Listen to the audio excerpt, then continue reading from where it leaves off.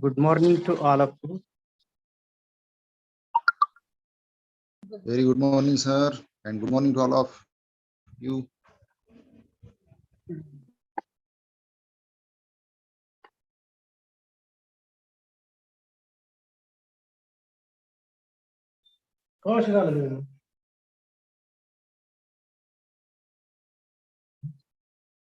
Good morning, sir, all of you.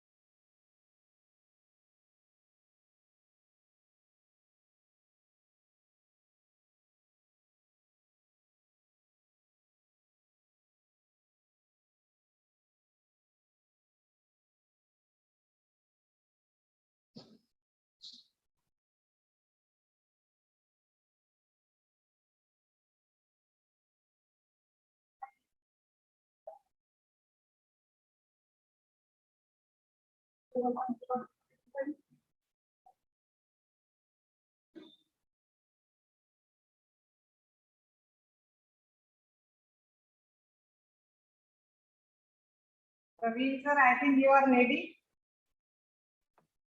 Yes, ma'am. I'm ready. We have 3 more minutes, right? Yes, sir. Yeah. Thank you.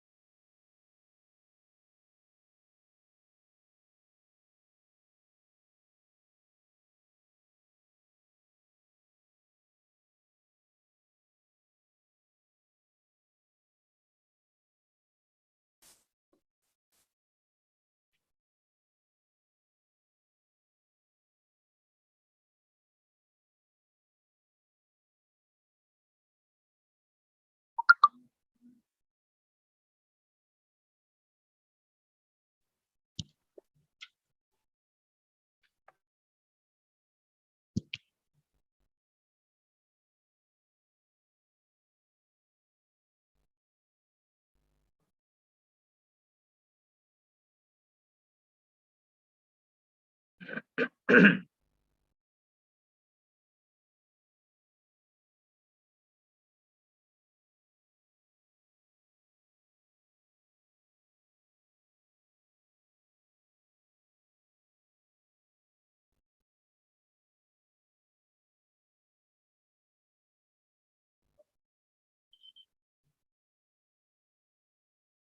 I start, ma'am? Yes, sir. Arul, sir. Please go ahead, madam, please. Okay, sir. Sir, welcome. Praveen, sir, please Yeah. start the proceeding. A very good morning to you all. Sabhi ko sadar pranam.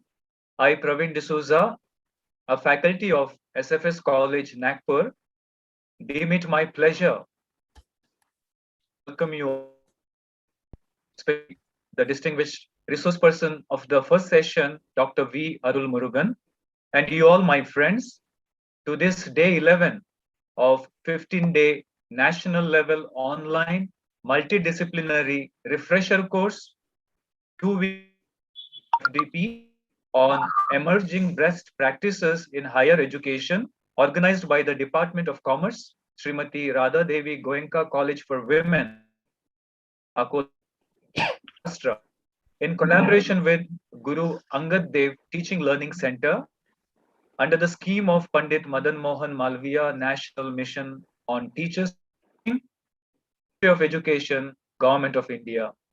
For the first session, we have a distinguished academician in the person of Dr.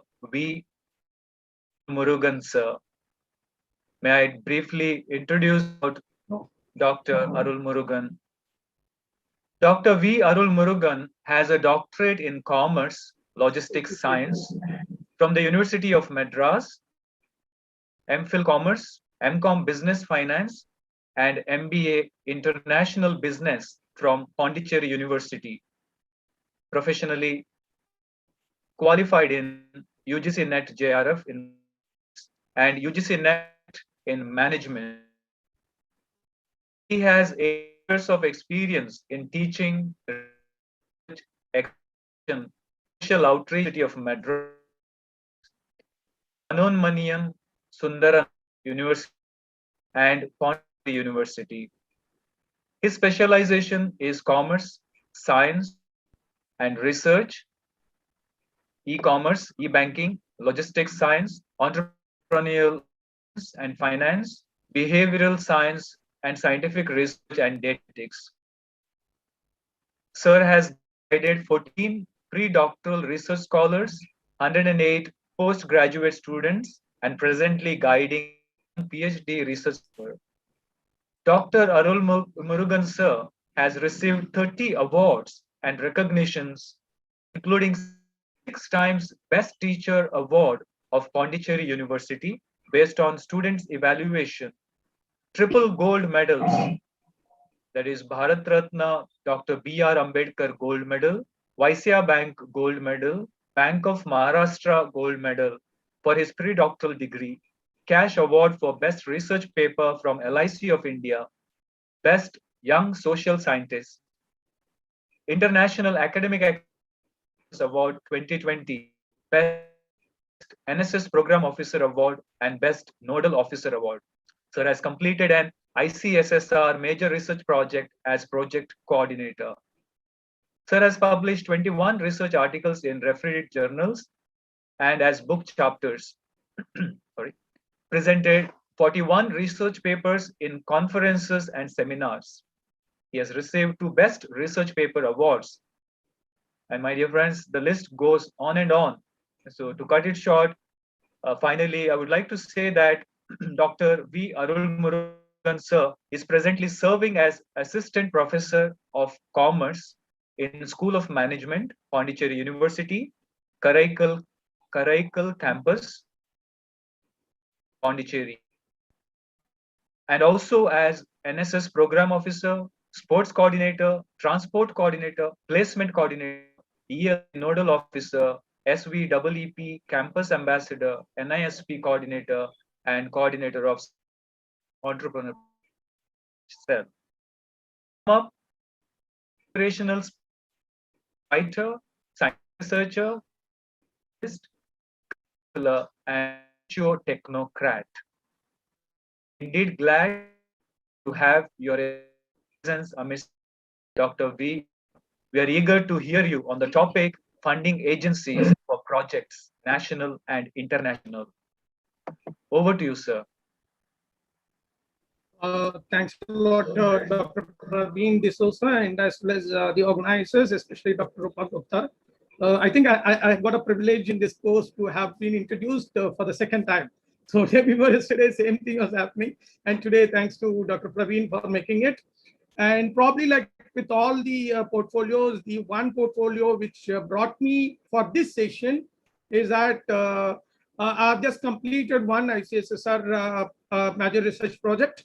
And number two, like now 3 projects I have applied which are in pipeline, and 2 projects which I have applied long back got failed. It was not successful. So all those experience. So it's not only that the projects we get success. We need to look into the failure also. Probably that is a one attitude which I normally have. If a publication is getting failed, I'll check it out why it is. So probably like next time we can do it. In the same way, my first 2 projects which I applied got back itself. So it was in my bag now.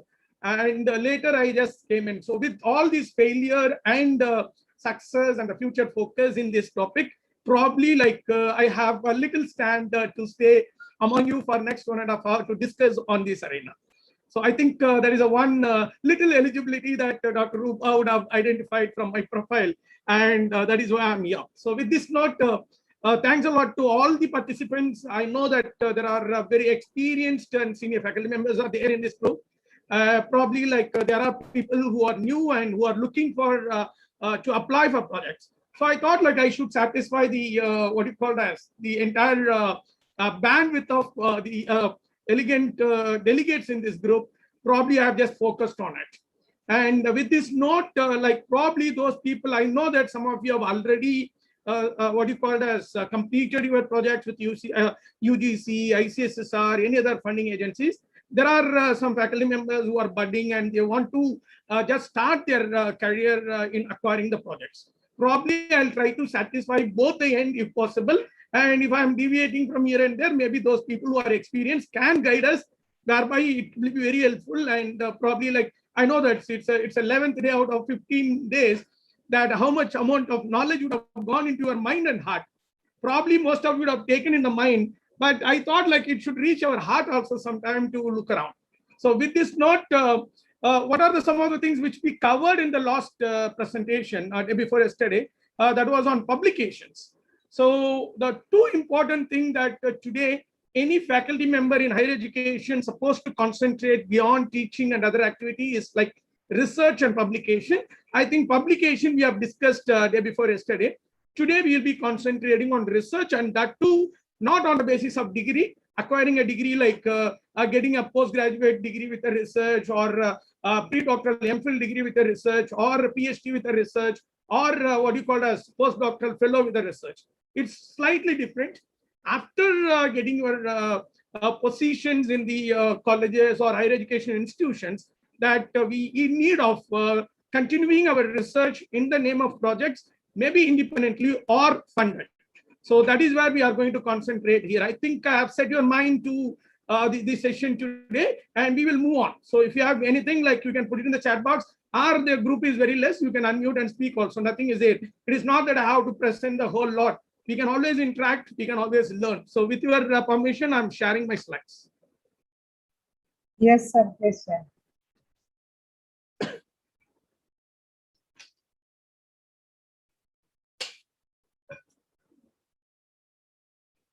So hope it's visible now, madam. Yes, sir. Great, great. So the what you call it is the discussion of today. I don't call it as a topic, like a discussion of today. Maybe I know, even though it is 10 o'clock, somebody would have not taken your breakfast. Probably well and good. You have your breakfast now by listening us or watching us. Nothing is there. Somebody is or with mobile. Somebody may be driving. So all those things happen because that's a one advantage we have in what do you call it as the online. Yesterday I was in my department. Today I'm in my home because there was a little connectivity problem. So I thought like I can stay back in the home and I can discuss with you. So Yeah, it also happens. So we need to enjoy that. Funding agencies for projects and national intellectual. So this is an area which we are going to discuss today. But what I thought is beyond listing down what are the funding agencies, I want to go extra mile beyond what Dr. Rupa was looking from me, that how to prepare a proposal and how to submit a proposal for funding agency also within this 1.5 hour, whatever way that I can complete and give you a package, whereby anybody who is looking to start submitting a project can be in a position to start immediately, even by today. So that is what the ultimate aim that I have in my mind.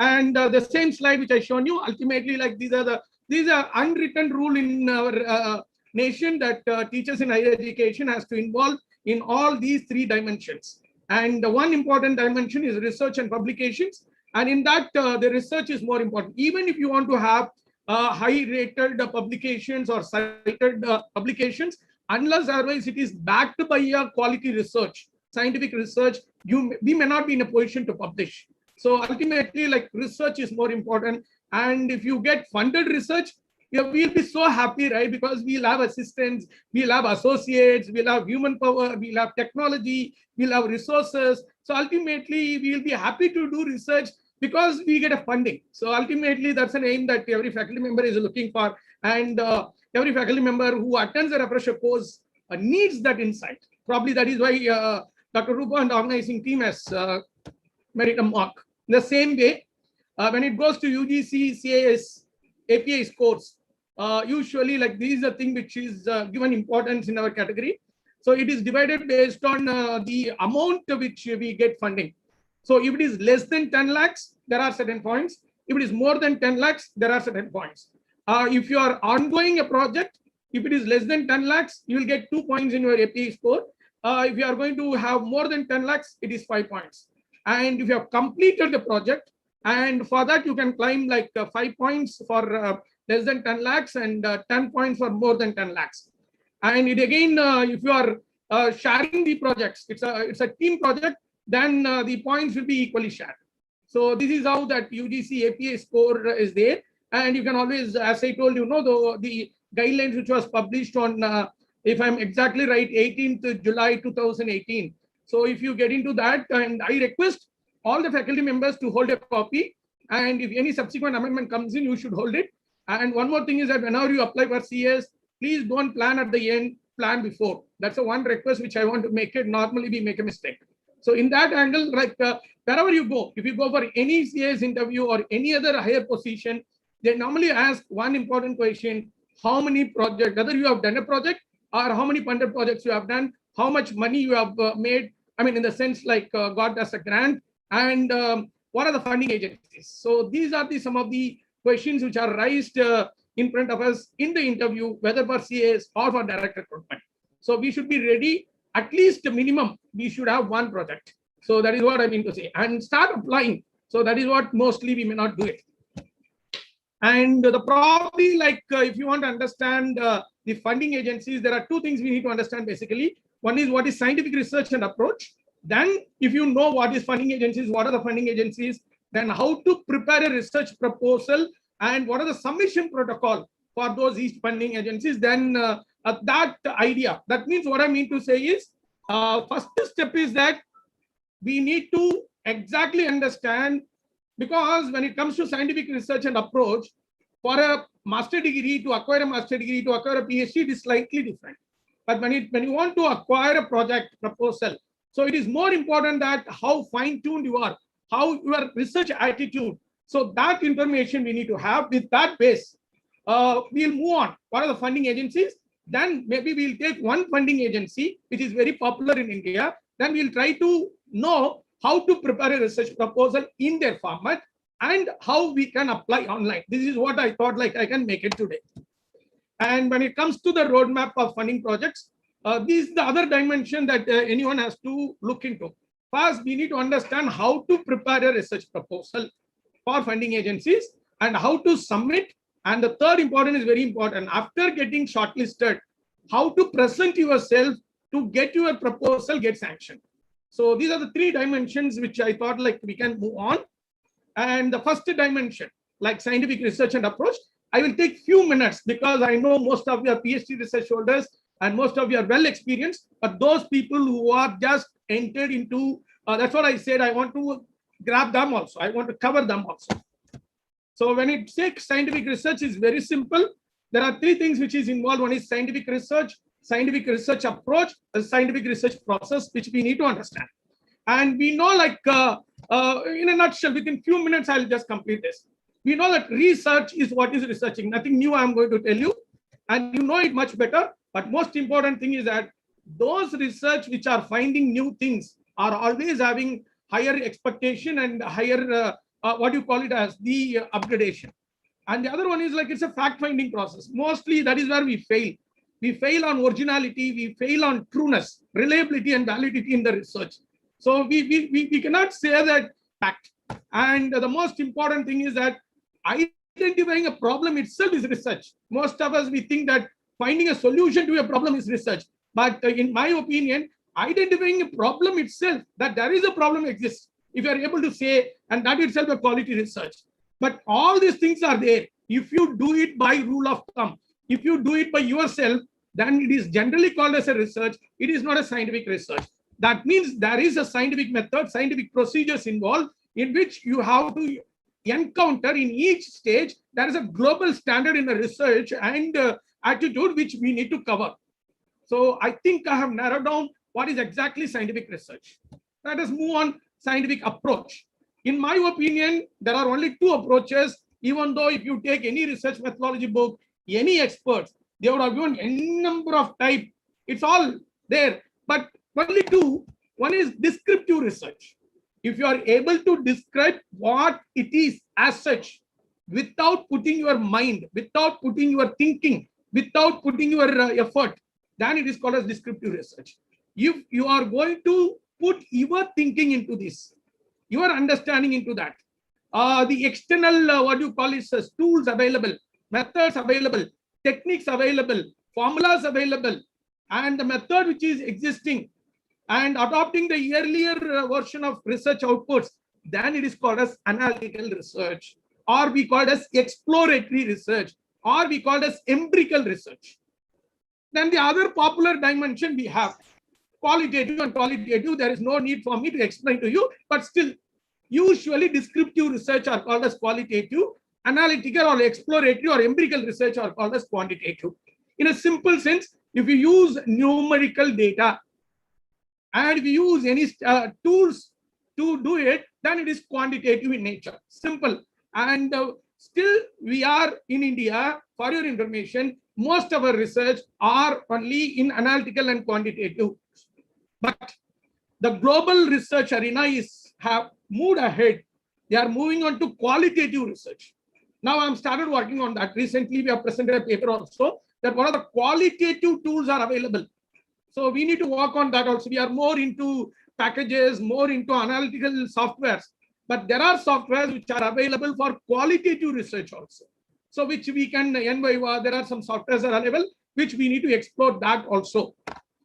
Why I'm explaining all this is these inputs are required to prepare a research proposal in a scientific way where to get success in the funding agencies. And this is what mostly some of the people will do. So normally when we do a population study or a survey, which lands up in descriptive or analytical or qualitative or quantitative. But if you want to get into a case, single unit, single set of population, single group, and if you want to study and you want to present that as a research, then we call that as a case study. Normally this is used in medical field, or even we use it in behavioral sciences. We use it in consumer behavior, especially in commerce and management. We use it in investor psychology. Normally we can get into case study also. So this is what it is.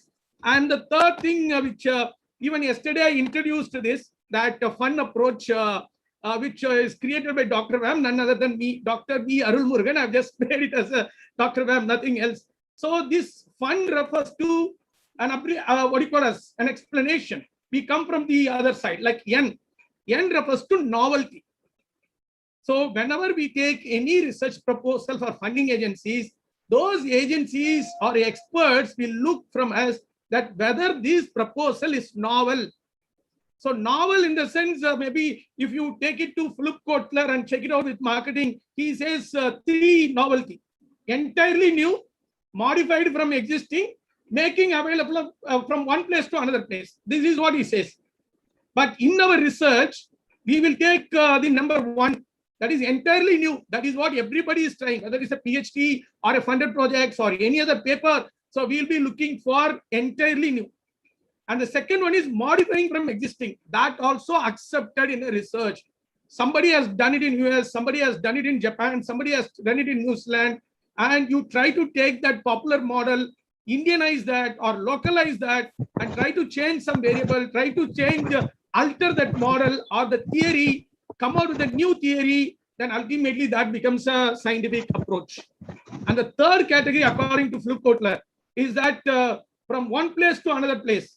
But mostly that is considered for awarding of degree, but that is not considered for awarding of a funded projects. So we should land up in that 2 novel. So novelty is number 1. Whenever you check it out, a thinking, an idea, let us see whether this topic is novel. Then we can proceed to project preparation. And the second one, U stands for utility. That's more important. How far this is useful for the policymakers, for the society, for the stakeholders, at least for you and the funding agencies. So we should be very clear how far that title or the work which we complete after 3 years is going to be beneficial. And the third one is very important. Feasibility. F stands for feasibility. That means what? Feasibility of resources, sources. Whenever you think of any topic, whether we will get adequate literature, whether we will get relevant literature, whether we get adequate and relevant, true, reliable, what you call as valid data. And number 2, that is feasibility of time. Whether we can complete that thinking of project idea within the time frame. Some funding agencies, they'll give 1 year. Some funding agencies, they'll give 2 years. Some funding agencies, they'll give 3 years. On an average, maximum 3 years is only given for any major projects, whatever it may be. Sometimes 5 years. Exceptionally, some funding agencies, they give 5 years, right? Depending on the what you call as value of the project and quality of the project proposal. And the third important feasibility, money, fund. Because when we have fund, we can do it. Whenever we want to do a quality and a bigger major research projects, we need funding from external agencies. That is where our idea comes into. So whenever you think a proposal for a project, the first thing you do is use this Dr. Ram's approach for scientific research. These 3 criteria: whether my idea is novel, whether my idea after completion will be useful, whether it will have a utility value. And again, when I say novel, which means that whether it is theoretically contributing to the existing knowledge, web of knowledge. At least if we are able to come out with one research variable and contribute to the model, that is the greatest thing in projects, which I have done with my what you call as PhD thesis, which I worked on logistics science. One French logistician commented in LinkedIn that one variable which I found out of 7 factors, which is entirely new for understanding in the global logistics arena. So I was so happy, touched to see that. I was not aware, but when somebody is acknowledging, right? So theoretical contribution, we need to keep it. And the second one, as I told you, utility value. So novelty on the basis of theoretical contribution, utility and feasibility. And when we see feasibility, because as an individual, as a team, we may come out with a novel idea. We may come out with the utility value also. But when it comes to feasibility, we need some money to acquire literature, to spend some time, to travel, right? We need some assistance. We need to pay them. So we need money. That is where the funded projects comes into picture. Funding agency comes into picture, right? And this already we have seen on the last day. And as usual, in my opinion, out of my little 18 years of experience learning from my research group, Professor Ranganatham, who is a retired professor from University of Madras and presently visiting professor in IIT Madras, I have learned this, coined this, like there are 10 steps. So starting from defining a research problem, not by stopping after publication, again, we need to do the other research. Recently, I will tell you that we completed one ICSSR project. We got a finding, and myself, my research partner, please have a research partner. So research partner, Dr. Shankaran, we worked it together. one finding we took and converted that as another project, and now we have submitted for 49 lakhs to UGC. So that also, once we start working on, no, ultimately we'll get new ideas. So starting a first project is little difficult. And even if it is rejected, don't bother. Work out, talk to people, work it out. That is what it happens. And the second part, I think I have given you a little clarity because I cannot spend more time on it because everybody's learned. And the second part is funding agencies, which we'll be looking on. Probably what I'll do is simultaneously also I'll copy this. Maybe I'll show you. Then I will copy these links and paste it in your what you call a chat box where you can copy it and you can access. Okay. So see, as the title was saying that national and international funding agencies. Overall, right, I mean to say that this is not a time, as you know, that we cannot explain each individual funding agency separately because it's a multidisciplinary audience they have. I will show the list and I'll give you the link. Go through, take your time and go to each things, and what you are supposed to do, I will tell you. And how you are supposed to do, I will tell you. So that work you need to do it, right? So let me take you. We are fortunate, actually. For example, overall, if I want to tell you, no, in the global arena, what you call as the UNO, United Nations Organization, and its affiliates, World Bank, then IMF. So these are the popular 3 funding agencies for any individual, for any state, any group. They are doing it if you get into that. And in the international arena, there are some postdoctoral fellowship where the funds are given, like Fulbright Fellowship, Commonwealth Fellowship. These are the 2 popular fellowship that anybody is getting funding to do postdoctoral degree after completing your PhD degree. It depends on individual.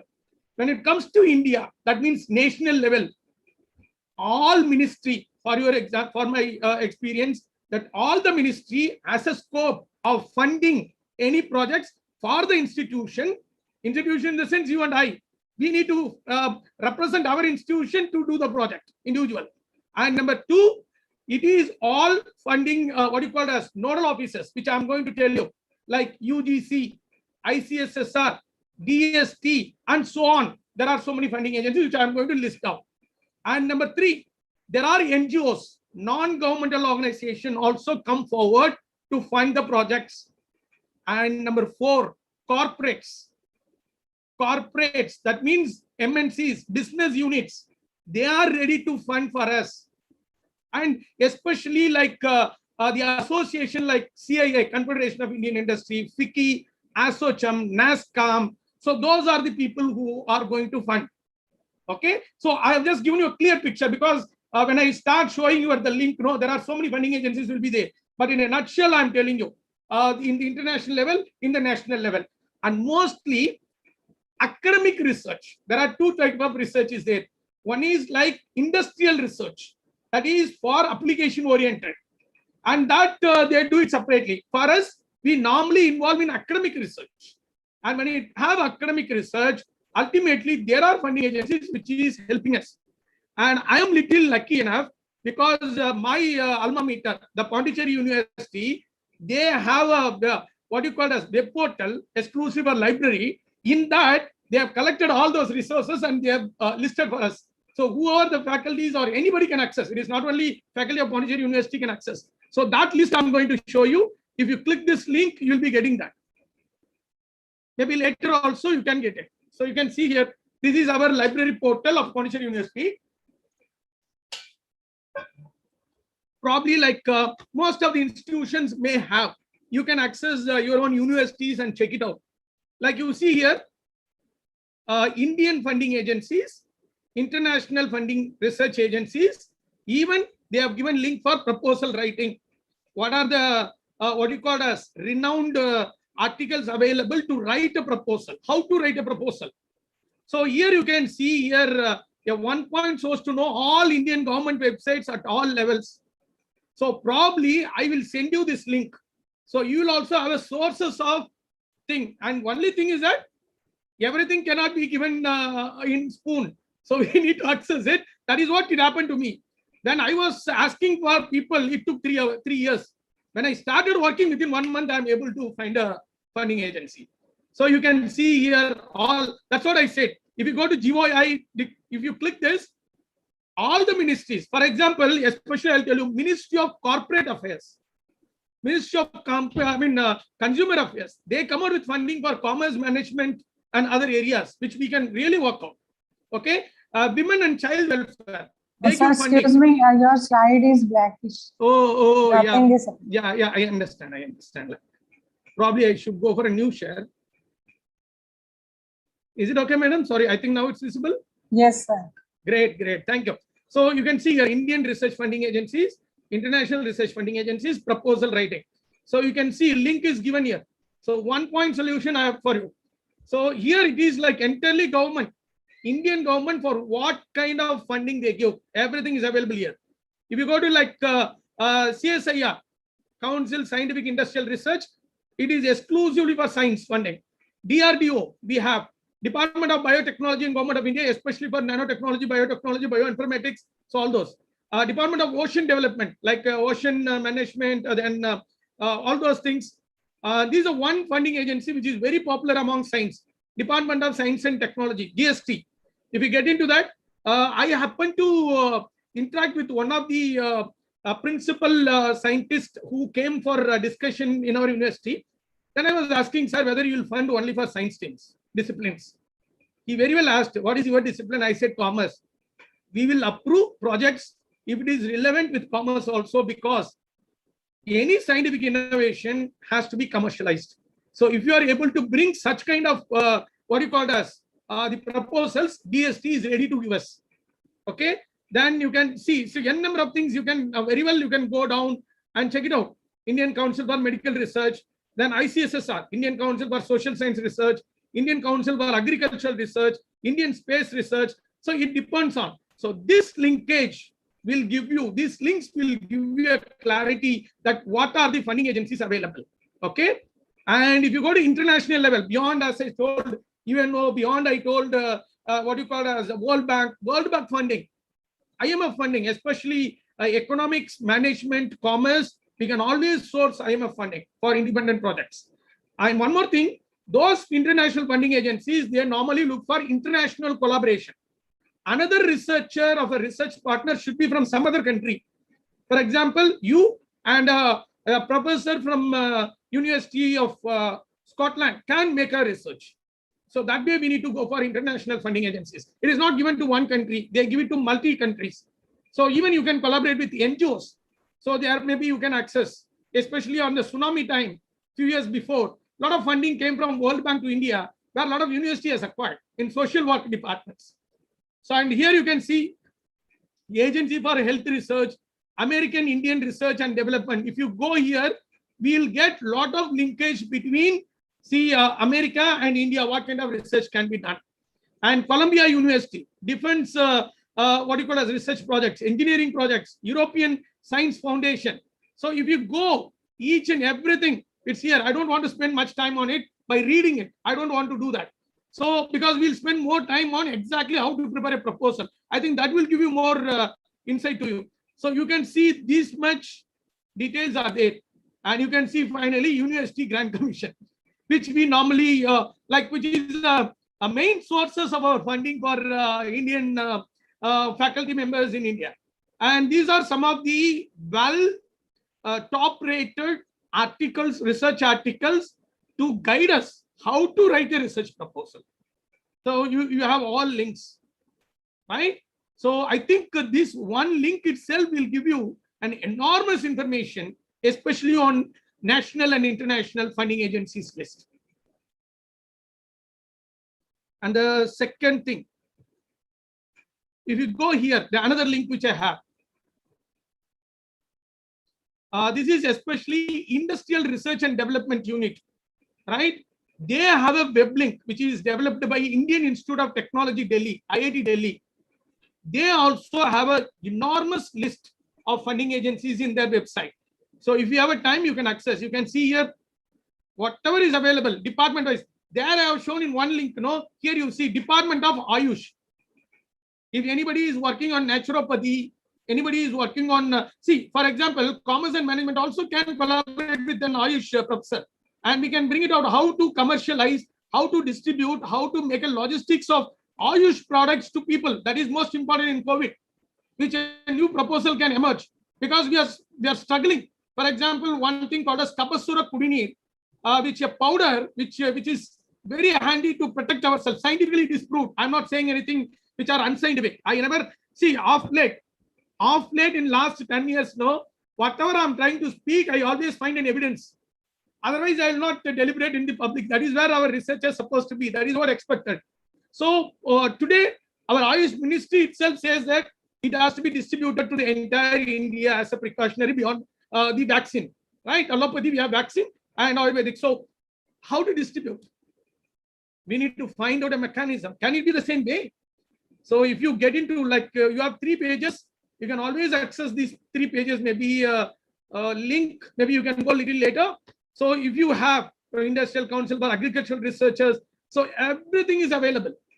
So direct links are available about funding agencies. The methodology, the thinking is common, which I'm going to share to you, which I'm going to make it. And another thing, another link which I have. See, this is what I told, no, in my Pondicherry University library portal itself, I've shown a one link, one stop. This is that one stop solution. India.gov.in. If you get into here, you can get all the websites. Thank God, in last 15 years or last 20 years, India has moved to digital India, and it is favoring most of the researchers to access the information. Again, you see here they have all the details. If you get into that, you will get all the institutes. It goes number of pages, like Google link. So we can get it. But there is a one document, probably that document I will share it to Dr. Rupa, thereby Madam can share it to you, which can access in my system only. The other 3 links you can access online. This PDF document is with me, which I will share it later. So this file I got, actually I got 15 years before. This one file, which I got 15 years before, this was my first file to energize myself to know about funding agencies, R&D funds. So you can hear a little detail will be there. For example, UGC, it is around 15 pages. They explained about what is UGC, what are the funding projects available, on what area we can create a fund. Like what is the contact address? All India Council for Technical Education. So like that it goes on. Industry Institute interaction schemes are there. So many funding direct. This file will give you more inputs. This file will give you more inputs, especially with full detail, about the objective of project, the terms of the project. So beyond those links, it will be given. So you can always get into this. If you rush through, you can very well, for example, there are schemes under DST, there are different schemes. Himalayan Geology, then Indian Climate Research Program. So in each under, you get more projects. People are getting it. See, one thing is that those people who are able to get the first project, no, they are getting more projects. Those people who are unable to get the first project, still we are believing that it is not cup of our tea, cup of our coffee. It's not like that. If you struggle get one project, in the process of that, it will be easy for you to acquire more projects later. Okay, so this file I'll send it later. I think I have just briefed you that how much sources of informations or links funding agencies are available in the international level as well as national level. Probably I'll put this also. I'll just check it out 1 second.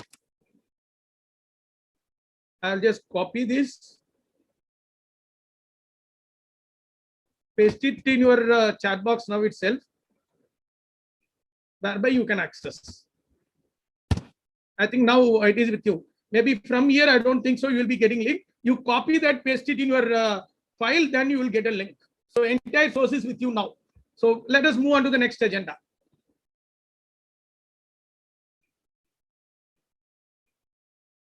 I think, can anyone acknowledge? Is it okay that I have moved trying to explain about research, then funding agencies. Okay. And I'm narrow downing now. The most popular, two popular funding agency exclusively for most of the teachers beyond science. That is UGC and ICSSR. And UGC and ICSSR has their own funding agencies. And they normally, they normally have schemes, like conventional schemes, we call it as. They give two things. One is major research project funding and funding for minor research projects. And one more thing, there are institutions which are giving mini project and seed money project. And that is a new norm now. That is a trend. For example, the first project I done was with a seed money project given by my previous institution, Manamaniam Sundarnagar University, 25,000. I did a small project. Then with that, when you apply for higher projects, there is a possibility that we have a research experience. So what is my humble request is, those participants here, please take this idea to your institution and request them to create, because you will be having IQAC cell, you'll be having research cell, place it in their platform, create a seed money or mini project funding, like to the extent of 1 lakh or to the extent of 50,000 for project. That way, if you create, maybe universities and autonomous institution can create, and you can form a team. And with that project, you can very well, showing that experience, you can apply to minor and major projects later with the leading funding agencies. That's one idea which I want to platform. And for your information, now, with all this, online reach, now 2 autonomous institutions has invited me as a research advisor in their board, especially to support or to help them on sanctioning of mini and seed projects to their faculty members. So if any institutions are willing to put me on the board also, I'm ready. I can help you on any kind of funding related, especially on the individual. That is where National Innovation Policy, NISP, National Innovation Policy, very recently they are also insisting on that. Every institution should become a funding agent. Okay, maybe I'll explain you further. And recently, UGC has come out with one scheme, and ICSSR has come out with one scheme beyond the conventional, that is STRIDE. UGC STRIDE, the other one is ICSSR Impress. And there are 2 calls has come out, proposal has been submitted. Second call, people are waiting for scrutinizing. So maybe there may be very soon a third call can come. So all who are participating can be getting ready after my presentation, whereby you can get a lot of clarity onto that. Is it okay? So with this, I'm just going to move on. This is where it comes in for you, because I cannot explain all the funding agency, all the schemes, but by explaining one funding agency and one scheme, which will form a layer for you to understand other funding agencies. I think that will do. So UGC normally giving minor research project, major research projects. The current scenario I'm telling you, they are defining minor and major based on the amount sanctioned and the period of funding. So up to 3 lakhs and 2 years, then that is called as minor research project as far as UGC funding agency is concerned. Up to 15 lakhs and maximum period of 3 years, that is called as major research projects. And an individual can take up the project who is called as principal investigator. Suppose you can have a collaborative project with a team also. Maximum 3, minimum 2, maximum 3 you can have. They are called as co-principal investigators. And PhD is must. PhD is a must for to become a principal investigator. And co-principal investigator, you can pursue PhD, you can collaborate. When I was not having PhD, I collaborated with another professor of economics who was having a PhD. Then we did that project. Don't wait to complete your project to go for funding agency. There is no need. That is what you should have a mindset to adjust with others. You need to collaborate. Research today without collaboration, it may not come. You need to form a research team. You need to have research partners. Till now, in 18 years, I have come across around 12 research partners with me for publication and research. So you need to find. in your area. And ICSSR, they are giving 5 lakhs, but we have to complete within 1 year. That is minor research project. And again 15 lakhs, but we need to complete within 2 years. Major research project. There, the applicant is called as project director. And those people who are in the team, 1 or 2, is called as project co-director. So that's a simple difference. The same way, what I mean to say is, if you take any funding agency, find out whether it is a major project or minor project. What is the highest fund they will be funding you? Number 3, what is the tenure of the project? And what is the role, that designation which is given to you? And what is the objectives? What is the key things that we need to find out from each funding agency? Right. Now we will move on to further. Generally, any research, forget about funding agencies. Any research proposal, which we normally call it as a systematic plan to execute research scientifically. So this will be our format. Normally, this will be our format. I think so, correct? Maybe if you look into the slide, you can understand. This will be our normal format. We'll have a title of the study. We'll write introduction, literature review, statement of problem, scope, objectives, methodology, social relevance, limitations, chapter design, how your project report is going to be, and we give reference or bibliography, connection. This is what we normally do, you know. And one more thing, to begin with, you have this mindset. After completing our PhD, we think that a research proposal is this. But each funding agencies have their own format. And another learning here is, whenever you are selecting a funding agency, look out what is their research proposal format. And according to that, we have to prepare. And one more thing, that will not be much different about this. Only the name nomenclature will be slightly different. We need to write according to that. That also I'm going to tell you now. Right. I think now I have narrowed down to the third final part of discussion. Research proposal preparation and submission protocol. Okay. So if you look in that, I am just skipping down all those funding agencies. For multidisciplinary audience, the one funding agency which I want to select it for the third part of discussion is UGC. And the scheme which I have selected is STRIDE. Okay, how to prepare, because STRIDE means Scheme for Transdisciplinary Research for India's Developing Economy. I'll repeat, Scheme for Transdisciplinary Research for India's Developing Economy. I think now you understand. You cannot connect yourself, that you cannot ask me, sir, I am from commerce. There is no word commerce. Sir, I am from sociology. There is no word sociology. I am from English. So what Indian government or UGC or Ministry of Education is thinking is that there should be transdisciplinary research.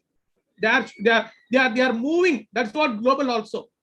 A medical science professor can collaborate with a commerce or management professor, teacher. They can come out with a multi-transdisciplinary research. Okay, that's an ultimatum. So one more thing is that UGC is not directly handling this scheme. It is given to Banaras Hindu University. Banaras BHU is the coordinating university for UGC. So another learning is that whenever you are finding a funding agency, see that who is the coordinating agency for that. Some of the schemes, it is given to Spark. It is given to one of the IITs. So it will be given like that. IIMs, IITs also can hold it. And if you go to the brochure, online, STRIDE operational guidelines, if you type, you will get the entire guidelines. And I know that we will not have a time. As I have a little experience that recently I have applied with my research team and partners for one of the research STRIDE projects, with that experience, I'm going to share. Okay, because today more than the doctor, the COVID patient who came out cured is becoming more expert. So that is what it happens in the recent times. And what STRIDE looking after is these 4 components. As I told you, fun, no? So STRIDE is saying 4: socially relevant, locally need-based, nationally important, globally significant. They want such kind of proposal to give you funding. So we need to prepare like that. We need to keep mind. And to explain that, we have given a format also. Right. Another important thing, I'm going to explain about the scheme. Stride scheme has 3 components. Sub-schemes, 3 components. Component 1, component 2, component 3. And who are eligible? Those institutions which are university or a college which is having section 2F and 12B status of UGC Act 1956 are eligible for funding from this agency. And component 1 is not given to individual. Component 1 is given to institution, one college, one university. And that university or institution has to nominate one coordinator and a committee. That coordinator will submit a proposal on behalf of that institution. And that will be given for 3 years. Do you know what is the amount? Maximum of 1 crore per institution. Recently, few institutions has got in India. So next time when it is called, all the institution has to try. That is what my kind of expectation. So you can fund it. And one more thing, if you want to know about the scheme, after getting that 1 crore, you will become a nodal office to give funding to small research, conduct seminars, conduct conferences, programs, projects. Like that you can do. So that means what UGC is trying to do is they don't want to be a coordinating agency or funding as a whole. They are now distributing to each institution and they are doing it. Component 2 and 3, it is for individuals. If the individual is at the level of assistant professor and associate professor in the regular mode, they are given up to 50 lakhs. And the highest time limit are up to 3 years they have to complete. And even an individual or a group of individual can get up to 1 crore provided they need to collaborate with any government, any corporate or NGOs. And also they should make sure that 40% of the total funding is sponsored by them. That means UGC is ready to give you 1 crore for individual also. So recently we have submitted for 49 lakhs. Our fingers are crossed and we are waiting for this scrutiny. And the third category is for 5 years, up to 5 crore is given. But that is for expert researcher. That means those people who are in the professor category. And that should be institutional collaboration, not with one institution. For example, 2 to 4 institutions, that means 2 to 4 professors from different institutions has to join and submit a proposal. So these are the 3 popular. It is given for any field for your information, science and art, social sciences. But here mostly we are coming under component 2, mostly assistant professor, associate professors or professors will be there. So we are eligible to apply for component 2 with a team for 3 years and up to 50 lakhs. So I'm going to concentrate narrow downing again to that. If you want to know about the component 1 and component 3, you can contact me later, or you can go to the slide guidelines. You can, format is more or less same. Guidelines is more or less same, right? One beauty is that in a conventional project application, we will find our own trust area. We will find our own interested area. Then we'll prepare a proposal and send it. But under this scheme, they have listed 12 trust areas. It may also change in the next notification. They may include, they may exclude, depending on it. Philosophy, history, psychology, then what you call as behavioral literature, ideology, Indian knowledge system, liberal arts, law, education, journalism, management, commerce, environment, sustainability. There are so many. That is what now you may say, sir, my discipline is not in this list. It doesn't mean whether your discipline is not or there. You need to collaborate. You need to do a multidisciplinary research. That is what the intention here.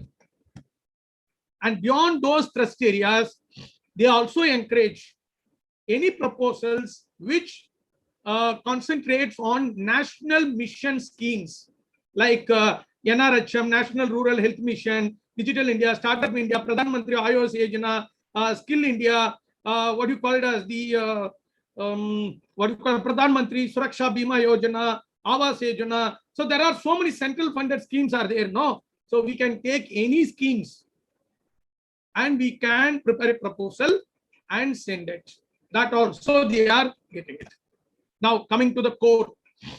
When you want to send the proposal has two parts, part A and part B.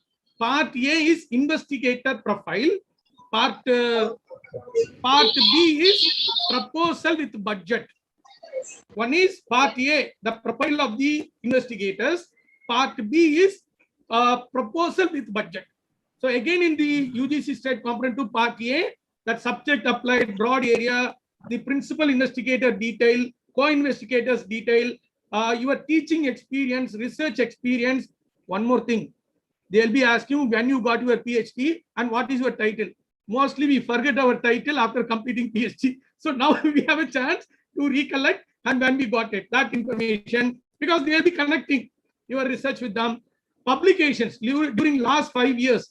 What are the publications you have? Normally now they look for some ABDC, or that's what we have discussed now, the Scopus Index or UGC CAR listed.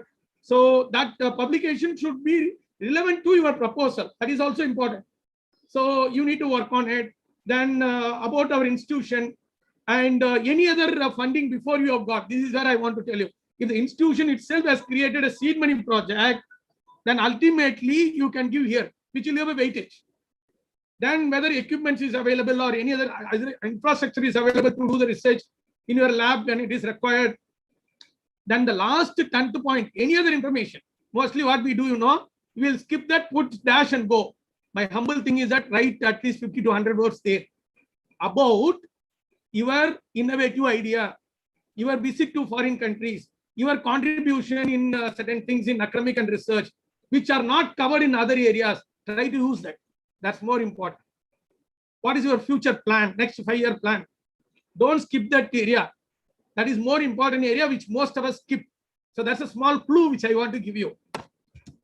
Number 2, proposed, madam, I think I have still half an hour more. Yes, sir. Okay. So proposed research work for UGC STRIDE project details. This is the format. One more thing, this format is available in the guidelines. So you see the format which we normally think, which I have shown before. And what is the funding agency is asking? Broad research area, statement of purpose for 500 to 800 words, project title, introduction under that, objectives, methodology, year-wise plan, details, expected outputs and outcomes. I don't want to leave you like this. Many of the workshops leave you by saying, now I am going to take my time, within the time limit, I am going to explain you or give a tip in every component what you are supposed to write. I think that will give you some help. Right. Let me go on to the first one out of 10 or out of 9. So broad area, there is no other go. We need to fix ourselves in any one of the 12 areas or national schemes. Number 2, statement of purpose. It is nothing but an abstract. Please don't write this in the beginning. Complete the all other. Then finally you try to write this. Cut few lines here and there, reshuffle it and you write it, which will come. That's the reality. We are not going to express anything different. So it's an abstract of proposal, and please understand it should include 4 components very clearly. Origin of the study, how you got this idea in 2 lines. What is your objectives in few lines? In my opinion, try to have 3 to 5 objectives for any project, not more than that. Minimum 3, maximum 5. Methodology, which I will be explaining you, and more important, significance. And one more thing is that brevity is the core. By reading 2 lines, the expert should understand 10 years of knowledge. Got it? I think I making it very clear. And as I told you, complete the entire proposal, then write this statement of things. And one more thing, be clear, this is a phase of the project proposal. All the experts will read first statement. If they are happy, convinced, then only they will go to the next step. So that should be there. And the third one, I think last time also I have explained this. Please select an interested area, then only you'll be comfortable. And as I told you, idea-based review. Either you follow idea-based review. You created idea, create idea, go and review, and you can make it. Or if you don't know anything, review on the topic, then you create an idea, innovative idea. And here only I said, use my fun approach. Novelty, utility, visibility. And this is how in Excel sheet, you write all this just in few lines, title, researcher, year, objectives, methodology, analysis, findings, key suggestion, conclusion, major, what do you call as agenda for future research. One more thing I left out, research gap. In an Excel sheet, minimum take 50 research article relevantly. Write down that. Then you will have 50 research gaps. If you read that, you can draft your title, you can draft your objectives, you can draft your methodology. And you will also understand how far it is novel, how far it is utility oriented, how far it is feasible oriented. Then you frame the title of the project. And when you frame the title of the project, as I told you, again and again, I'm recollecting it, theoretical contribution, utility value, you need to keep in mind. And yesterday itself I told, right? These three components, day before yesterday, in the previous session, you should be very clear what are your research variables, who are your research units, what is the research perspective to connect. That you will get an idea when you go for a review, as I told you. Mostly we do it for our PhD, no, same thing we have to re-execute. Each project is one PhD, simple. And the fourth thing is, after, if you do all these three steps, for writing fourth step is very easy. Origin of the research problem. So how you got idea? What is the transdisciplinary relevance? How far that is going to be relevant with the different fields? Societal relevance. National mission, how this is going to be very important at the national level. 50-50 words enough. Each 50-50 words you write, not more than that. And review of research and development in subject. This is what literature review, nothing else. International status means international studies. National status means national status. How these reviews are significant for your study, you have to write. And in my opinion, whenever you write international studies, please make sure that don't take it from single country. If you are taking 20 reviews, please take from 20 different countries, not from one country. And again, national, don't take it from one state. Take it from different states. Okay, so that will give you that you have worked a lot. That shows that your efficiency. And how far that significance of the study means research gap you need to write. How far these reviews have helped you to frame the idea of your project. And there comes objectives. As I told you, no, please, when you draft the objectives, remember, these are research questions. That means it is a breakdown topics of your original topic called as project title. You have to break down the project title into 3 to 5. And if you put it in this format, like to study, to describe, to evaluate, to examine, to model, to layout. So if you draft it, you will get. And one more thing, don't keep any descriptive research objective. It should be a, descriptive objective. It should be a researchable objective. For example, theoretically, if you want to explain, this is not a space. It is mandatory, you need to. If you are saying that to suggest, that is mandatory, you need to do it at the end. Why you want to keep it as an objective? And recently, there is one more. If you are going for a primary study, there is no need to keep an objective to say that I have described about my demographic variables. These are outdated now. There is no need. Directly, you need to go for research objectives. And just I have given you one more thing is that project requires hypothesis. Minimum one hypothesis you can frame for one objective. Hypothesis means maybe you may be having sessions on research methodology. You may be sessions on hypothesis testing. You may be finding time on it. Predetermined assumption. So each objective is a question. It will have a predetermined assumed answer that becomes hypothesis. Maybe you can dig on more. And the methodology. The same thing which I have shown you as last session. But once you know everything, here you need to find exactly in your methodology how to write. What is the type of study, whether descriptive study or exploratory study. Whether you are going to use primary or secondary data or both. If you are using secondary data, what is the data, name of the data, what is the period of data, whether you are going to do any time series analysis, time series months for a period, panel for one period, more number of data, whether both, what kind of tools, techniques, models you are going to use it. Again, primary data, you have to be very clear. Who is your population, who is your sample, what is the size, what is the location, What is the technique, like probability sampling or non-probability sampling? When you're using probability sampling, what kind of techniques? When you're using non-probability sampling, what kind of technique? Whether we are going to use multi-stage sampling, combining probability or non-probability, that we have to decide. Whether questionnaire or interview schedule. And you need to explain, see, any primary survey, global standard requires pilot studies compulsory. After conducting pilot study, you need to go for validity or reliability of your instrument. Then only you have to go for main study. Directly, if you are saying you are going to conduct main study, I think success rate of a proposal is very less. These are some of the nuances which I want to tell you. And tools, you select it. Analytical software, you select it, because most of the analytical software will give you the same tools. Hardly differs. Okay. But if you are going for a primary study, I think you can basically we go for data tabulation and charts. Then we go for hypothesis testing. Then we go for analysis. And especially like nowadays, we are using reliability, factor, cluster, discriminant, correspondence, multi-correlation, multiple regression, structural equation modeling, neural network analysis. So that's what I mean to say. No, NNA I used in my PhD. So it is not that what tool you use. Again, I'm cautioning you. Your objective has to demand a statistical tool. Your objective has to demand an econometric tool. That only you should use. Expert will see that.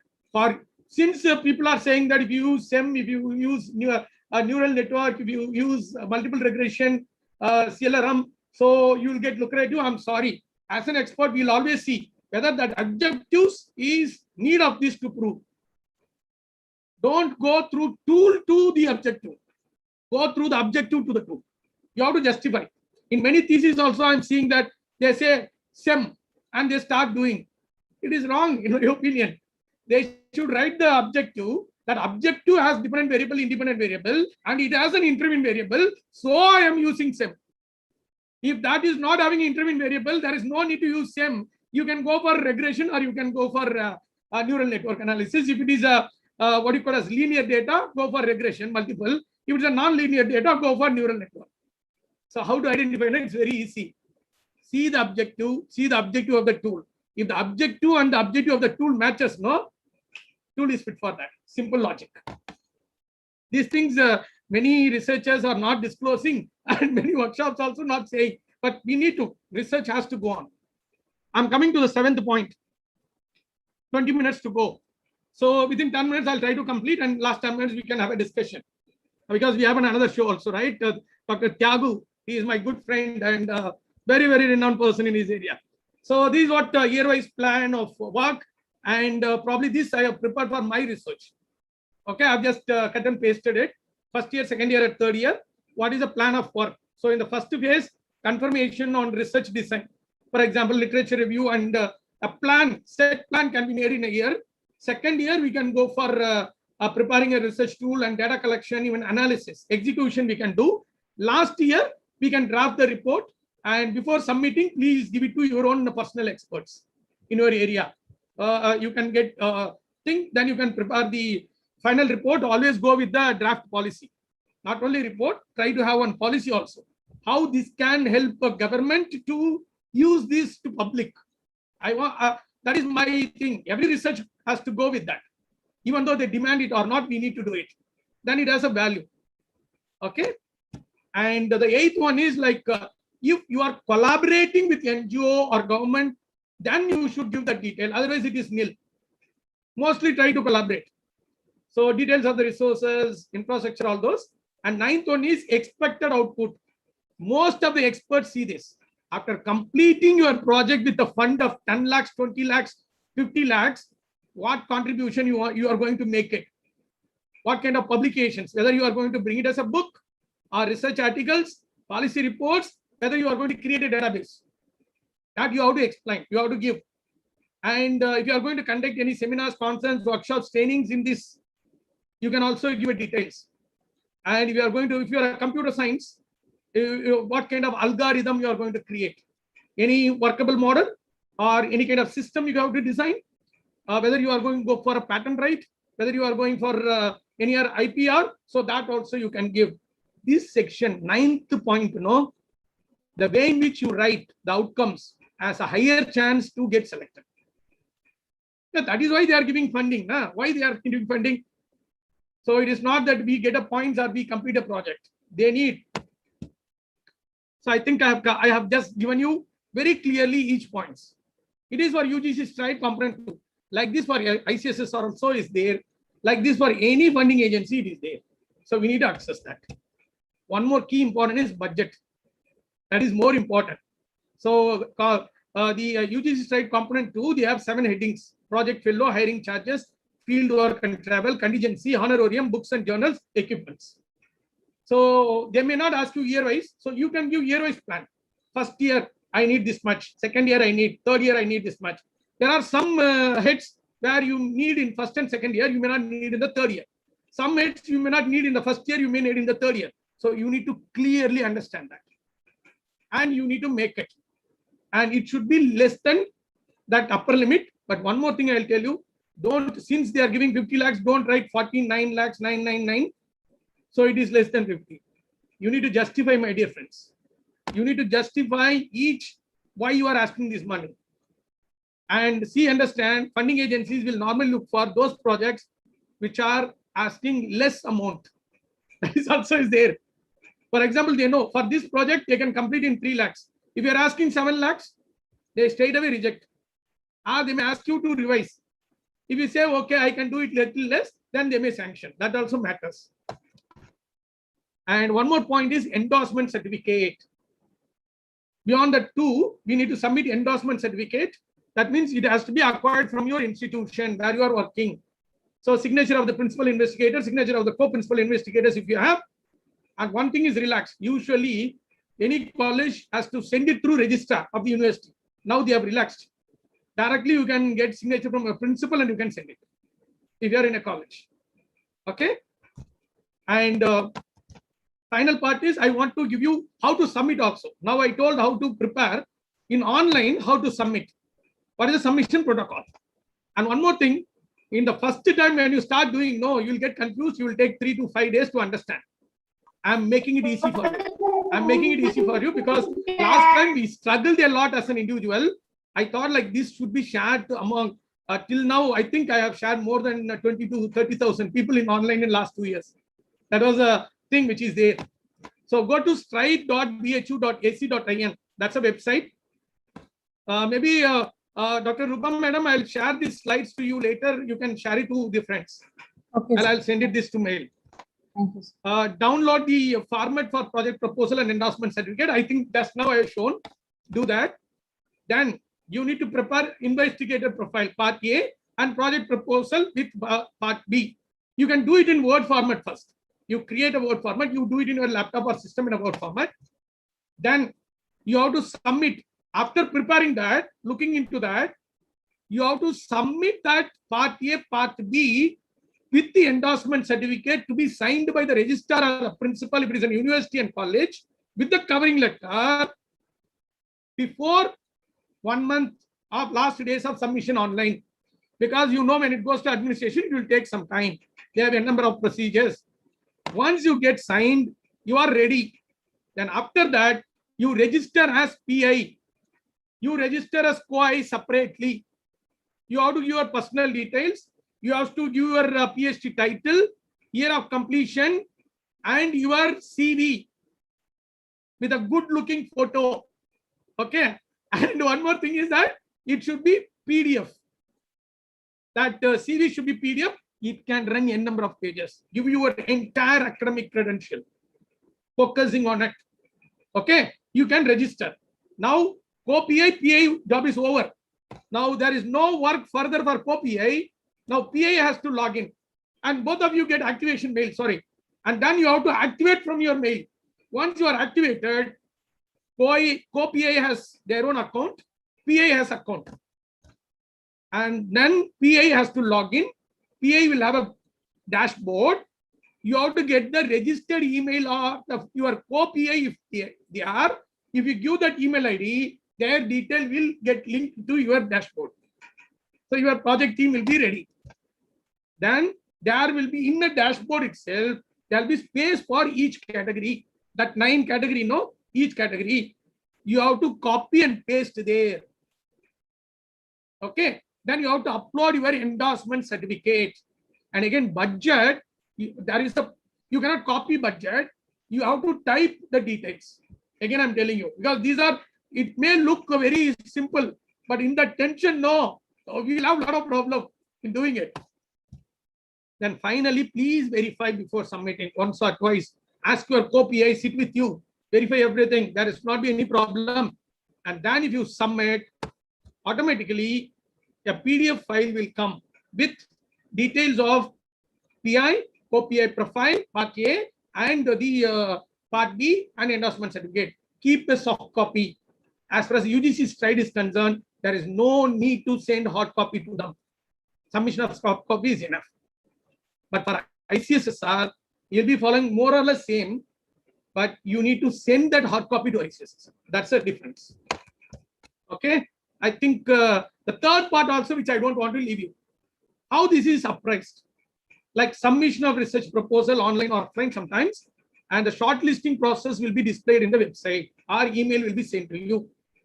Once it is shortlisted, then a presentation or interview will be called. Those days it was in person and Skype. Today we have sophisticated tools, platforms. They may call you on that. And this is more important. Out of my little experience and my research partners, I have made these points. What they will try to grab from you before giving you the project, what you call as fund, no? They will check your research knowledge. How far you are strong in doing research. Domain knowledge, that area you have selected, no? How far you are strong, what kind of knowledge you have. In my opinion, if you are going for a project, at least 30 to 50 years of knowledge on that area you should have. That much review you should have gone in. Analytical skill, whether you are capable enough to analyze your own data rather than outsourcing to someone. That also they will check you. How far you are good at softwares, how far you are good at tools, handling it. Then research experience, whether you have completed your PhD, whether any other research experience you have, guiding scholars or any other minor or any other projects you have done. Then again, project experience, any other. And beyond that, whether any relevant publications you have. If not, also any other publication which is in the what you call as top rated databases, indexed journals. Okay, so this they will check you. And small tip which I want to give you, please present it clearly without any tension, without any harness. I think last 1.5 hours I'm speaking to you. I don't find any tension, even though you don't know about, I don't know about you, I have not seen you before, but if you're cool, handle it, there is a chances. See, I have a strong opinion. If it is for us, it will be. If it is not for us, it won't be. Don't get too much stress. We don't know whether we'll be living tomorrow. That is the situation of COVID. So just enjoy, but do it. Don't get panic, don't get tension. If you are losing a project, fine, let me do it on another project. If you are losing a publication, let me do it. And budget and revised budget. Sometimes you may give a budget, experts may say that, no, this is not right. Why can't you reduce it? We should, in my opinion, we should accept and we should say that I will try to work on it. And most important, probably if I ask you a question, can you say that whether I have a acceptable research attitude till now? Last 2 days you are seeing me. Can you give me a kind of value? Okay, Dr. V. Arulmurugan has a little research attitude. This we need to show in the interview. If we show that, then they will believe, okay, this guy has attitude, and they will complete. Because today more important is not getting a project, completing a project. That is the most important thing which is happening. Right. So I'm going one step extra. 10 more minutes to go. Within 2 minutes, I'll complete. The thing is that, again, I have prepared a PPP model, pre-project proposal. To do a funded project, you need proposal. To write a proposal, I have an idea. Don't simply take a piece of paper or your notepad in your mobile or your laptop. What I try to say is, you have an idea, na? Just put it a title. Simply by splitting up the title, you write objectives. Now you know methodology, which I have given you. Try to write relevant methodology, how, what tool, like that, in a pointed way. Just look that paper or that page. You will have a clarity. Okay, I got an idea. Then you apply my Dr. Ram's scientific approach, fun approach. It is novel. It is feasible. Yeah, it is utility. Then it is okay. Then you can start writing a proposal. To write this now itself you can do. If it is a workshop, I would have made you to do that. I would have made you to understand that. So today you try to do. If I open my laptop now, there is a folder. There are n number of files where it carries this. Even for publication also, write like this. Even for projects, write like this. So confirm, right? Thinking wise, confirm these three. Then you start writing a proposal, and it will be good. So from here, if I go, first concentrate on preparing a pre-project proposal for 1 page. Then confirm with, discuss with other colleagues also, experts also. Then you prepare a proposal. Then you send it. I think I have a minute. Small tip which I want to give you: know yourself first. Know the funding agency from which you seek support. Read the notification and announcement. Don't say always, Arul told like that, so I'm doing it. No. All the time, notification you have to see. Formulate. Just now I told no, that research title, objectives and methodology. State your research objective clearly. That's more important.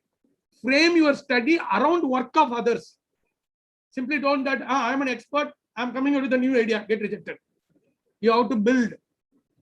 Develop a viable research proposal. Grammar and spelling mistake is very important. Brevity is important. Know the review process. I told you just now. That also I've given you. Proofread before you submit. For example, there is a software called as Ginger, which you can use it. Then submit your proposal in time. And to do all this, my humble request is develop these 10 skills. Yesterday, Sir was also saying you are not doing it. So I'm saying it today. Let us have typing and formatting skills. Most of us may not have this generation. We need to have typing and formatting skills. Online material collection, how to collect, that we need to know. Many people sit in Google Scholar for 1 hour. They will end up the 1 hour, they'll say nothing is collected. So you should also learn. I think Thiyagu may help you on that sometimes later. He's good at that. And data collection and analysis. Please learn any one of the software which is relevant to your study. You should also know conceptual and statistical significance. That's what I said. You need to know for which tool, which objective, which tool to be used. Because when the fan is getting repaired, no, you should get that number tool, then only fan can be get repaired. If you are getting some other number, fan cannot be get repaired. So logical thinking and doing, multitasking, you have to do simultaneously. And here I have mentioned understanding with the guide, but understanding with the funding agency, understanding with the institution, understanding with the stakeholders, understanding with the research team is important. Don't get stressed and get help from others. Don't hesitate to have an ego. If you have an ego, learning will not come. Ego and learning will not go hand in hand, in my opinion. But do it yourself. Don't outsource. Don't commercialize. My humble request is, let us, this generation, avoid commercialization of research. Let us learn, let us do ourselves. At least our future research scholars will get benefited.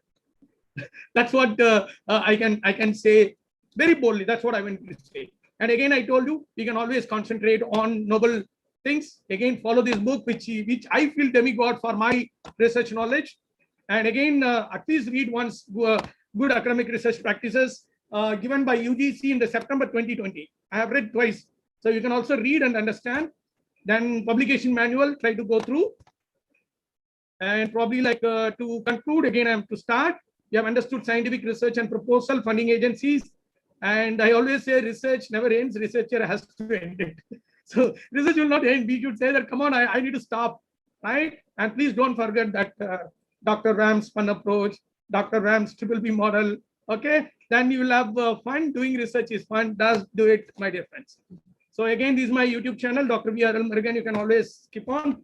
And Scientific Research Forum, I run a Telegram group where we discuss on contemporary issues on research. If you are interested, my phone number is a Telegram number. You can give a willingness. I'll just give the link. So thanks a lot. Enjoy and keep going. Hope I have 5 more minutes. If organizer Dr. Rupa permits, we can take some questions. I'm bound to answer.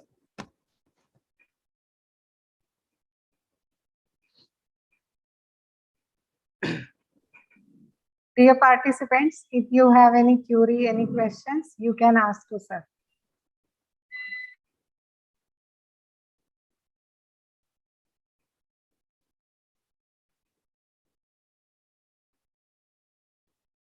Hope session was Excellent. Session is enjoyable. excellent. Yes, sir. It is. rather than like what do you call as quality in terms of learning, I just want to know whether it is enjoyable. You didn't get bored. That's an ultimate. I normally concentrate beyond the content. Okay. Session is very insightful, Hello. enthusiastic. Yes, ma'am, please. Hello. Dr. Manju, please go ahead. My question, yeah, my voice is audible. Yeah, very clear, madam. Okay, my question is that in the conventional research, how we listed the this gap research beautifully. Okay. If the conventional research is there, then how we beautifully write up on this gap research. Yes, ma'am. See, if you want to write the gap, to draft the gap, we need to have review around our research idea. So, for example, if you are coming out with a research idea, that is a title of the research, then we need to get review relevant, not irrelevant reviews, relevant reviews. For a project, in my opinion, minimum 50 reviews if you are able to generate at the national as well as international level. And as I told you in Excel form, if you create and then you go to, for example, just think of, madam, 5 paper in a day. Within 10 days or 5 days, you can complete if you sit for 1 hour. Then you will be having research gap of that. They have said research gap. No, that you'll be writing in the last column. And once on the next day, if you start reading those, you will get an idea. You will be first finding the research variable to be researched, research unit to be researched, research perspective to be researched, where that model techniques will come. Once you put it in a separate paper, then if you draft separately, then you will get within 50 to 100 words, you will get your research gap very clear. Okay. Thank you, sir. Thank you. Thank you so much, madam. Thank you.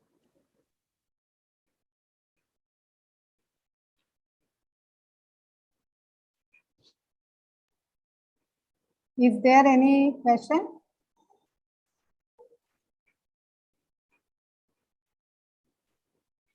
I think, sir, there is no more question.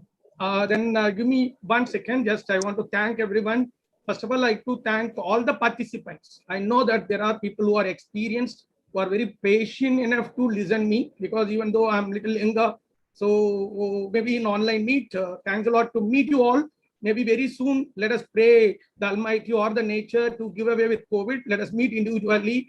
If any one of you are interested to have me on your sessions in the future also, you can contact me. Maybe you can contact madam to help us to interconnect us.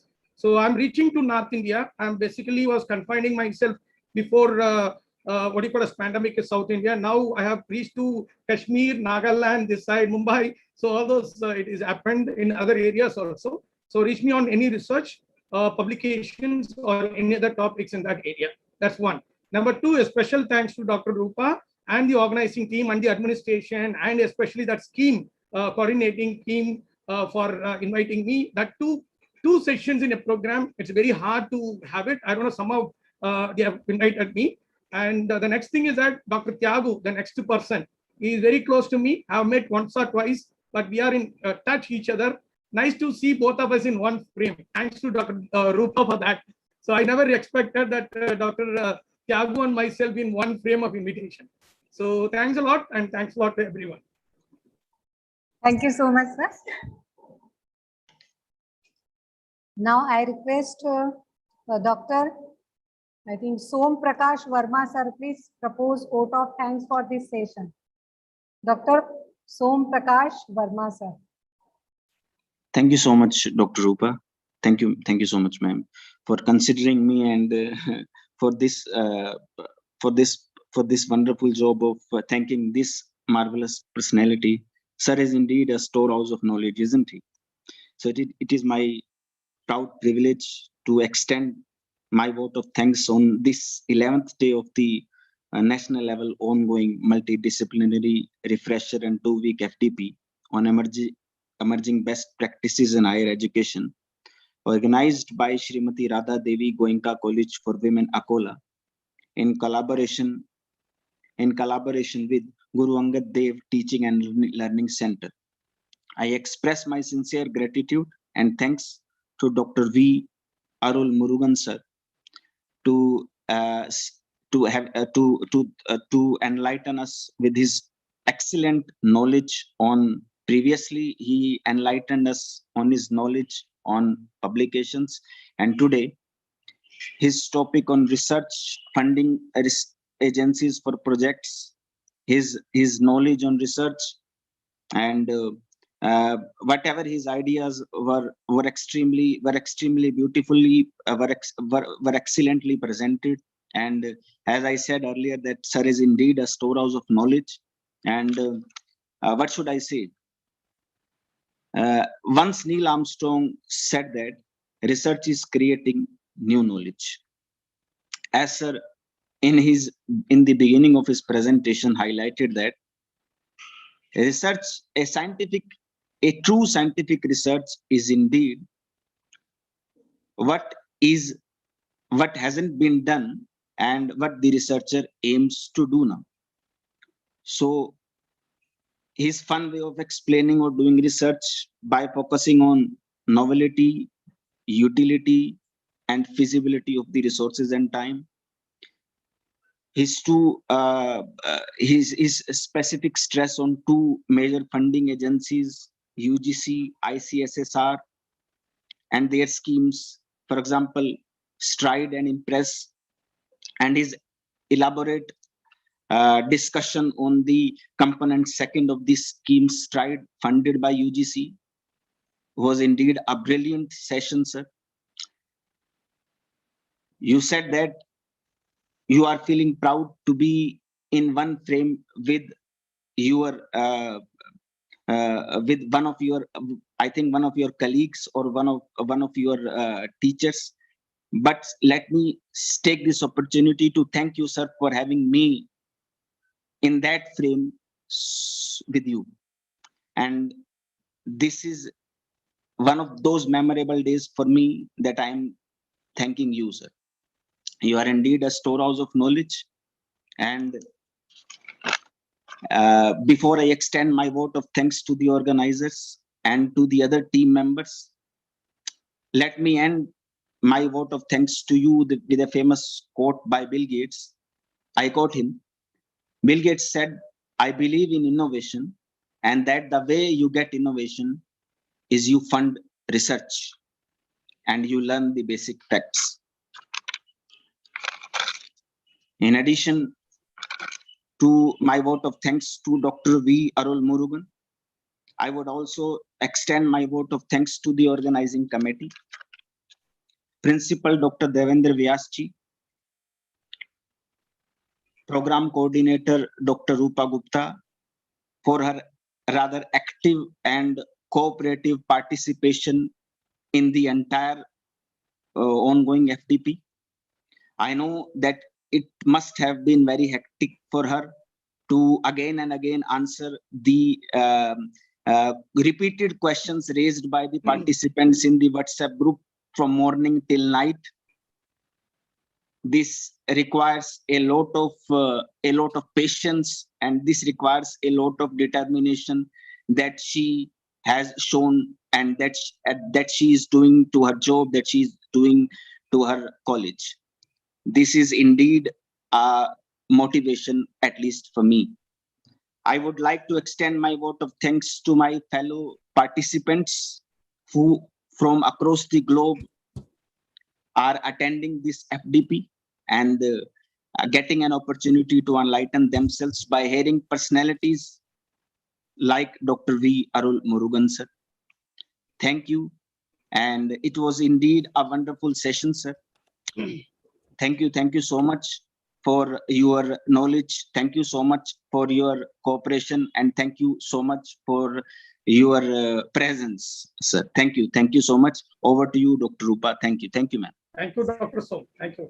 Thank you, sir. Thank you so much, sir, for accepting our invitation. Definitely, we will meet again. Thank you, madam. Thanks a lot. And hi to Thiyagu. He is one of my expert panel in the Scientific Research Forum. So maybe I have given the link of YouTube and Scientific Research Forum link. So once you join, we can interact each other personally later. So thanks a lot. And hi to Thiyagu, sir. We'll meet again. Hi, Thank sir. you. Hi, sir. Okay. Thank you so much, sir. Thank you so much. Thiyagu, sir? Yes, Dr. yes, Thiyagu, ma'am. sir. Yes, sir. Sir, welcome you in the second session of online refresher course or 2-week FDP multidisciplinary organized by Srimati Radha Devi Goenka College and GLAD PLC. Thank you. Now I proceed. I hand over the proceeding to Dr. Sonia Mittal ma'am to introduce today's renowned personality, that is Dr. Thiyagu sir. Dr. Sonia Mittal ma'am.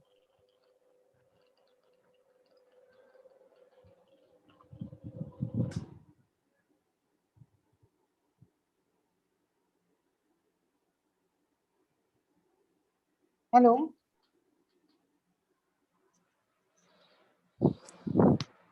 Am I audible, ma'am? Yes, Yes, ma'am. sir. Yes, Okay. ma'am. Good afternoon, sir. Good afternoon, ma'am. Good noon, everyone. Today, I, Dr. Sonia Mittal, have been given this golden opportunity to introduce our today's resource person, Dr. K. Thiyagu. Sir holds the degree MSc in Mathematics, MPhil Mathematics, MEd, MPhil Education, MSc Psychology, and PhD in Education. Sir has qualified UGC NET in education as well as UGC NET in adult education.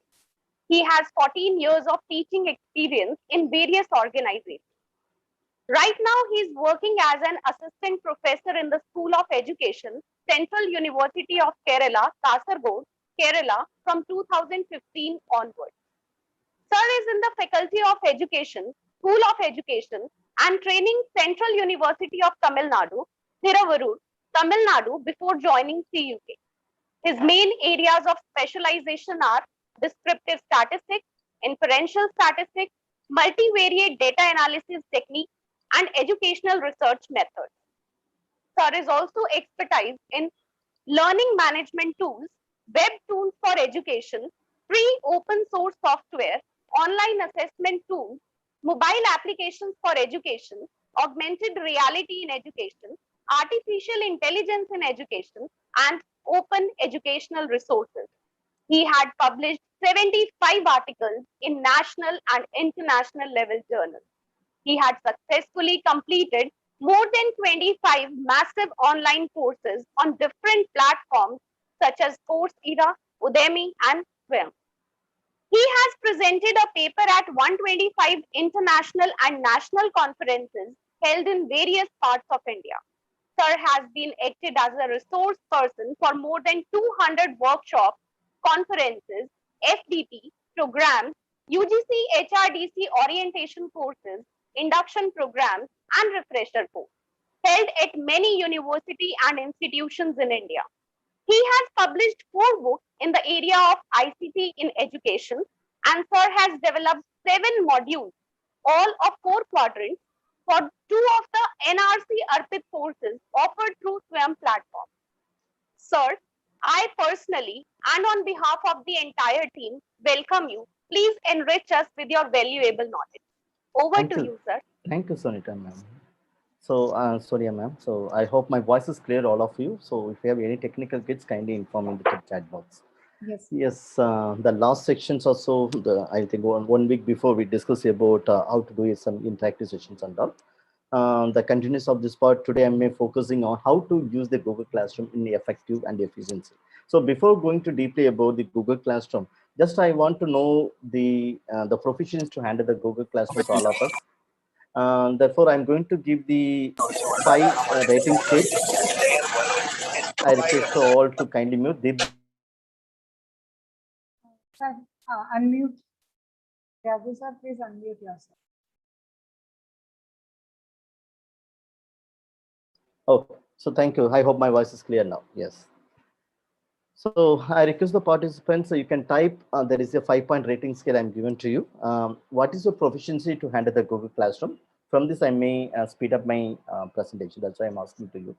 Suppose you are very much competent to use the Google Classroom, you can type in the chat box number 5. If you are good to use the Google Classroom, you can type number 4, good. So number 3 is for the moderate level of usage. If you are using the Google Classroom, you can type as a number 3. Number 2 represent where you are poor to use the Google Classroom, you can type as a number 2. 1 represent you are not aware of it, Google Classroom. Please kindly type the numbers 1 to 5.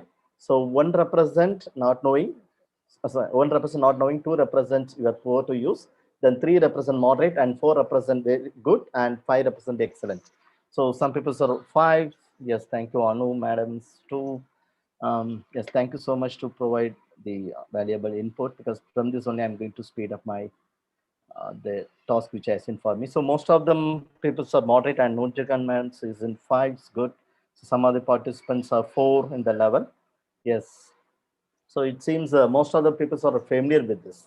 Therefore, I'm going to go little speed because if I concentrate the basic information of Google Classroom is not be further, it's not good. That's why I'm going to highlight in what way we have to use the Google Classroom in the effect and the efficiency. For this, I'm going to highlight lot of tips for you.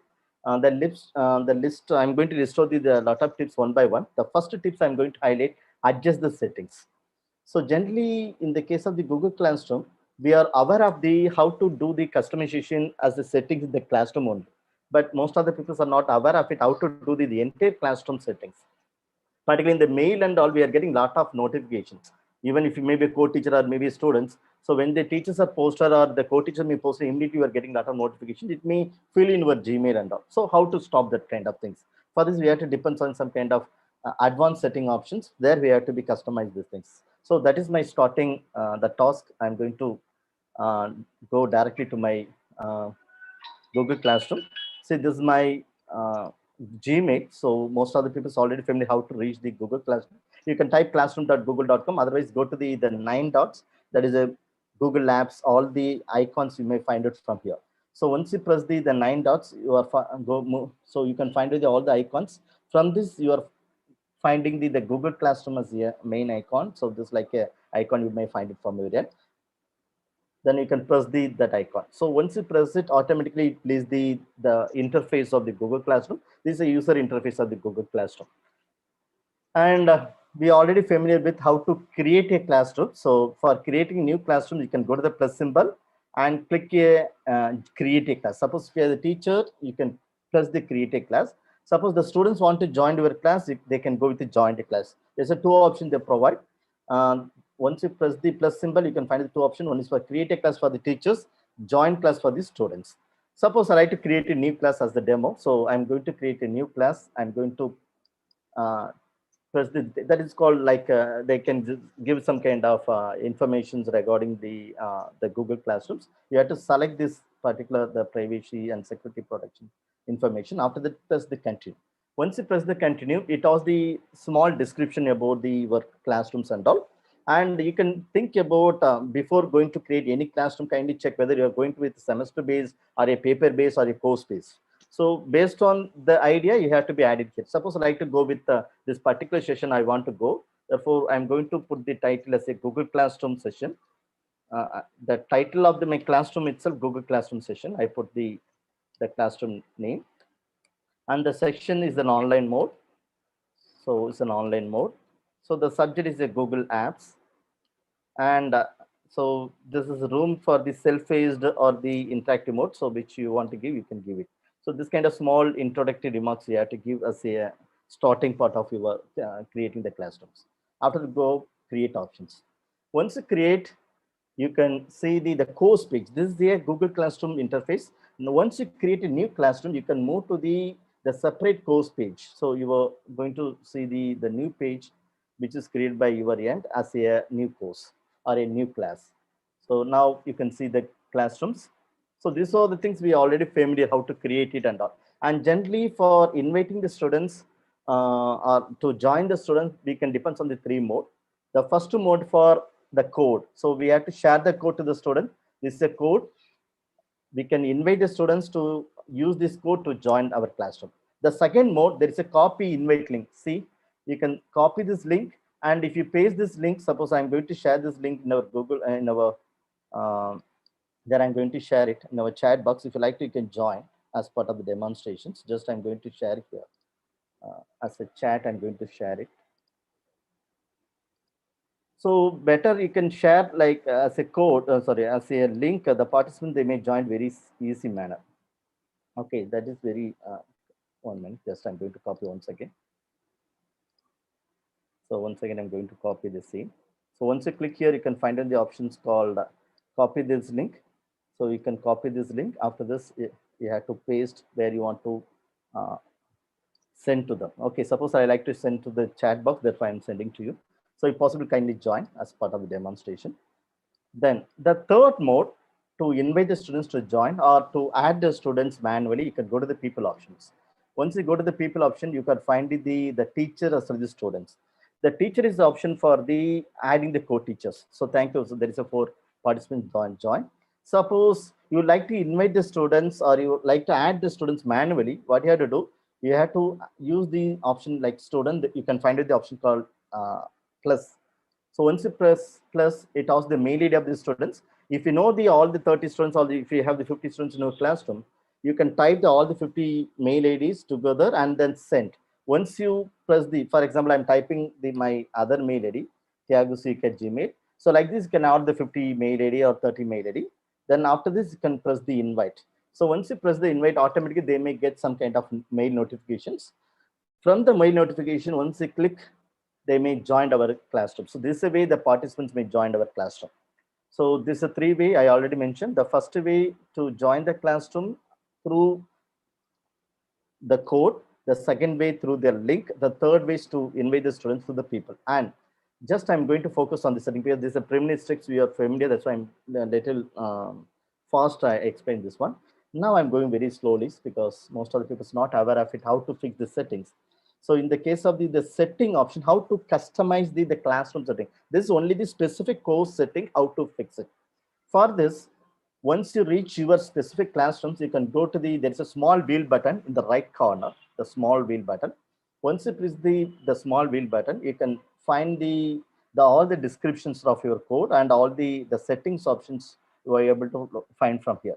So just I'm going to brief it each of the options here. The first the sessions or the settings, they given class details. Suppose you want to customize the classroom descriptions, like the classroom. Suppose I like to change the classroom name now. Instead of Google Classroom, I can put a Google Classroom lecture. Like that, I want to customize, I can do the customization anytime. So suppose you created a classroom in a different name, you want to do editing or you want to change the names later, you can use the setting options here. Then suppose you like to give the classroom description, you can give here. This for the online mode, self-paced, these are things I already given. Even if you like to change the subject, anything, we can do it now. And this is the main settings here. General settings. What is general settings? See, just I'm going to back. If you see here, we are seeing this code. Suppose there is a 30 students in my classroom, all the 30 students are joined. Then after that, I won't allow the other participants or other students, those are not related to my classroom, they are not like to, so they don't need to join it. No, sometime without knowingly, if our students may share that code to others, other students also may join. So how to stop this kind of issues? Because you already shared this code, how we can modify this code? So this is a code when we have to use in the sense, suppose all the students may join in your classroom, you want to stop the joining of the remaining students or the other students are not having the space to join this particular classroom, you have to modify the code. So for how we can modify it, go to the settings. In the settings, you are finding the general options. There is options called class code. Here the manage invite codes. So here the turn ons, you can see in the turn on, one more option you are finding is a reset. So once you press the reset, you can see the new code. So the previously the code, it starts from A. Now the new code is WQQ. So therefore, the previous code which they are connecting, so in future they want to connect the previous code, it not be work. Those are getting the new code only, they are able to connect. So in this way, we have to stop the unwanted people, those are joined our classrooms.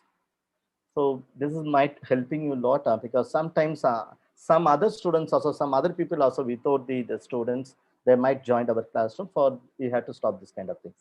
And in the class view, even while doing the demonstrations, you are seeing my classroom code. Sometimes the people's, those who are watching my presentation, they also may join. So how to stop that classroom code in my display board? For this, you are finding the class view. There is an option called display class code. If you, okay. So you want to be, what is that? Hide, that is an options are available. Otherwise, you can be close this one. So this is class view. And this is an invite code. So when you change the classroom code, automatically the invite code also may change. See the extension, the last few words, is directly linked with your classroom code only. So suppose I like to reset once again, I'm going to reset. So once I did the resets, you are finding this option. See the new code, and the new code is come as an invite link extension also. Like this, you can customize. And main problem in the Google Classroom, we are getting that the stream. So while the students might typing or the share unwanted comments or unwanted emoji symbols in the stream pages. Normally, the stream page is called as the dashboard. So we may use the term as a dashboard. So here, what you have to do, suppose you want to customize, you want to stop the student's unwanted message here. You have to use the option student can post a comment, students can only comment, or only teacher can post. It's better you can use this option, only teacher can post. Otherwise, the students might disturb your material posting and all. And the student, for example, if all the students are discussing the STEM itself, the other students cannot be find the material which is shared from your end. Therefore, always you can keep this is a options. Only teacher can post our comments. Don't allow the students to be posted. Generally, automatically allows the student can post, but here you have to stop the student can post and comment. Suppose you like to give the comments, you are extending the freedom to the students only for comment, not for the posting. You can go with the comment options. So like this, which is we want to give preference to the students, you have to give. So better you can fix this one. The students can only post. So only comment. So don't allow them to post the material. And classwork on the stream.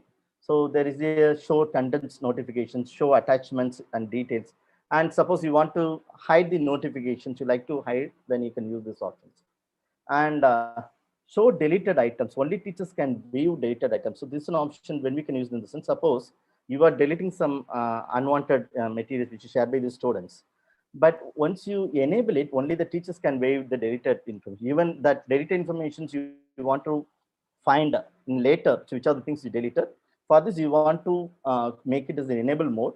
Then you can able to find the deleted information also. But the deleted information the students cannot be find, but only the teachers can find this deleted informations. Generally, it should be keep this one. Okay. Then this for the grade. Suppose you want to access the student progress in some kind of points based or weight based category, like grade A, grade B. So like this, if you want to categorize, you can use this one. And this is for the grade categories. So this was the grade category. Suppose if you fix the total point only, the grade category standards may enable. Otherwise, it's not be work. So even if you fix the total point, you want to assign the mark for the 10 mark or 20 mark, you can customize these things here. So this is the options are available. This is for the each classroom, you have to do this kind of customization. Each classroom, you have to do this customizations. But in the case of the whole classroom, suppose I like to go with, so yeah. So after fixing this one, go to the save button. Once you save only, you can move to the next level. So here it asking, suppose I like to move to the normal, no overall grade. So now I like to, yes, close this one. Now I'm going to the class settings. Yes. Once I go to the class settings, so it has to be saved, but I don't like to save now. That's why I'm going to Discord now. And this is why we have to do the classroom, our course, the page settings. Now I like to highlight how to do the setting, the overall, the entire classroom settings, particularly how to stop the notifications. For this, I can go to the home page of my Google Classroom. So for that, what I'm going to do, there's a 3 lines you are finding in the left corner. You can press the 3 lines. You are finding all the classrooms which you created from your end. It may list out here. So I have this much of classrooms. For this, I want to go to my home page. Therefore, I'm going to press the classes. Once you press the classes, you can see all the classes, it may be visible here, right? So once you reach this level, you can go to once again, the 3 left line. There's 3 lines are available. That is called main menu button. Once you press the main menu, you can see these options like all the classrooms name, and down you are finding the setting option. This is the main important settings here. We had to stop the notifications. As well as the main problem in the Google Classroom, even if you're fixing the assignment task for some specific data, even after the exam, after the particular date over, also the students might share the assignment task. So here we can control that kind of settings. So here I'm going to the setting option. This is for the entire classroom setting. So once you go to the entire classroom setting, you are finding the profile. Suppose you like to change the profile, other things you can do it from here. And this is a much important, receive email notification. Suppose you don't like to receive the email notification, you can disable it. So automatically is enabled, you can disable it. And this and another, the class notification. Suppose you like to stop some specific class notification only. Even you have the 10 classes, but you want to stop some specific classrooms, the content, it only comes to your mail, that notification you want to stop, go to the class notifications. There you can see all the classrooms names. You can find it all the classrooms names. Suppose I like to get the notification of this particular class, Google Classroom section, I can stop it. So it means that whenever the teachers posted or whenever the other co-teachers are posted, you won't get any mail notifications. That kind of RSS message you won't be receiving. So for this, you can go with this kind of disabling options. That is for the classroom notifications, right? So suppose I like to get it once again to the same notification my mail, I'm going to enable it. The other, like, so suppose the command option, command your post. If you're allowing the students to comment, you can enable it. Default is to be enabled. Suppose you like to stop the students' comments in your post, you have to change this one. This for the stopping the comments, unwanted comments, or any comments you don't like to get it from the students, you can stop it. And comment that mentions you. Suppose the students want to mention your name and then type your the comments or the remarks. You want to stop this one, you can stop this. Suppose you don't like to get the private comments on the work of the students, or even the teacher want to share. Suppose you joined some classes students, you don't like to go with the private comments, you can stop it. Similarly, the classroom is you enrolled in. Work of other posts from teachers, you want to enable it, you can enable it or disable it. Okay. The written work. So a lot of options they provide, you can just explore it. Which are the settings you like to enable, which are the settings you don't like to disable, you have to do in your end. So I hope you understood the two important settings. The first setting, which I emphasize, that only the specific classroom settings. The second space I'm going to highlight that in what way the entire classroom, the entire Google Classroom settings, how to do the customization. For this, you can go to the setting options. So once again, I'm going to focusing. So suppose you like to go to the normal classroom page, you can go to the three lines, you can press the class. So I hope now you understood the entire settings. So once again, I'm emphasizing the path only. Go to the three line and locate the settings that down. So from this, you can do the entire settings, right? So I hope the settings issues not at all having doubt for you. Just I move to the second important features in the Google Classroom. Whenever you are creating any post, kindly organize the topic, organize with the topics and material. So even I cross some of the teachers, or even my students, they have some specific classrooms as part of the, I'm belongs to teacher educator, teacher education. No? The students are having a lot of Google Classroom. There also they're posting the material for the students as intensive practice. The problem, they are putting all the message or all the material into the same order. So therefore, the students might not getting some, they have some kind of confusion, which the materials related to the unit one, which the materials related to the second unit. Therefore, whenever you are sharing the material, kindly share this material in some kind of organized manner or topic based. So for this, I'm going to give the demonstration how to share the material in a topic based or a week based. So for this, I'm going to the Google Classroom. So this is our Google Classroom which I created now. And so here there's a 4 options. I hope you're already familiar. The STEM is like a dashboard. The teachers may posting any materials or conducting any assignment through the classwork only. The classwork is the main option in the case of the teachers. So in the classwork only, the teachers may create an assignment or create a quiz assignment, or even conduct some kind of polling sessions, or sharing the material in the video or audio, any kind of mode you can go with this create options only. And the topic, this is the main options I'm going to focus now. That is for organizing the content, how to organize our content. Suppose I like to share my content to my students as a resources based on the unit wise. So you can go with your topic. Once you go with the topic, it asks the topic, it asking the topic heading. I can give the topic, for example, unit 1. I'm giving as a unit 1. So unit 1, for example, I'm conducting a one topic related to the unit 1 related to the technology, for example, ICT introduction as a unit 1. Then this is a title, this is like a heading. Even the MOOC courses you are finding a week 1, week 2, week 3, that kind of headings you have to create. So week 1. So I'm making as a unit 1. Suppose you like to go with a unit week 1 also is possible. So suppose you like to edit later, you can go to the 3 dots in the right corner. then you can go to the rename it. Suppose I like to go with, instead of unit 1, I like to go with a topic 1 or a week 1.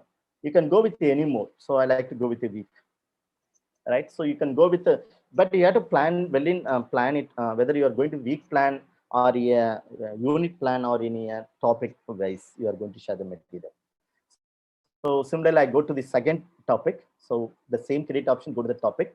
So here I'm going to the week 2. So I am going to demo how to create as a week based, but you can do which is more comfortable way, you can go with this. So week 2, I'm putting the second title as a or e-assessment tool. So the second week I'm talking about e-assessment tools to my students. Yes. So the week 2. The third week I'm going to make it as like this. You can go with n number of weeks. Sorry. So once I go to the topic, I'm typing as a week 3.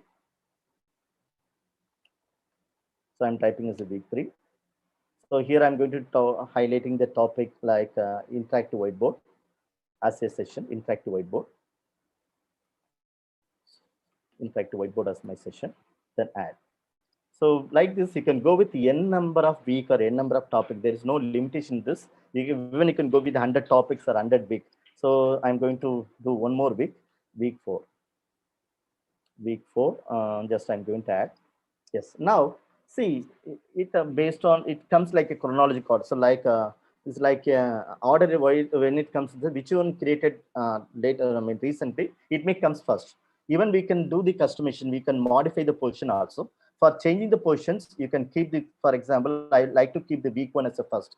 Just to select the week 1 and pull it, drop and drop. So, okay, drag and drop options you can do it. So similarly, week 2, similarly, week 3. So it's a very simple manner. You can make it this kind of order. You can go with the ascending order, descending order as you like. Now you can see. So week 1, week 2, week 3, week 4. So always you can post the materials with the topic based, right? Otherwise, the students having a lot of confusion, which is related to the topic 1, or even if you like to assign some assignment task, you can go with a separate heading, or week 1, if you want to give the assignment, you can go with. Suppose I like to go with a separate as an assignment. I like to assign the assignment into different headings. Therefore, I'm going to give as an assignment as a different topic. That assignment topic I'm keeping as a dot. Suppose you like to give some kind of specific instructions. So always you want to give the exam date or any instruction you want to give the students, you can put the heading like instructions. So the topic is nothing but the giving the title. Okay, the main topic, the title we are going to give. So wherever you want to change the portion, you can change the portions. Now we can see this like an organization. So how to organize the Google Classroom. So all the instructions you can post it to the front tab. And the first unit or week 1 material, you can post it here. Week 2 material, week 3 material, week 4 material. All the assignments you can paste it here or upload it here. So this way you have to go with some kind of organized manner. Just I'm going to do some kind of small demonstration how to upload this content. For this, you can go to the create options. For sharing any material, we can use the option called material. That's you are familiar. Even the material, we can share any kind of multimedia based, even the video, audio, any material we can share as we like. So here for sharing the material as a resources, you can press the material option. Even I hope you're already familiar with the move 4 quadrant approach. The move first quadrant E video, then second quadrant E text, the third quadrant is in discussion, and the fourth quadrant is like assessment and docs. The same pattern also we can post it here. For example, the week 1, the first content I want to share as a E video. I'm going to the material. In the material, I like to share some of the ICT introduction video. ICT introduction video. I want to share in the first content as in the unit 1. So I'm putting a say ICT introduction videos. If you have any description, you can type the descriptions of your video. It's not compulsion. It's only the optional only. The description is only optional. Now we like to add some YouTube video as part of the first, according to the MOOC, there is a first quadrant SE video. So for this, I'm going to upload video. You can upload the video through the Google Drive or in YouTube also. Suppose I have the YouTube channel. I want to add that YouTube videos from here to the Google Classroom. I go to the YouTube. Here I can type my YouTube channel name. So my YouTube channel name is Thiyagu Surya. Once I type here, you are finding a lot of videos here. Suppose I like to add this video, how to share the video with the audio in the Google Meet. After selecting this particular video, I'm going to add it. So now you can see there is a video content. I'm added as here the first part of my the first week of the content as a video. Then after this, see the right side is a very important button. Some people's familiar, some people's not at all familiar. Here the for, this is a for, suppose the same content I want to share with 5 classrooms. I have the 5 classrooms with the different 5 groups of students. What I'm going to do, gently, automatically, which classroom you are opening it, automatically the classrooms may listed here. So this is a classroom which I'm connected now, is a Google Classroom as a classroom. Suppose you like to share the same material with 5 or 6 classrooms parallelly. So what you have to do, you can select the classes from here. For example, I like to share this material to the one more class, like a remote learning class or virtual teaching class. So like this, which classroom you want to share, you can share it. Suppose you have the 5 classroom or 10 classroom, but the different groups, right? In the different groups, you want to share with the same material at the same time. Otherwise, you can do the same process for 5 times. You can go to the other classroom, you can upload the same material, you can send it. But instead of that, you can share the material at one time in all the 5 classrooms. You can use this option. So now I selected the 3 classrooms. See, I'm selecting the 3 classroom. I'm sharing this material through my 3 classrooms. The next option, whether you want to share all the students, you want to share the material all the students. But the problem, once you select the 3 classrooms at the same time, because the 3 classrooms are different students, no, that's why this option is not enabled. Which options? All student options not enabled, because the 3 classrooms are the different groups of students.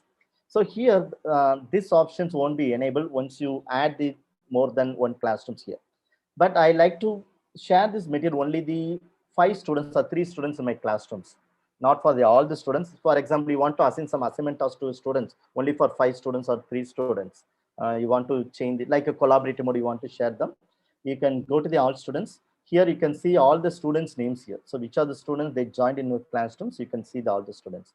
Here, I can remove all. So default, it may select all the students. Now I like to share this material to only the Anila, Maili, and Anu, Meena, and Balwan, and Saran and Sarundi. Only I'm going to share this material only for the 4 members of our group.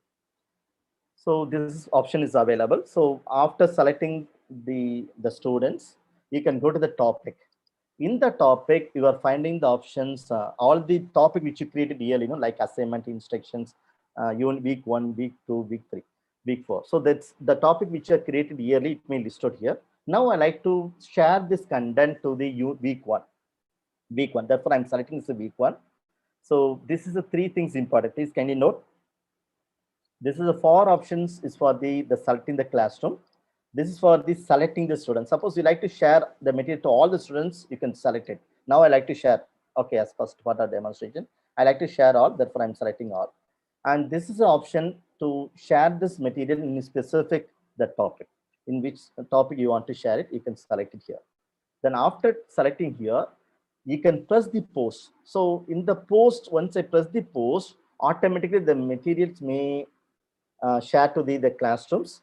All the students, those who are connecting with the classroom, they can be able to see it. See here, now in the classwork page, you can see the week 1, the video content which I posted now. I see the introduction video. I request the participants, those who are seeing this one, kindly type as a received, just for confirmations. So you can type as a received like this. So here I share this first content for all of us, not for the specific students. Here I'm sharing the material to all the participants here, those who are connected with this classroom. Yes, now I'm going to highlight the other one important features in this. How we can share this material in a, what is the schedule based. Even the other class tools like Moodle and other tools having the schedule options are available. How to share it? For example, you want to share some question paper exactly 10 o'clock to your students. How we can share it? So where we can go to view the shared videos. Sir, please kindly go to our classwork page. If you are joined with this, you can join with this. So can someone share the code? Please, I'm already changed the code. I'm going to share the new code 1 minute because the previous code is already worked now. I'm going to share the new code in our chat box because some of them asking the code now. I'm going to share it once again. Yes, this is a new code, sir. Kindly join. Okay. So those who are joined my classrooms, you can go to the classwork of your Google Classroom as a student. You can see these options like week 1. There you can see these ICT introductions as a video. You can press here. You can see my videos. You can just to play and see this video. So this way that participants might see this video content, right? So now it's me playing. Just I'm coming back. Parallelly, we can see how many are the commented. If I click the comment options, I can see the comment. Thank you, Harish Prasad sir, Anupriya ma'am, Anumanila, Anumalia, and Joycelyn and Anila. So all the people are giving the comments. Thank you so much. Now, what I'm going to emphasize now, how we can schedule the content, how to share this content in schedule based. So for this, I'm going here once again the create options. Now I like to upload some PPT. I like to share PPT to all of you, the same PPT which I'm using now. I like to share this PPT. What I'm going to do for sharing the PPT, that is a material only, I'm going to share it. Therefore, I'm press the material as an option.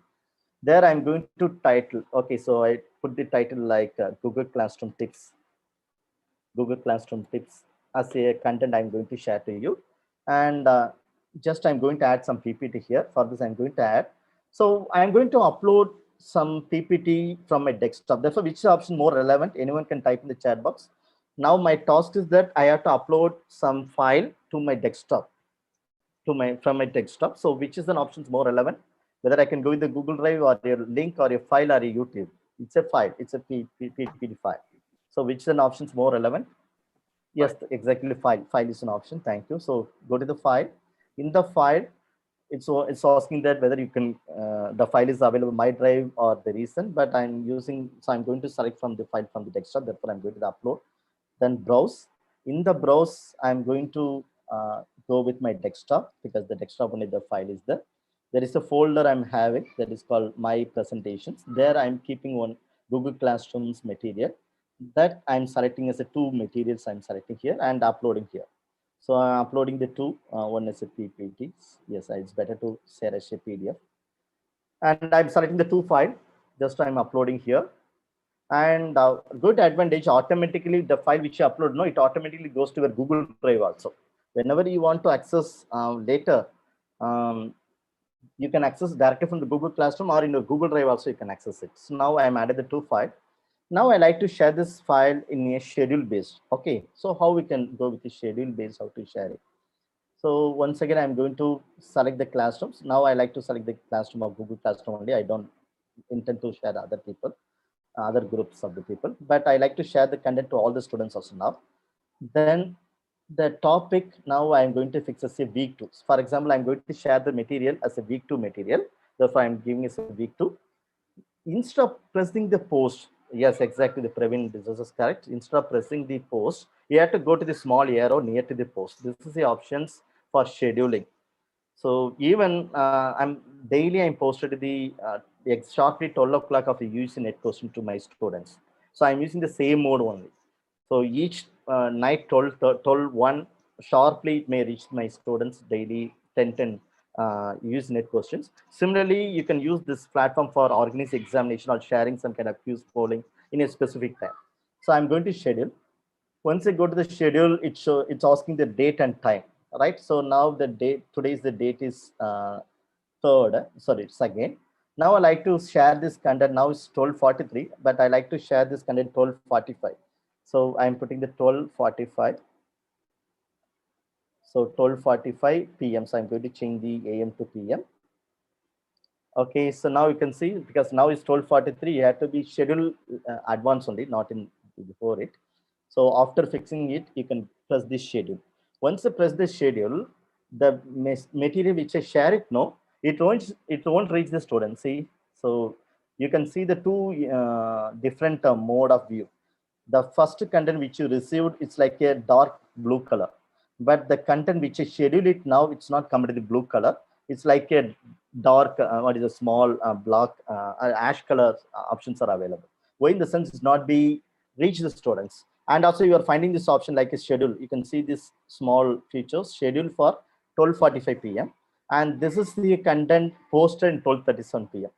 Like that, we can easy to find as a teacher whether we posted the material or scheduled the material, right? So assignment is the way, but sometimes it doesn't appear on the schedule time. It's appearing, sir, but I'm using more than 1 year of this, but it's working. But only the things the student should be refreshed. The problem with the students, for example, you are sharing the questions nearly 10:30, but the students are joining 10:20 or 10:25. But once without the refreshing, they're watching the Google Classroom, it won't be reach them. Just you can refresh exactly 10:30 or 10:31. So small deviation 10:30 or 10:31, it may reach the participants.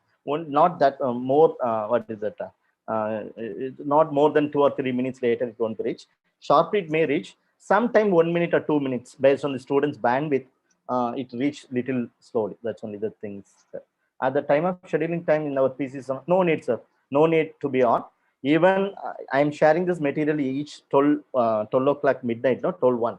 I won't be there in the online. So sharply 12:01, automatically the questions made what is the reach the students. Like they can schedule it. So that time the teacher no need to be online, but you have to schedule it well in advance. You have to schedule it well in advance. So this is the options also might helping you a lot. Now it's 12:45. Even see, just I'm going to refresh it because after 12:45 end only it may reach the participants, and you can see parallelly because still for me is 12:45, so it's not selecting my time. So general time of the Indian clock is me selected. Sometimes my clock is me little fast. So we can wait within 1 or 2 minutes, the material is may reach you. So this is where we have to schedule the any material to our students. And just I'm going to focus the other one important points. And still now we are talking about the material sharing only. So once again, if you go to the material, just I'm going to explain the options which is available in the material. If you click the add options, suppose the file which is which is available in the Google Drive, you can open this file from the Google Drive or you can attach the file through the Google Drive. The link is option for URL. Suppose you like to share this file through URL, any YouTube video or any link. Suppose I have the one Facebook channel, Facebook video or Facebook informations, or I want to share some website of mine. Suppose I'm going to share my website to all of you as part of the demonstration. You can share any material. It may be a link based, or suppose I like to share the technology resources to all of you. Just I'm selecting the technology resources here. I'm copying this link. Then after copying this link, I'm going back as a link and I am pasted here. So then add link. Automatically the links may available. Then you can put like this, my site. So otherwise the technology resources. I'm putting the title as a technology resources. Technology resources. So now as part of the presentation, I'm going to share this material. It's a unit 1, week 1 only. So I'm selecting the week 1. And then I plan to share the material to all the students. Therefore, I'm selecting all the students. But now I like to share material to so many students, not for only this classrooms. I like to select the other classroom also, like UGC Net Education, use Net to Net Education courses, then remote learning, virtual teaching, virtual classroom, e-workshop. So like this, I'm selecting a lot of classrooms now. See, so after selecting it, you can proceed. So it seems that I'm selecting nearly 11 classes. I selected 11 classrooms, which I'm having, which I'm already connected. So now I'm going to share the material to all my, the students, all the 11 class students. And see, the students not having the other classes not having the title as ICT introduction, no? You can see the title, the different title becomes because I don't have this much of title in the classroom. But why it's showing here, the title which is available, all the 11 classes may showing here. So suppose I don't like to keep this material in at anywhere, you can go the top, you can go to the note topics. So you can share this material without note topic because each classroom's a different topics might be there. So it may be it may confuse the people. Therefore, I'm doing the note topic. Then if you like to go with the scheduling, it's not possible because you can schedule the material only one classroom only at a time. You could not be schedule the content with 3 or more classroom at the same time. Only one classroom you have the right to schedule the event. So now here it's not possible for schedule. You have the rights to go with only the post options. Once I press the post, the material which I'm sharing it here, it may reach all the students of the 11 classrooms. Yeah, of course. So Praveen, sir, we don't have the 2 options. We could not be shared. We cannot be scheduled as well as we could not do for the selecting the students. Once you share more than 2 or 3 classes as the same material, that's not possible. The Google Classroom, that option is not there. The exactly pointed is correct. So now I hope now we are getting the second content. Please, those who are getting this material, kindly type. So now it's 12:47. I hope you might reached. Yes. So thank you, Hariprasad sir. Kindly check the material. Is it available? Is it worthy? Kindly type and check. Kindly check if the material is worthy. You can type received or the material, the worthiness. So even the people, there is a 4 people that give the comments. So thank you all. And the people also may be able to download it also. They can open here. And once you open it here, this is a PPT. Suppose the students want to download, you can go to the more options and open in new window, open in new window. You can find out the download options. So you cannot find the first view itself a download. If you go to the second phase only, the second view only, you can find the download option. Even the students, any people, they can be download your materials, which you share through the upload options. Suppose you are sharing this video through the Google Drive, there is an option called only view mode, not in download mode. That is also available, but you have to share this material through the Google Classroom. All right. So whenever the material, if you share through your desktop devices, the people might download your materials.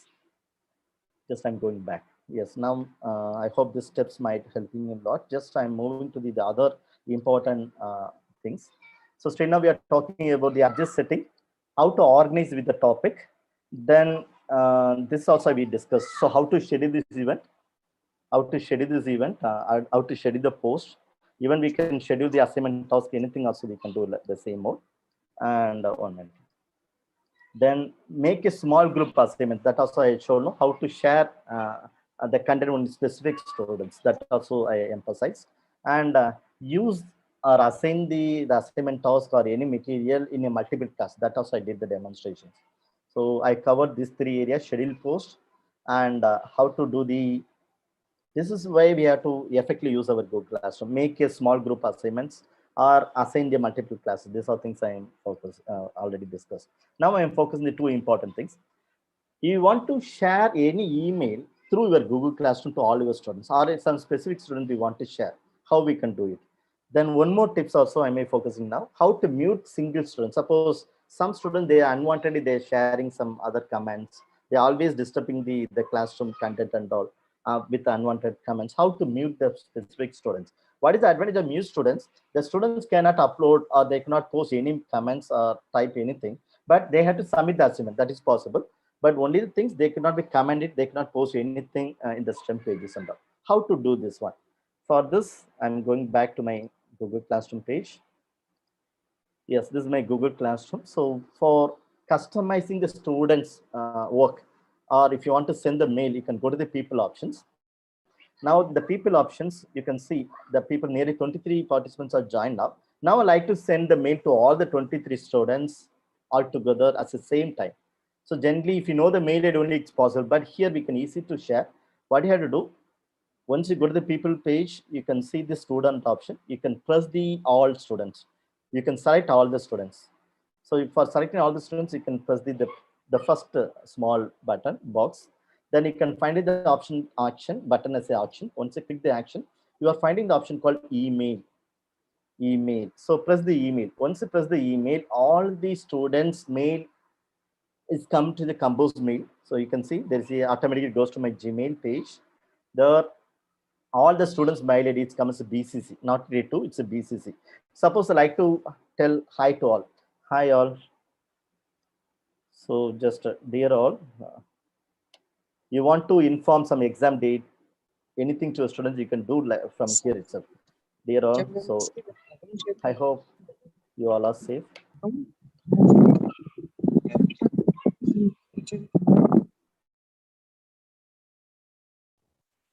Sir, please unmute yourself.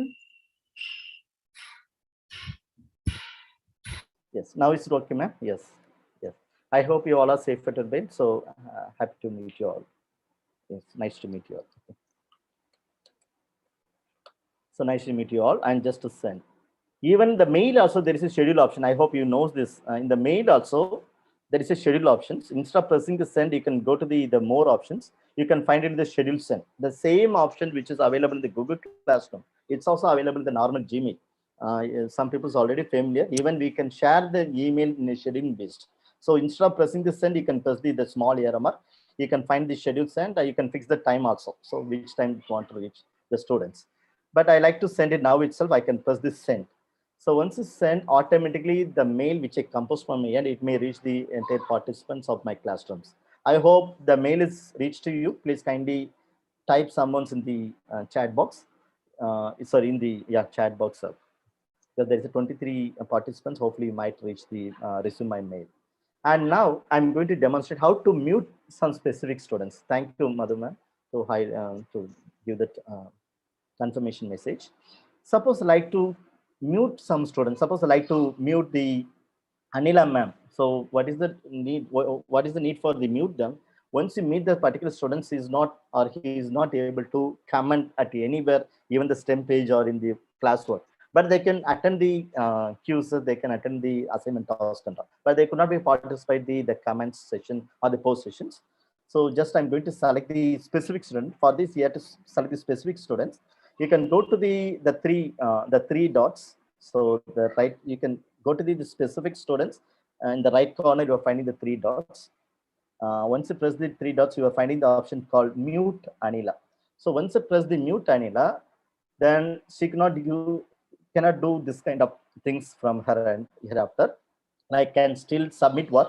She can submit the work, but other students won't see it. So other students cannot see the things and cannot reply the classmates work, cannot comment and post. So like I put the mute. Then see, sometimes the students you want to keep some kind of mute mode. So for this, you have to use this kind of mute. Now the Anila Mailia Ramesh, she can see your content, but she cannot comment it. And parallelly, she cannot discuss, she cannot do any kind of interaction to the Google Classroom to other students. Suppose you'd like to stop this, you want to unmute, you can go 1 second, you can go with unmute. So like this, you can go with some specific people you want to stop the activities of the Google Classroom, you can stop it here.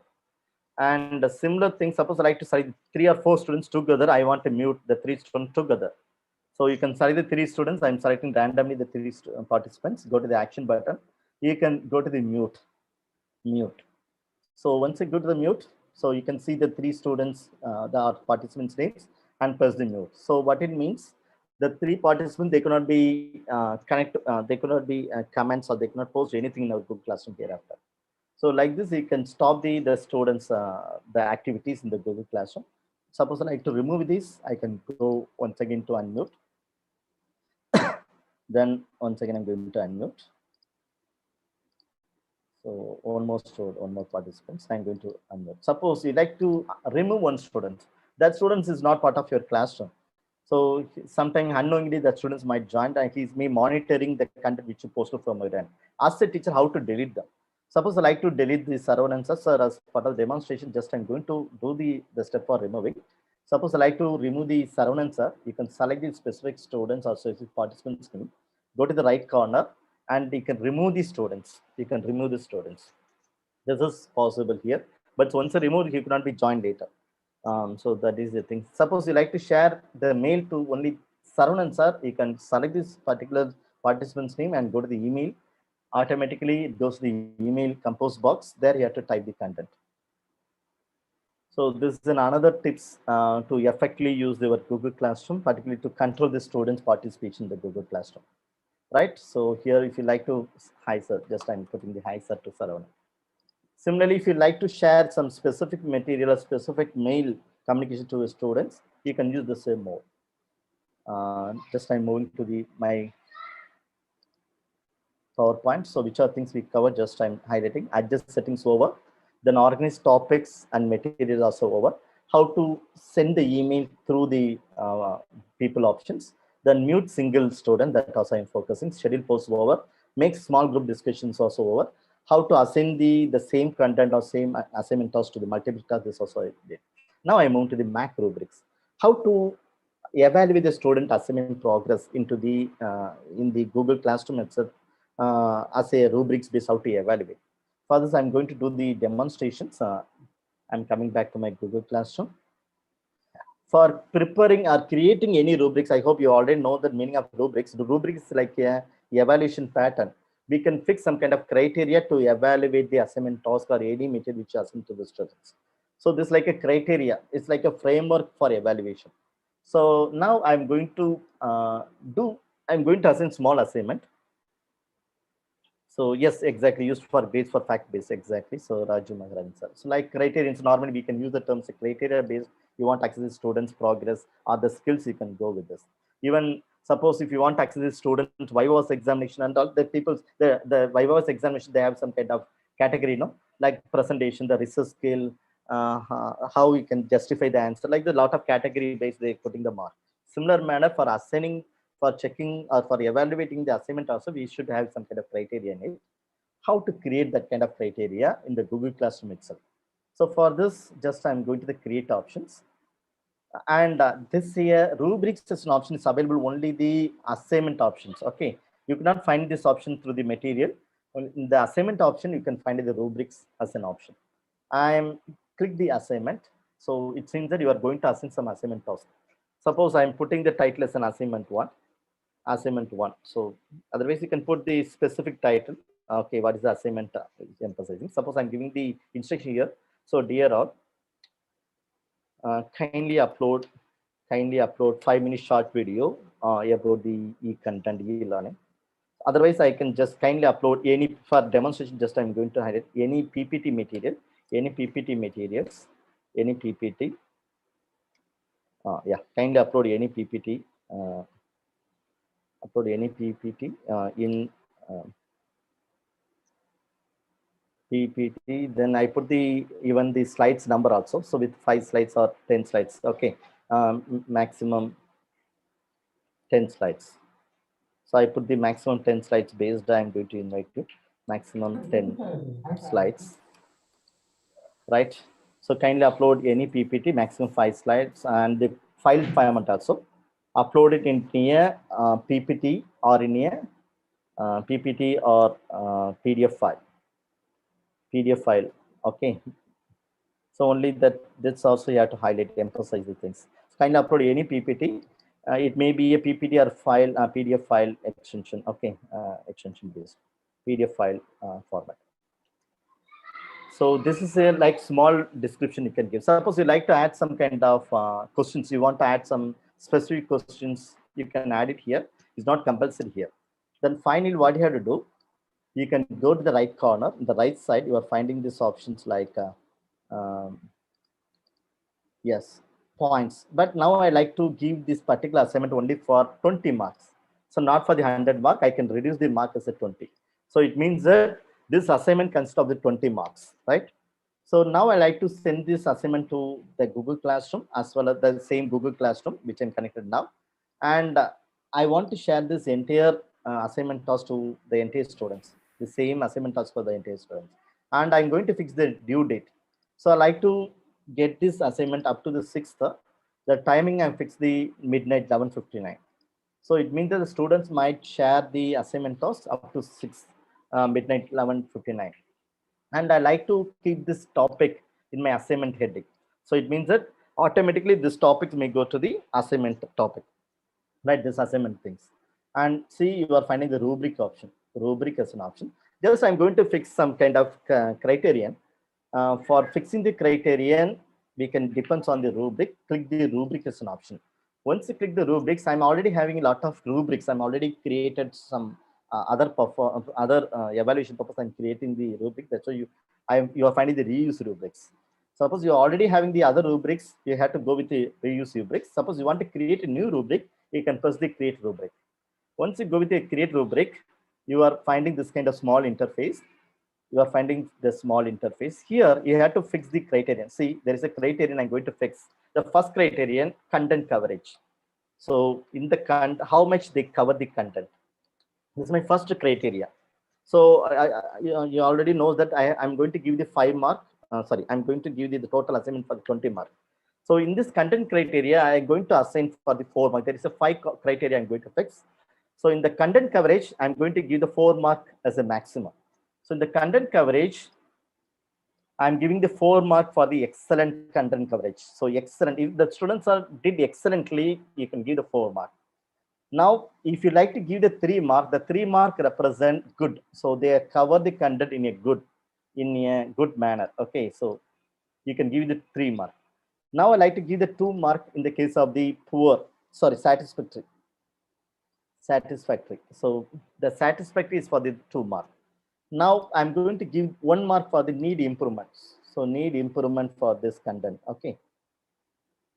So this is the first component. This is the first component. This first component having the 4 mark.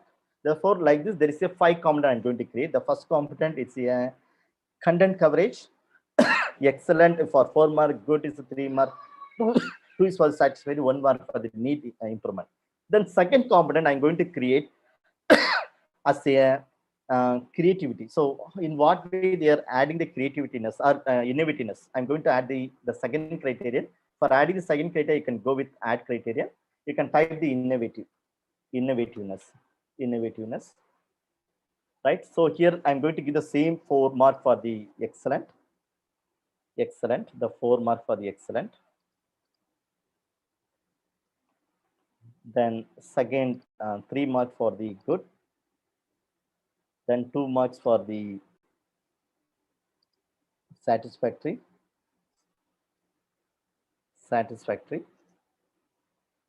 Yes. Satisfactory level. Yes. Then 1 mark for the need improvement. So see, I'm using the evaluation pattern 4 to 1 only. So the same evaluation pattern only I'm going to use, but only the things I'm going to use the different components only. So instead of creating new components, I'm going to duplicate the same components. See, so here, once I create the innovativeness, there is an options like in the right corner, there is a 3 dot. So instead of creating a new one, I'm going to duplicate the same thing. Press the 3 dots. You are finding the option called duplicate criteria. So this is reducing our workload only. So I'm going to press the duplicate criterion. Now the third component, I'm going to change the third component names like presentation skill of the PPT. For this, there is a 4 mark, right? So similarly, I like to go with the other criteria. I'm going here as a duplicate criterion. So the criterion name I'm going to give like this: language usage or language skill, a language how they use it. For that, I'm going to use the 4 mark. Then last two components, see, you can see the total mark also. So up to now there's 16 mark. Then finally the 4 mark, I'm going to add one more 4 mark for the overall. So overall impression, I'm giving this overall impression. So this kind of criteria you have to prepare by yourself. Okay, there is no thumb rule that you have to follow in specific. You have to prepare by your own. Then after preparing this one, go to the save button. Now you can see the right corner, there is a 20 mark. Then press save. Once you press save, now the rubrics is available in the down. So the rubrics 5 criteria and 20 points. You want to edit later, you can press once again. If you suppose you like to edit, you can press here. You can see these options. The content coverage 4 mark, innovativeness 4 mark, presentation skill 4 mark, language 4 mark, overall impressions 4 mark. So this is the same mode the students also might see from the end. Now I'm going to assign the tasks. See, after fixing all, so after fixing the right color, right side for the students points, the due date, topic, as well the rubrics, you can press the assign. So once you press the assignment, automatically the assignment tasks, it may assign to the assignment topic. Please, I request the participants kindly upload any PPT, even the Word file for the demo purpose. Just I'm going to highlight how the teachers can evaluate from his end, how the teachers may assign the mark. I request the participant upload any file.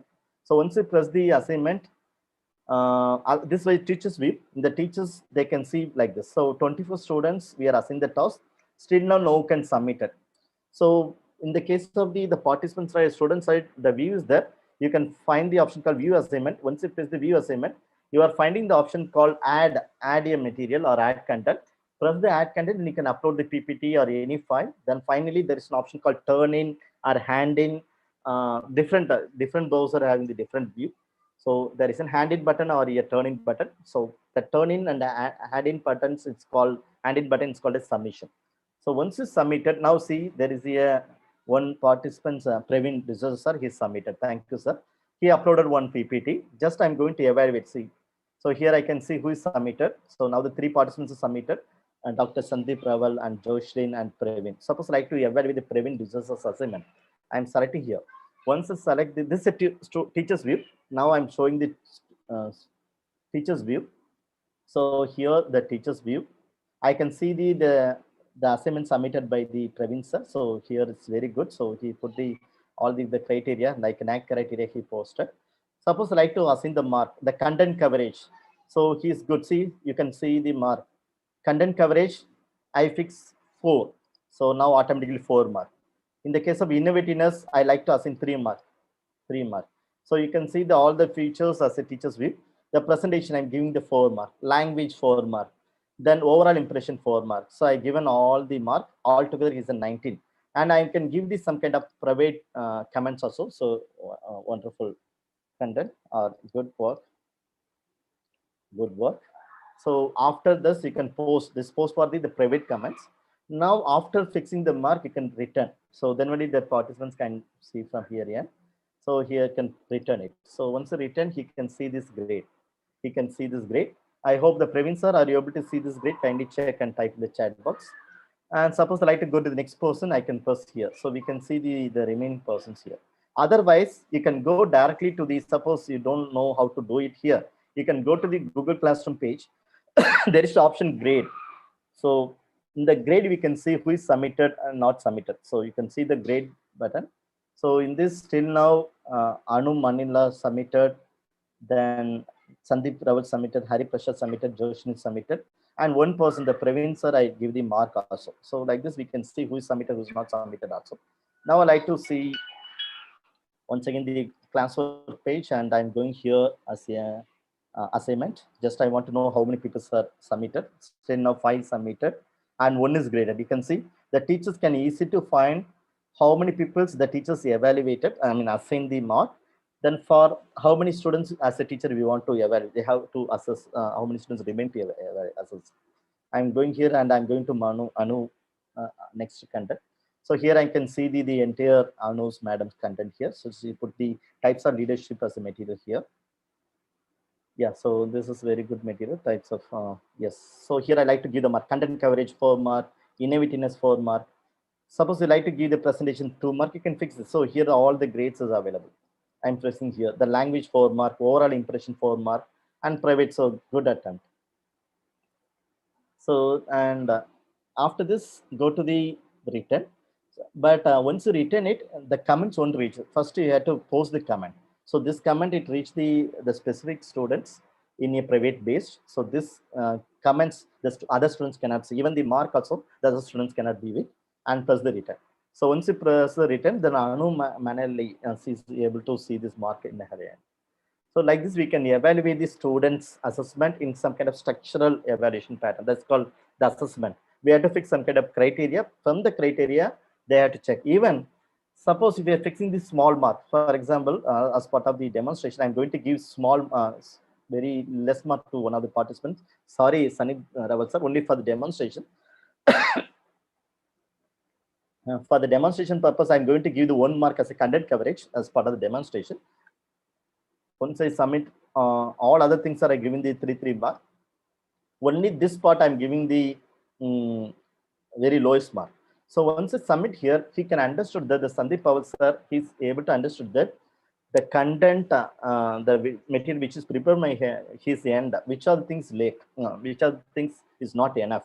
So from this, he could understand that even the same outlook, he's can able to see he can able to see the content coverage, how many mark he got it, the innovativeness, how much mark he got it, everything the participant, the learners can see from here. From this, they can understand that, oh, these are the way we are lack to submit the assignment. The next time they can modify, they can resubmit. Even you can resubmit also. Suppose you'd like to ask the student to resubmit, you can go. What is that? Instead of assigning the mark, you can ask them to be resubmit once again. For resubmission, you can press the return without grading. That also possible. Yes. Now I hope you don't have doubts about the rubric systems here. Just I'm coming back to the other PPT slides which I'm having. 1 minute. Yes. So now I'm going to focusing on the reuse post. So previously we are discussing about the how to make the rubrics. Now I'm going to talk about the reuse post. So what is the purpose of reuse post? The purpose of the reuse post. Yes, just I'm coming back to the Google Classroom homepage. Here In the class work, you can find most of the participants, I don't know whether they knows or not, but I'm using regularly this reuse post, because in the Google Classroom, previously we think that maximum 250 participants only may join. But in my Google Classroom, even a single classroom, more than 450 students are also there. So they modify the number of persons to join a single classroom now. Previously, it's maximum 250 only in the case of Google Classroom. That is why I created nearly 3 classrooms for the use in it. So generally, what I'm going to do, whenever I'm sharing the material to the one classroom as an assignment, particularly when you're going to assign the assignment or the assignment or any cues in a schedule based, we cannot schedule 3 classrooms at the same time. Therefore, what I'm going to do, each time I'm going to use the reuse post. Once the classroom which I posted the material, for example, just I'm showing, once I go to the reuse post, you can see the classroom which you are already created that may be stored here. So yesterday I shared one of the cues. The same cues I want to share to you. For this, I'm going to the use net education. Here, the material which I share it now, it may be visible here. And this is a MOOC test. It is shared in the nearly 12:04. See, the yesterday night 12:04 I scheduled. It's reached the students. The same material now I like to share to you. So this is, I'm not creating a new post now. Already material which is available to the other classroom. Just I'm going to connect the material from the other classroom, and I'm disseminating the material to the current classroom which I'm using now. So I'm selecting this particular MOOC test from the Usenet classrooms. Then after selecting it, reuse, then I'm going to share it. See, I'm going to share it. I'm going to share it. Now you can see the new cues is made visible to you. This is a new cues in the title of practice question. So like this, we can integrate the other classroom content. So previously you shared 1 month before one content to the classroom, one other classroom. The same content you want to repost in this particular classroom, you can use the repost option. So instead of uploading once again, it may disturb, no? So you cannot find where the file is there. So instead of that, you can go to the specific classrooms, the reuse post, and select the content which is available in the other classroom, just to connect it.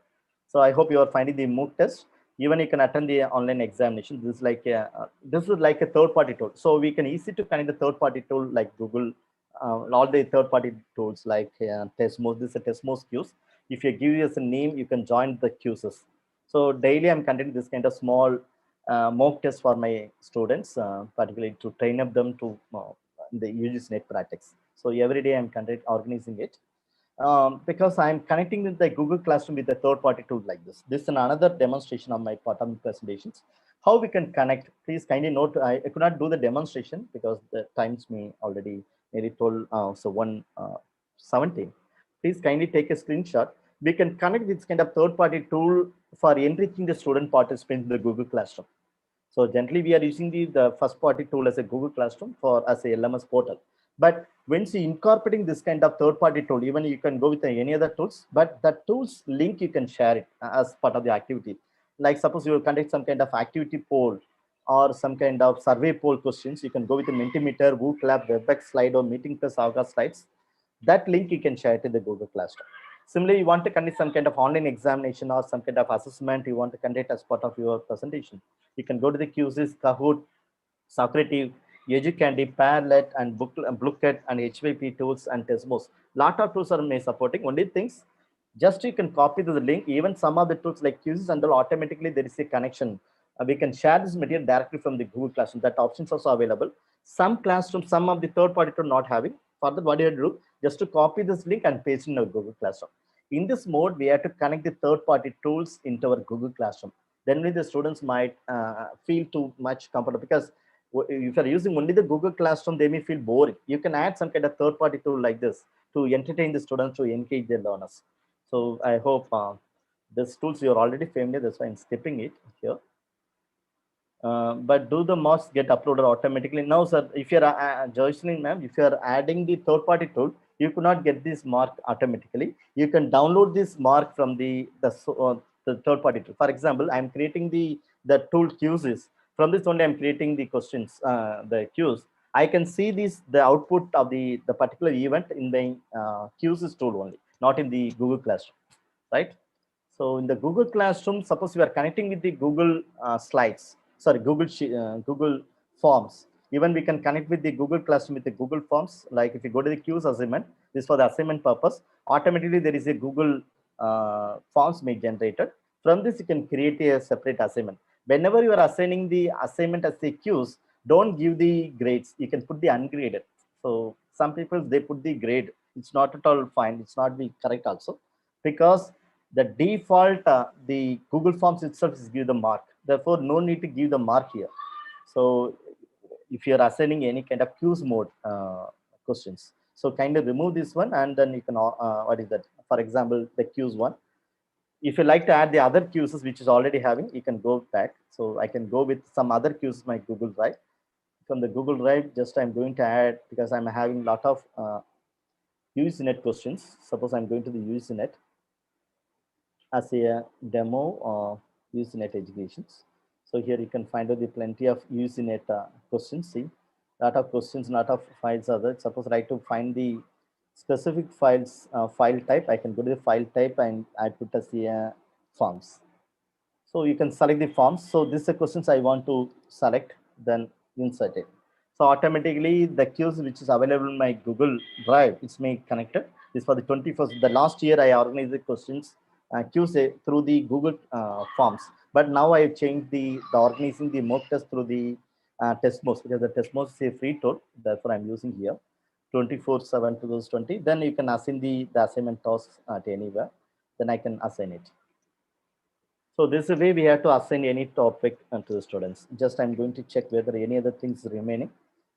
Yeah. Then finally the people having the confusion how to delete the classroom or how to archive the old classrooms. This is the main doubt. So when I'm delivering the lecture in the Google Classroom, that they are asking these questions only regularly. Just I'm going to show how to delete, because you have a lot of classrooms. Even you can see there is a lot of classrooms. I have the lot of this much of classrooms are available, but there is a classrooms over. So there is a classroom.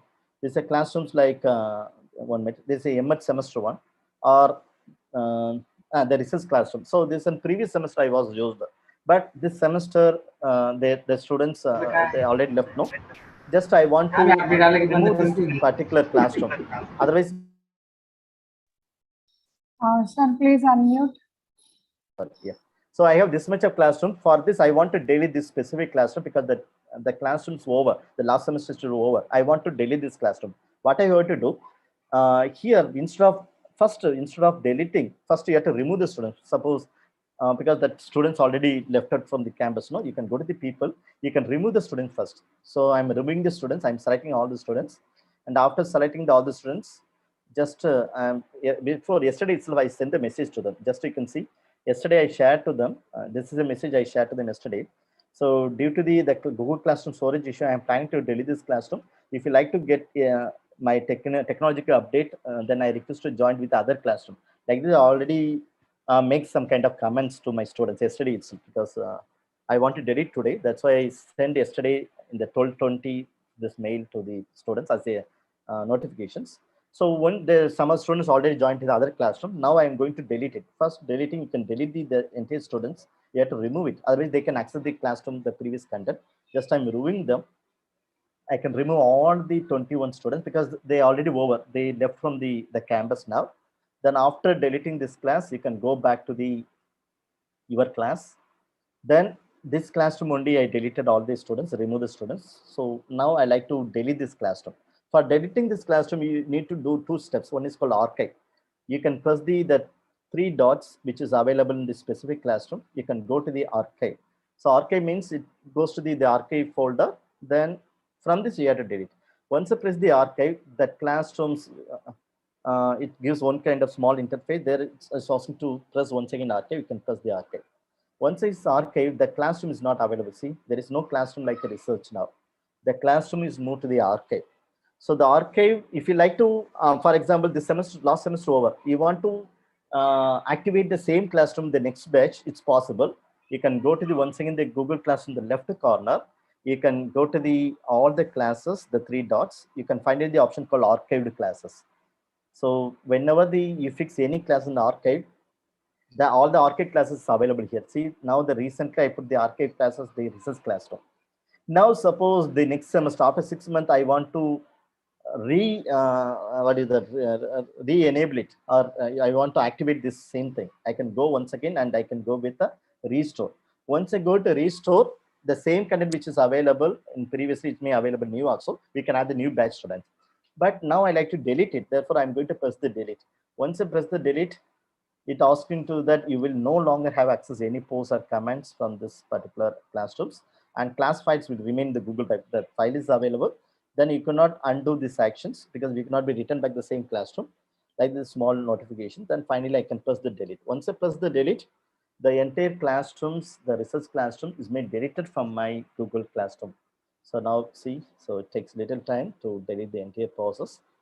Yes, now I'm successfully deleted the classroom which I used previously. So this way you have to delete the classroom, or you can keep the classroom as an archive mode. So I hope you don't have any doubts in this because most of the people are already familiar. That's why I'm going little speed. The basic things I'm not discussing here. Any other questions? Suppose you like to know more about the Google Classroom. What I'm going to do, you can go here. I'm already share one material in the Google Classroom. No, you can go here, and this PPT I've shared here. Here, lot of the YouTube videos are available. You can check this YouTube video. All the discussions or what is the described tutorials are available. So there is a question from Ranju Maharajan. Thank for your I have a query. If we joined with our institution ID in Google Classroom, we are unable to join the system. Oh, yeah. So this normally it's happened in the sense because the admin, suppose you are using the Google Workspace account. That's called, previously we are using the name as a Google Sheet. Now there is no term as a Google Sheet. Now the term is a Google Workspace education account. Those who are using the institution mail ID as part of the Google Workspace, you have to request your organization. You have to request your organization admin, because each institution, one person to handling the entire account of the Google Workspace. That person, what they have to do, they have to do the enable options to join you at any classrooms, because generally the default settings of the Workspace account of the institution ID, it's not allowing to join any other classes. Right, so this is a process only the admin of your institution can do it. It's not from our end. The admin of the account holder of the Google Workspace account, they can go to the settings of the Google. It's not a Google Classroom setting. In the Google, lot of settings are available. So from this, they can disable the options which is previously. So normally the options like the Workspace account, they cannot join with the normal mail ID account based classrooms. That they have to be disabled. Then they can join with any classroom. This is only, it's not from our end. So there is an option to check pledges while submitting assignment. How can it be used? So exactly, so it is there only in the case of the institution account holder only, not for the free account holder. It's like a normal account holder. But the problem with the plagiarism, we have to go with the paid only. So okay, even if you're having the, because it's not checking the as it is the plagiarisms. Okay, it's like we are using some kind of third-party tools only to check the plagiarism, like Urugundu or the Turnitin.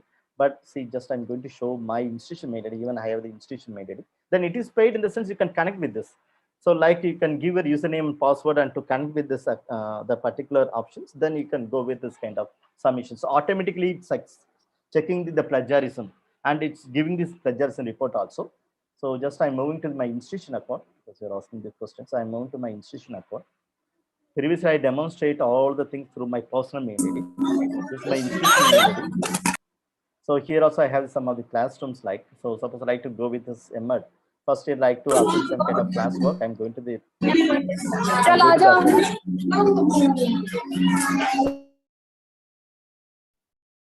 Sir, please unmute.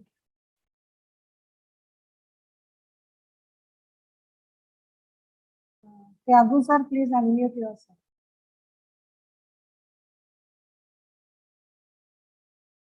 And they are not giving us a full free. See, they're given us a plagiarism, and this particular classroom maximum 5 assignment per class only. It may give the originality, right? That much only they provide. So it means that the Google Classroom itself, they are asking some money, extra money. Even in the Google Meet and all, we are getting now and 100 only, even the institution mail ID. If you like to go with more, we can go with extra like 250 or 500. Normally the Google Classroom maximum, sorry, Google Meet maximum 300 only. If you like to go with the 250, you have to pay extra money. In the same mode, it is checking only the maximum 5 assignments only as a free. Then after that, you have to go for the pay. So Otherwise, you can use some kind of third-party tools to check the plagiarism. If you press the continue, it may checking and only give the only five things, only five persons report only giving to us. Can online test conducted through? Exactly, there is a good question. See, just I'm going to show my my classroom. So we are conducting the all the past 1.5 years. We are conducting the online examination through this only. Just I'm showing my Google Classroom. This is for the MED 4th semester examinations. How we are organizing it. See, this is a MED 4th semester examinations. Recently we finished and the evaluation, everything's over. We publish the result also. For this, we are preparing this kind of Google Classroom and we invite the students to join. So here all the students are joined. So after this, we are posting this material like this. Please, it may be helping you all. How we can construct or how we can convert your Google Classroom for conducting the examinations. Here, I can put the different headings, like one is for the online examination instructions.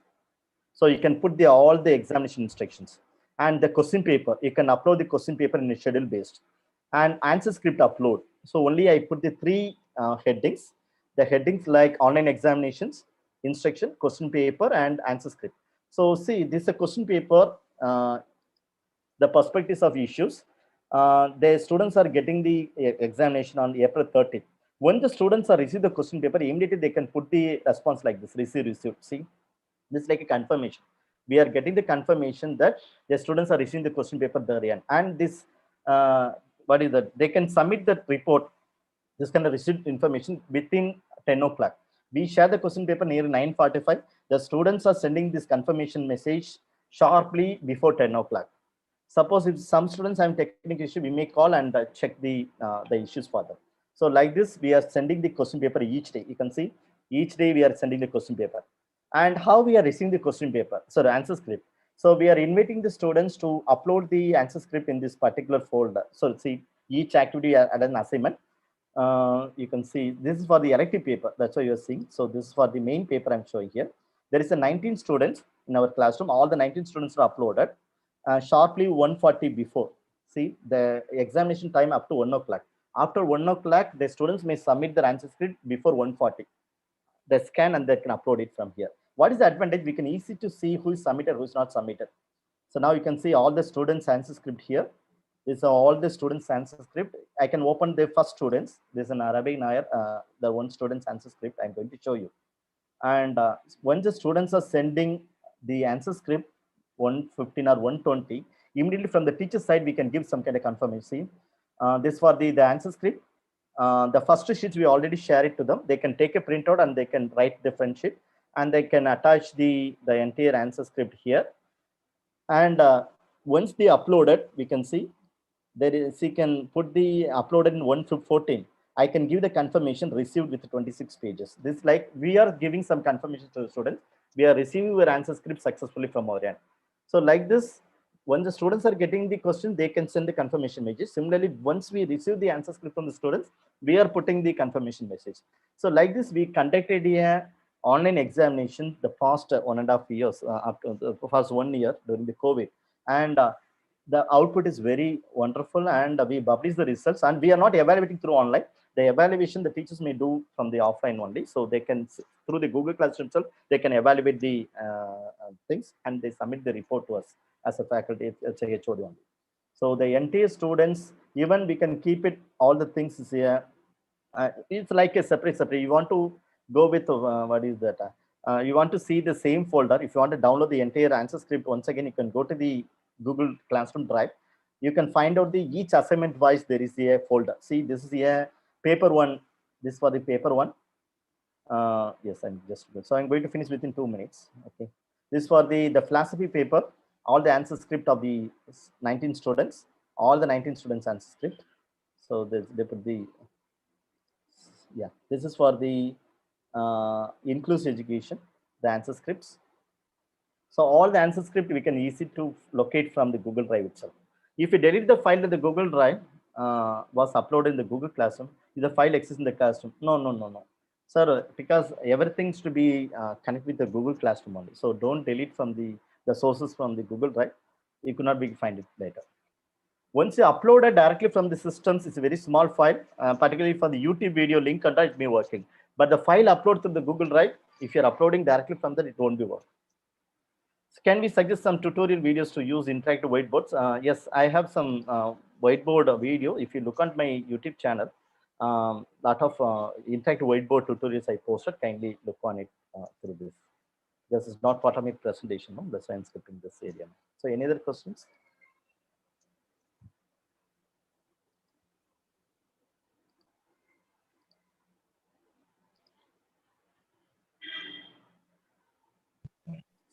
So if you go to my YouTube, there is my YouTube channel name is Thiyagu Surya.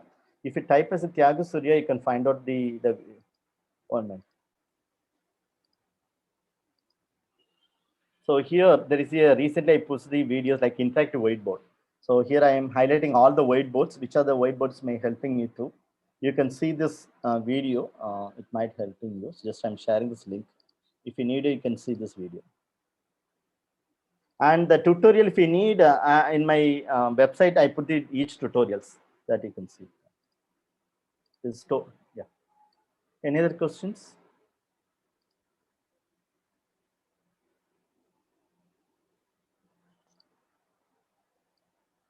Any other questions?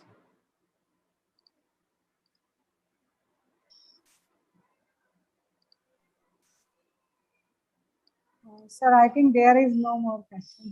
Yeah, okay. So, sir, thank you so much for your important insights on Google Classroom. Thank you so much for accepting our invitation for this session. Now I request Dr. Kusum Baser ma'am, please propose vote of thanks for this session.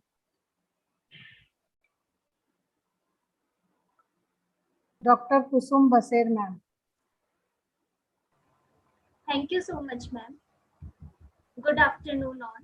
This is my privilege to propose vote of thanks on behalf of all the participants for second session on 11th day of online refresher course on 2 weeks FDP on emerging best practices in higher education organized by Srimati Radha Devi Goenka College for Women, Akola, Department of Commerce, in collaboration with Guru Angad Dev Teaching Learning Center, Pandit Madan Mohan Malviya, National Mission on Teachers and Teaching, Ministry of Education, Government of India. I sincerely thank to our today's resource person, Dr. K. Thiyagu sir, for his talk on tips to use Google Classroom effectively and efficiently. Sir has explained us in a very nice and interesting way how to adjust the setting for special class as well as for whole class, creating classroom, how to share the link and code, how to stop students to post on classroom, calculation of grades. Thank you so much, sir. I am sure that we all are enriched with this talk. I extend my thanks to Guru Angad Dev Teaching Learning Center and especially Dr. Vimal Ras ma'am. I honestly thank to Srimati Radha Devi Goenka College for Women, Akola, especially Principal Sir Dr. Devendra G. Vyas for arranging this refresher course. Special thanks to Dr. Rupa Gupta madam, coordinator for this refresher course, for her extended cooperation and support and prompt response to all the queries and sometimes repeated queries too. Thank you so much, ma'am. I express my thanks to technical team for their guidance and support, how to upload assignments and projects, use of LMS.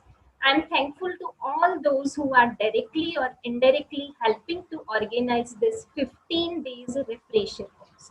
Thank you so much. Thank you. Thank you. Thank you all. Bye. Thank you so much, sir. Thank you. Thank you. Now it's a time for presentation. I think you all are ready. Yes. Yeah. Yes, Bhagwan. Okay. Dr. Bhagwan Dhote, sir. Sri Vidya ma'am. Okay. Yes, Vidya ma'am. Okay, ma'am. Ma'am, am I audible? Yes, ma'am. Please start your presentation. Yeah, thank you, ma'am.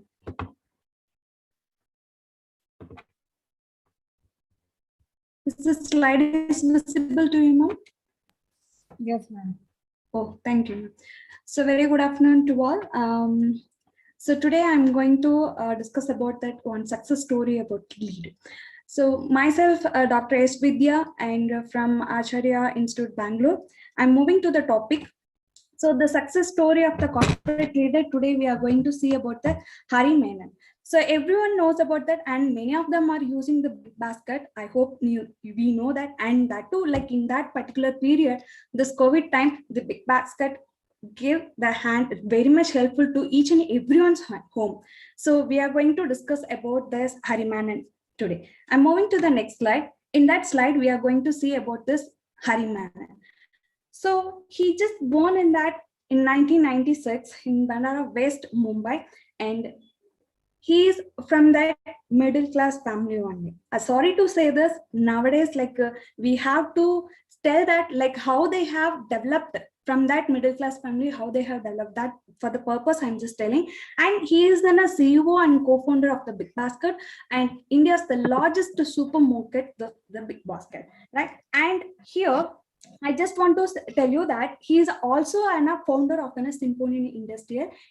Before founding that Big Basket, Hari has served as a CEO for the various companies, including Tumari and Sirius Corporation and Timely, and so on and so on. He worked in a lot of places, and after that only he started in a Big Basket. So come to the education and career, Hari has completed his graduation in BITS Bilani. Everyone knows about that, and he holds that MBA in that from Carnegie Mellon University. And he was a fond of music and cricket also. And he started his career in the business head of Wipro in that Indian multinational corporate that provides that consulting and then information technology and business process service. So the first thing, he started the Faith Market, that online platform in 1999. This was an only biggest platform in the sense famous platform, e-commerce platform in India at the time. So that FabMart, just as like our Amazon and Flipkart, what we are doing in that Amazon Flipkart, same as like. And during that first year of this online platform, that is FabMart, there was no transaction they did. Only they have like losses and all the failures they got it. And they could not generate any kind of enough revenue to that particular part, like because they have in the 5 members in the team, not an only person. They didn't generate because right, in India, it's very difficult to make the customers believe in the particular platform or particular business. So, and also they have faced that online secure digital payment gateway and all the other kind of problems in that. After the big failure of this PAPMOT, and they started with the BackMall, okay. So they just launched the BackMall in this India's pioneering e-commerce company, and it is a physical version of BackMall, okay. So now the idea has worked very well for them. Actually, the FabMall was in India's first integrated online and offline retail company. So they also merged that physical retail chain in the grocery store with Trinitra and another grocery retail chain in that also.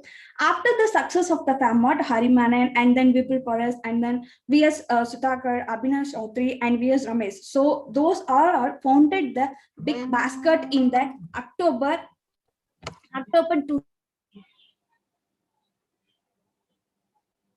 2011. So what is the Big Basket? Actually, the Big Basket is India's largest online food and grocery store. Ma'am, please unmute Vidya, ma'am. Yeah. So here, the Big Basket is India's largest online food and grocery store, owned by and operated by innovative retail corporates, the concept in the private limited. So you can find more than 1,000 brands and then more than 20,000 products on the Big Basket online grocery store. Even I'm the Big Basket, I know that I can take many products and many different kind of brands. Even if I'm not satisfied with one brand, I can move for another brand. That is option is there. And you can add the items in your basket. If you are on a daily, otherwise the monthly or on a whatever it is. Okay, if you are on a buyer in that monthly basis or weekly basis, you can put your needed item in the basket and you can pay it. And you will get the convenient payment method. Like they are giving that UPI and then credit card, debit card. And if you want to cash, like cash on delivery, that option also available. And you can get that one more option, that is offer 4 slots per day. So they have the timing when you are going for the payment after, if you are before confirming your order, they asked us to select the delivery time. Okay, whenever you are coming, whenever you are in a home, that time you can select the slot, and these many options they have given because they just want to cover the customers. Okay, and they will deliver into the doorstep. Whereas you have, whether if it is in a first floor, second floor, or in the fourth floor, they will come and deliver in the doorstep. That is the one. This is the guaranteed on-time delivery and also the best quality. Even I'm monthly, I'm just getting these all the things in that. So this was one of the wonderful retail concept in that our Indian platform. And so here, after that, all the backmort and backmall, like the success like won't come that much easily, right? So the big basket, they just planned very well, like how it is in the sense, primarily they just targeted in that larger cities, okay, like Mumbai and Chennai, like Bangalore, those kind of cities, they just targeted. And after that, they just targeted to the rest of the cities, like small cities or small areas. And I hope everyone knows that, and Shah Rukh Khan is the brand ambassador for the Big Basket.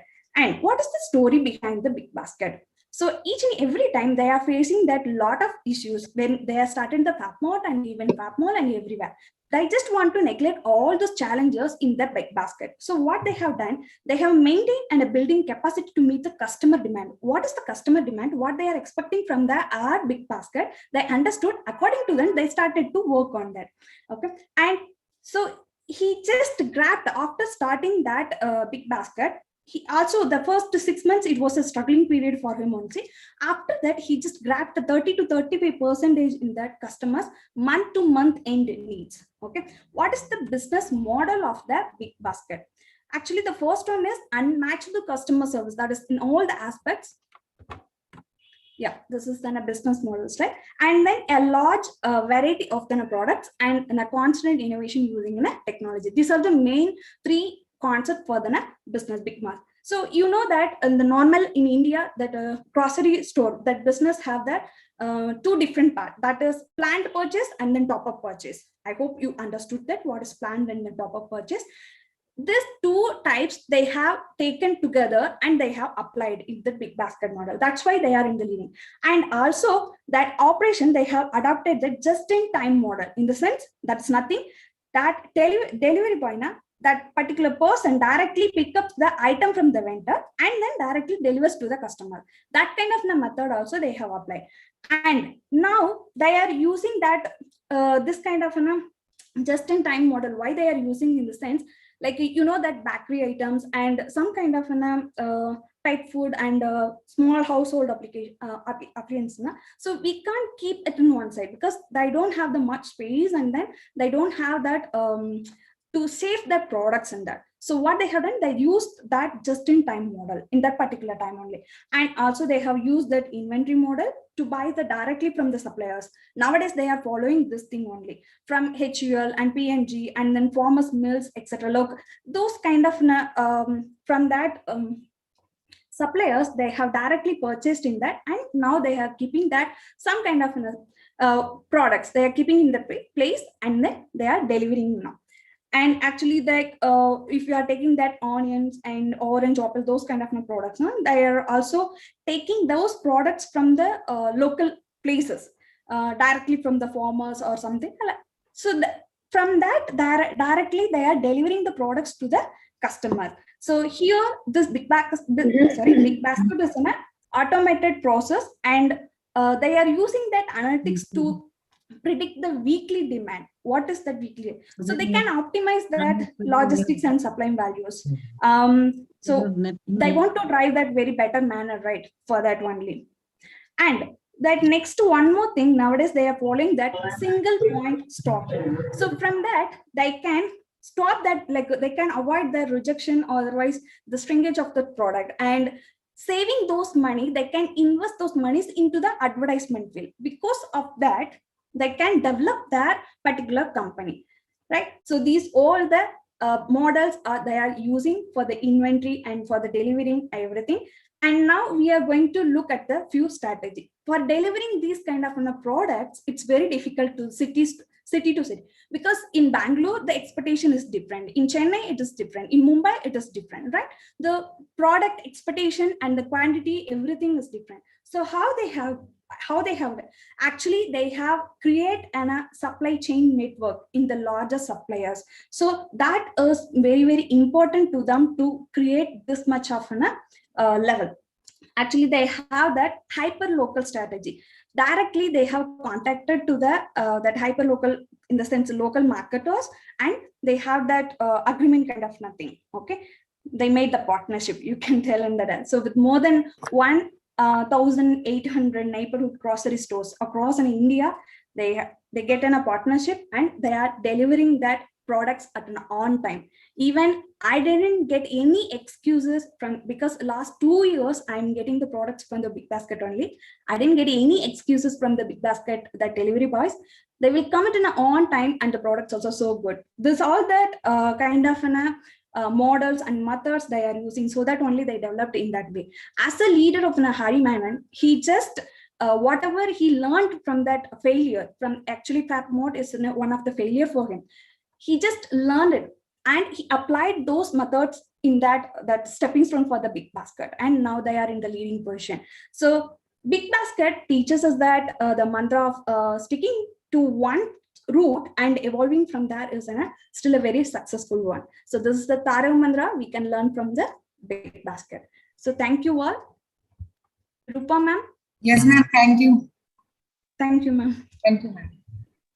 Ma'am, I wish to give my presentation. Okay, okay. Please share your screen.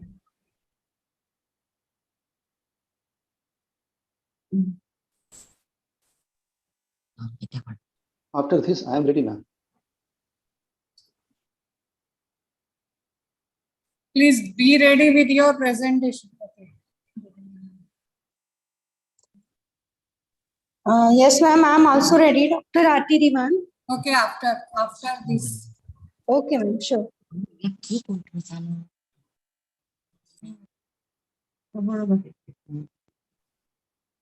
And what's your roll number?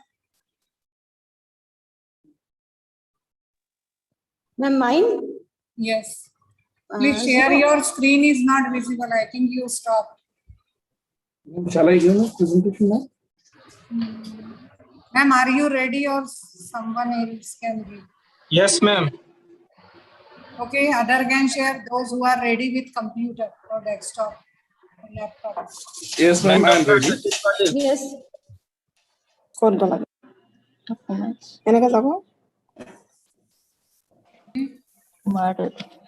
Hello, ma'am. Yes, ma'am, it is visible. Please start. I am Latumani Gogoi from Assam. My topic is History of Corporate Leader, Lokapriya Gopinath Bordoloi. Introduction of Life. Lokapriya Gopinath Bordoloi was the Chief Minister of Assam before independence, and later he was a Chief Minister of Indian state of Assam. He was a follower of Mahatma Gandhi and an independence activist. He was born 6 June 1890 and died 5 August 1950. He was awarded Bharat Ratna. The different contribution of his life history, political life. In the year 1921, Assam Congress was formed. Sandhya ma'am, please mute yourself. Sandhya ma'am. Indian National Congress in the year 1921. He actively participated in the fight for independence. He was the prime architect of modern polity of Assam. Bordolei's role in Indian freedom movement. Gopinath Bordoloi was a follower of the Gandhian principle of non-violent movement. Bordoloi elected to the Constituent Assembly from Assam. He intervened in the debate relating to tribal fights represents in the Lok Sabha and taxation. He implemented progressive industrial and education policies. He popularly known by the title of Lokapriya, means loved by all. Conclusion. Gopinath Bordolei's contribution was always remained by the people of Assam as a politician, social activist, and as a leader of Indian freedom movement. Thank you, ma'am, and organizing committee. Thanks. Thank you, ma'am. Who is next? Please share your screen. Ma'am, please stop your. Yes, ma'am, I'm ready. Okay, please share. Ma'am, please give me the permission to share it. Yeah, you can share. Unmute. Mute first. Direct दादागिरी को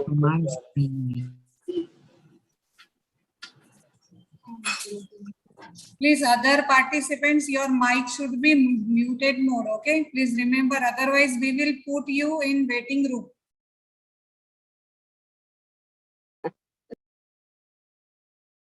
Okay, who is this? Sir, please share your PPT here.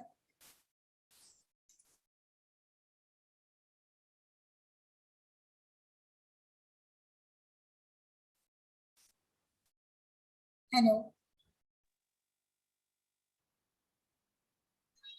Ma'am, I wish to give my presentation. Okay. Who is this?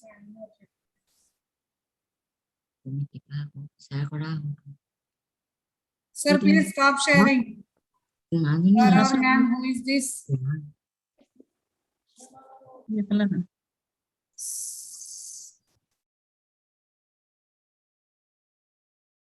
Hello.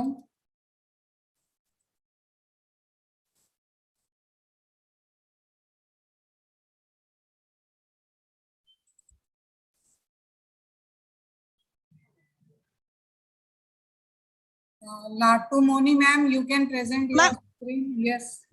Ma'am, Monica was saying, can I able to share my video? It is not permitting me to share the video. Okay. It should be only on 3 to 4 minutes. Ah, yeah. Ma'am, same problem here. Ma'am, Doctor, Doctor. meeting to share. Yes, ma'am. First of all, you Whenever you are ready to present your what?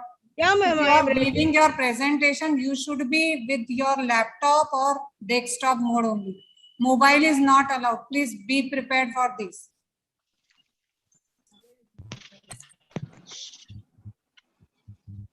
Please Yes, don't use mobile for presentation. Yes, ma'am. Please stop sharing. Tomorrow you can give your presentation with your laptop or desktop, please. Sir or ma'am, whosoever is here, please stop sharing. Hello.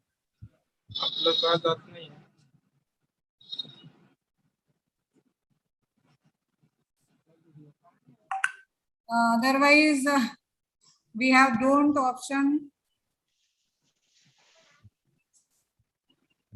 Ma'am, may I? Yes, sir. Who is this? Please stop sharing. Share. Otherwise, I will remove. Okay, tomorrow let me present. Okay. Okay, fine. And please. Monica Vasiki, that is, I will present on tomorrow. Ma'am, may I? Be ready with your presentation, please. Ma'am, please stop sharing. Hello. Excuse me, ma'am. We think that previous ma'am, Lutimini ma'am, has not stopped sharing. Yes, I am telling in her again and again. She is not listening.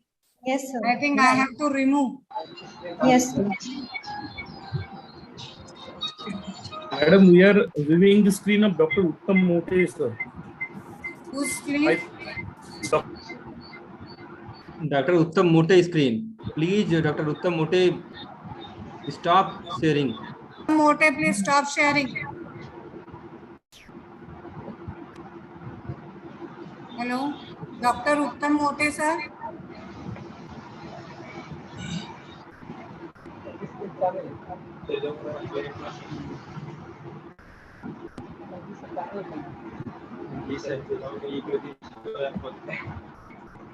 Other can.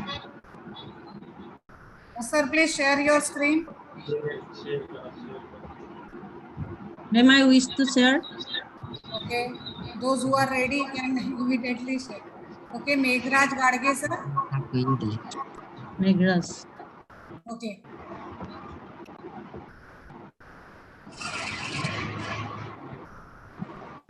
You have only 3 to 4 minutes only. Within 3 to 4 minutes, you have to complete your presentation with all the aspects of your PPT.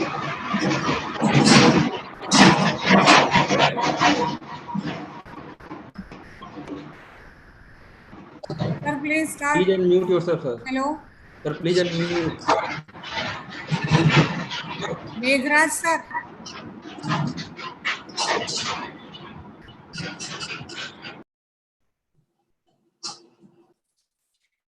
Yes, ma'am.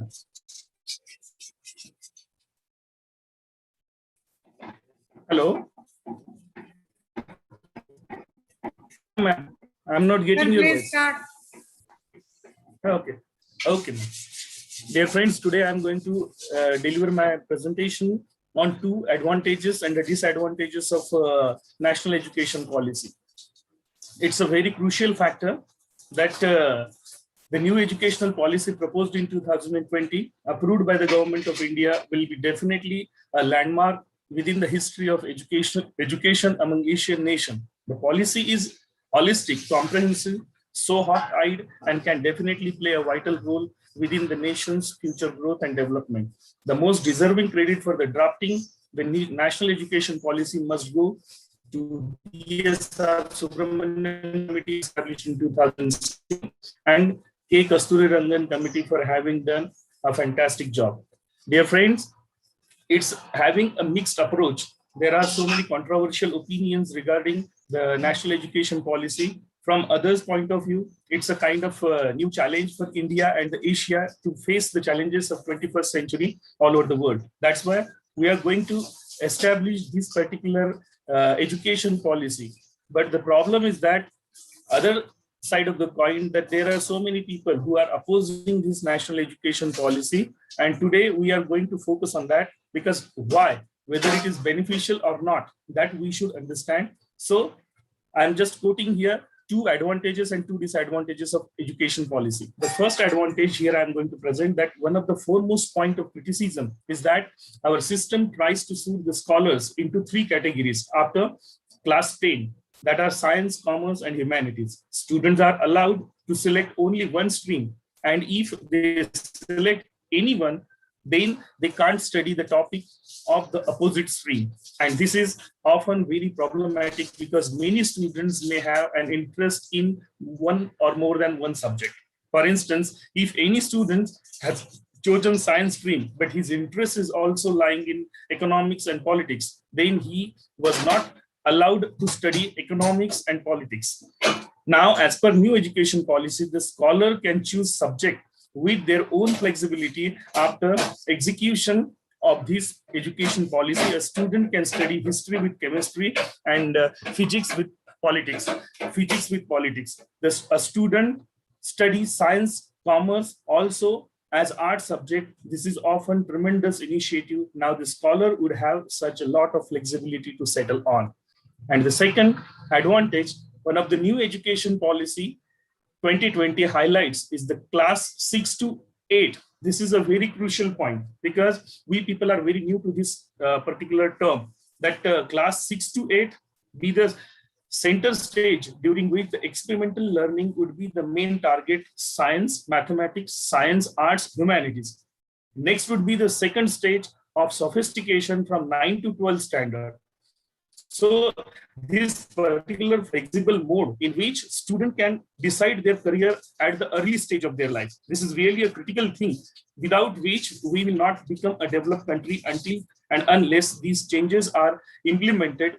Fortunately, the step taken by the government is the right direction regarding this. Coding would be taught to the youngsters from class 6, and therefore the importance accorded to the board examination in school 10 and 12th would be reduced. And one more important point is that this national education policy is being introduced after a long period of 34 years, because it was reshuffled in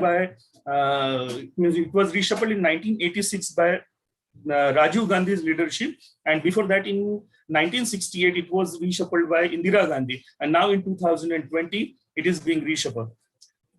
So there are the other side of the coin, that is, these are the disadvantages. So The first disadvantage, in my point of view, that is the new education policy 2020 has been criticized a lot for the future, for the purpose of language. The proposed national education policy reads that whenever possible, the medium of instruction till 5th grade and preferably till 8th beyond are going to be the home language or house language, local language or the regional language. This means the education of the kid until 5th grade should be the home language or mother tongue or the regional language. It is not written anywhere that doing so is compulsory, but those that criticize this reform say that this may force the faculty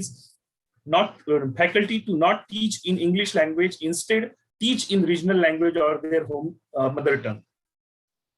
Suppose if you reside in Karnataka and your child has studied until class 4 in Kannada language, thereupon you shift to Maharashtra, and thereafter how this child will match with the language taught in Maharashtra, because mostly the teachers are preferring the language called Marathi here while teaching in Maharashtra. This is the first disadvantage. And the second, which is very important disadvantage, some educational experts criticize this new education policy 2020 highlights as they are extremely theoretical. It is allegedly said by them that the real image does change with the theoretical document. No doubt implementing the new education policy practically in real world will be a time-taking and a very difficult process, because there are numerous government schools where children do not have an adequate number of teachers or sound infrastructure isn't available within the schools. Some even lack proper sanitation facilities. Due to these reasons, students, especially girl students, choose to drop out of school at early stage. There are numerous government schools with very few teachers, so how they are going to impart vocational education and provide the choice of subject to the young students. All this seems impossible to offer. This is often another point of criticism, because these changes for now are being brought superficially, but with lack of power knowledge, or lack of proper knowledge and necessary resources, it is extremely difficult to impart them actual knowledge. That's why it is one of the foremost disadvantage of this new education policy. So there are the mixed opinions here. I am concluding this new education policy 2020 was most awaited and the long overdue after the final draft of national education policy was submitted to Human Resource Development Minister Ramesh Pokhriyal Nishank. Now the focus needs to shift to its effective and efficient implementation reality. The union government and the state government have to work together in order to make the changes happen in the classroom. We are pretty much confident that if everything works as planned and the policy gets implemented well, it will open new doors of opportunity to make India a thriving knowledge hub.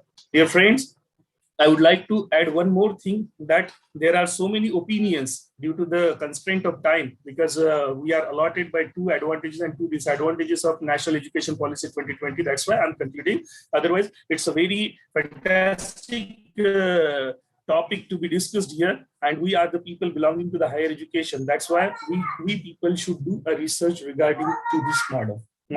Thank you very much, madam. Thank you, sir. Please stop sharing. Who is next? Please share your screen. I would like. Yes, ma'am. Please share your screen.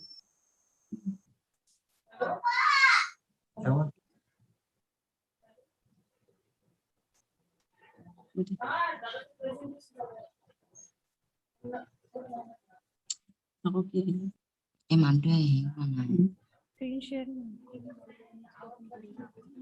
I would like to share. Please.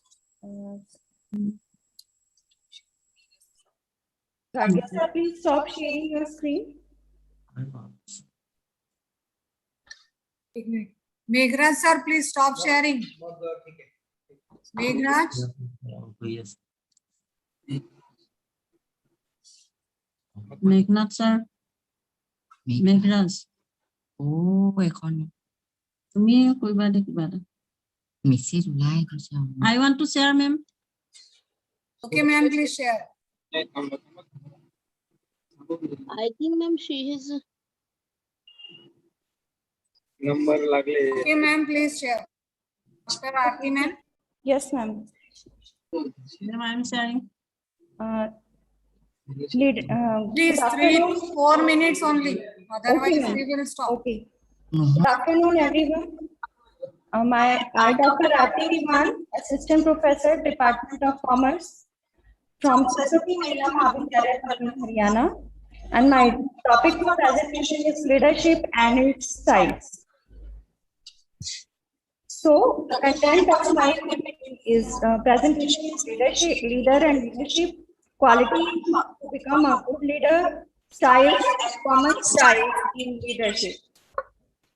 So who one is a leader? A leader is someone who can see how things can be improved and how rallies people to move toward that better vision. Leader can work toward making the vision a reality while people first. A leader is that person who says that let's go for a work. If your action inspire others to dream more and learn more, do more, and you can become a leader. The art of influencing human behavior to accomplish a mission is called leadership.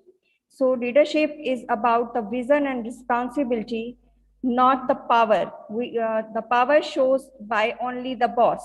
So there is a huge difference between a boss and a leader. Boss always says go in a strictly manner, but a leader says that let's go to do the work. So a leader has the following quality to become a good leader. He should be honest, efficient, communication, knowledge, consistency, visionary outlook. This is the main thing, and selflessness. A leader starts the work with the group, with the team, with courage, with willpower, and honesty basis. So on the basis of styles of leadership, we can classify the leadership in various ways, like autocratic, bureaucratic, charismatic, coach, democratic, laissez-faire, servant, transactional, transformational, and visionary. So who is the autocratic one? Who says, do what I tell you in an actionary mode. And bureaucratic says, follow the rules which are provided to you. And charismatic says, come with me and we can do the work. And coach says, let's try this, then you will achieve the goal. And democratic leader says, what is your opinion in this work regard? And laissez-faire, whatever you think, that is the best you can do at your own. And servant type of style says, how can I help you? You have to do your work own self. Transactional leader says, work on your goals, which are provided to you. And transformational, leave your comfort zone and do the work in that environment that is provided to you. And visionary, let's change the world. He says the team members to change the world with your efforts. But the common styles are leadership styles are autocratic, laissez-faire, and democratic. They see autocratic says do that work and the team members has to follow that. And laissez-faire says do X or Y. You have options, whichever suits you, you can apply in your work. As you see fit, you can apply in your work. And democratic says which is the best, X or Y. You have to choose at yourself and prove yourself. So these are the common leadership style which is present in the organization. So to want to become a good leader, one has to think about the team members by their team spirit and do the work and achieve the goal. Thank you so much. Thank you, ma'am. Now, Dr. Sapna Sharma, ma'am, please share your screen. Sapna kya kar raha? Ma'am, please stop share. Yes, ma'am.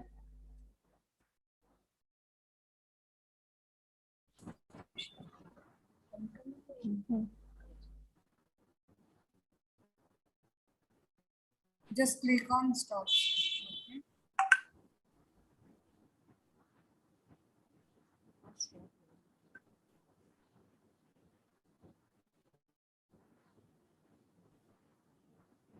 Dr. Sapna Sharma, please.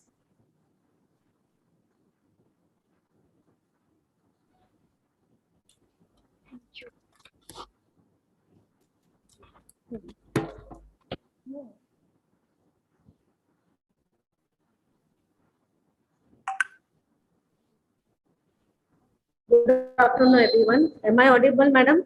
Yes, ma'am. Okay. Good afternoon. Myself, Dr. Sapna Sharma from St. Thomas College, Bhilai. My roll number is 266. Today, I will be giving the presentation on a very innovative and a new thing, that is the new concept which already we are taking. That is the success story of the CEO of CAB, Bhavish Agrawal, who is an IITian. So, Bhavish, and along with him, he's also having Ankit. So he is 29-year-old, and Bhavish Agrawal is the founder and CEO of India's most popular cab aggregator, Ola Cabs. So at a very young age, he is a successful entrepreneur, and basically he is from Ludhiana, Punjab, and he has completed his graduation in engineering from IIT Bombay in 2008. And after his graduation, he started working with a software company in Microsoft, working as a researcher, assistant researcher there. So after serving there, he thought of changing this all about a short time holiday tours. So in that time, once he was going from Bangalore to Bandipur, where he had a very bad experience with the taxi driver who tried to loot them, and on the gunpoint he tried to take away the things from that Bhavish. So an idea struck in his mind that if I am cheated by such a driver, so this thing should not happen to anyone else. And this idea gave him a searchlight, and he went in for an idea, and he talked to his friend. And that was the point of startup of Ola. And Ola was the collective prodigy of Bhavish Agrawal and Ankit Bhatti, who was friend of Bhavish. And officially they contacted ANI Technology Private Limited, and they gave the name Ola. Ola is a term which means hello in Spanish. So hello to all those who are switching on and they are asking for the services. So the idea changed in 2010 when Ankit Bhatti bridged the gap and connected the cab owner and computer with the help of internet, telephone, and mobile application. Whereas their parents were not supporting them after starting their new startup venue, as they think it is not the right decision to leaving the biggest software company like Microsoft.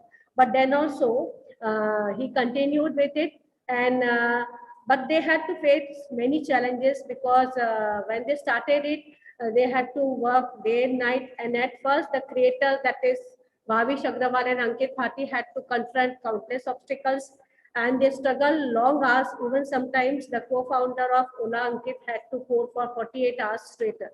And even some of the time they had to climb to the locations and the drivers had not arrived. However, this didn't deaden their confidence. They worked day and night, and they finally people began to know them. Then, as you all know, that behind successful person, there are some of the competitors also. So there are some competitors of Ola, and they are having a competition with Uber, and in the bike part, they are now, Rapido is giving a tough competition to Ola.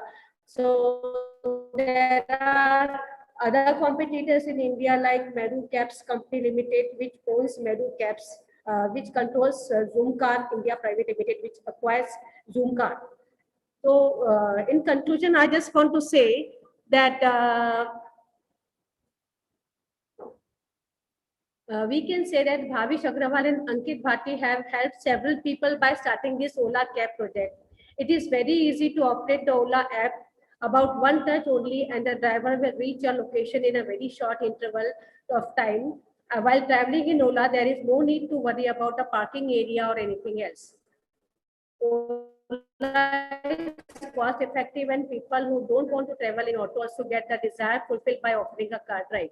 Even they are broadening their facilities, and they are now providing the bike facility, which is very beneficial for the people who want to travel alone or in a hurry and want to avoid traffic. This is all about Ankit. Thank you very much. Thank you, ma'am. Thank you.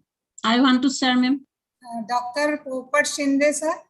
Ma'am, Dr. Sachin Patel. Yes. Okay, share your screen. Just a minute, madam. I can't able to share my screen. Dr. Sachin sir is already shared. Sir, Yes, your ma'am. roll number? I am ready, Dr. ready, ma'am. Sachin, what is your roll number?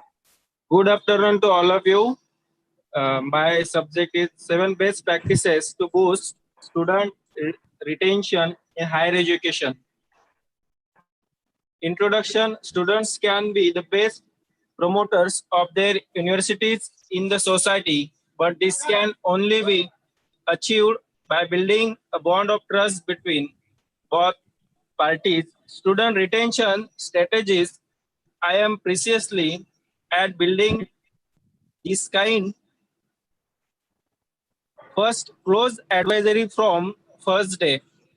Evidence has consistently indicated the importance of new students connecting with their advisor very early in their first semester of college.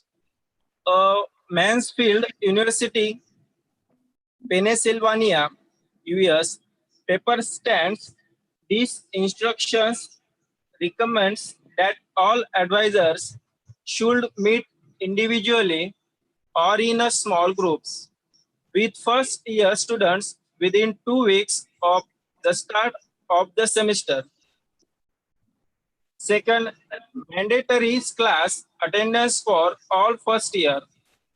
Mansfield also says that freshmen need structure from the beginning. Once new students get even a week behind, they become at risk for giving up and dropping out.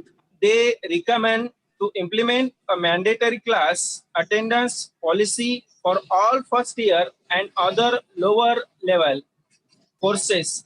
Report students who miss more than 2 classes in succession so that a retention team member can contact them for follow-up.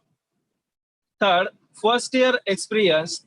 One of the most common reasons of student quitting is the lack of integration. For several factors, they never get used to an academic environment. They feel they don't match the community. That's why first year experience programs are commonly implemented by universities who care about student retention.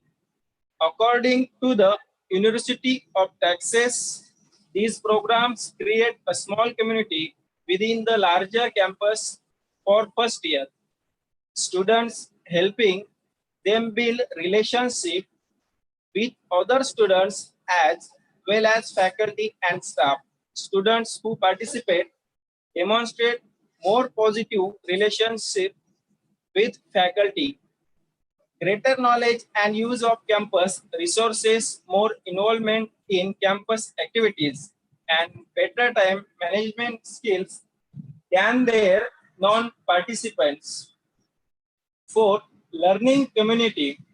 In relation to the previous best practice, learning communities build a sense of academic and social community and increase engagement among students and faculty, all of which lead to a variety of positive outcomes. These may include improved academic achievements, credits earned, and self-reported learning. University of Texas explains, the literature suggests that participating students also demonstrate greater progress in academic subjects, indicate increased satisfaction with the college, and report greater use of student support services. This institution stands. 5. Academic and social support. Hanover research consultants underline the importance of taking care of students when they come from low income social environments. Universities need to pay attention to the practical and emotional barriers to college attendance low income students face. This is borne out by Georgia State program, which does not simply dispense money to at-risk students and send them to their way. It keeps hope alive. Grants are accompanied by mandatory workshops in time management, financial literacy, and academic skills to help students regain their footing. 6. Examination timing. Many first-year students got scared when facing a completely new examination schedule, so different from high school. Mansfield University says that the maximum test early, test often is particularly important for first-year courses. These courses should follow the practices of assessing early and often and avoiding a small number of major examinations as the primary method of assessment. Low risk or practice exam should be used to help students adapt to the expectations of college level learning. Okay, sir. Thank you. Okay, Thank next is Dr. Popat. Okay, Madam. Yeah. Yes, sir. Sachin, sir, please I'm start. sharing the screen. Yes, ma'am. Yes, ma'am. Next, Dr. Sarah. Yeah, I'm sharing the screen.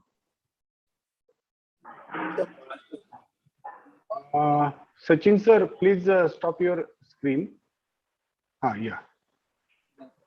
Just a minute, madam.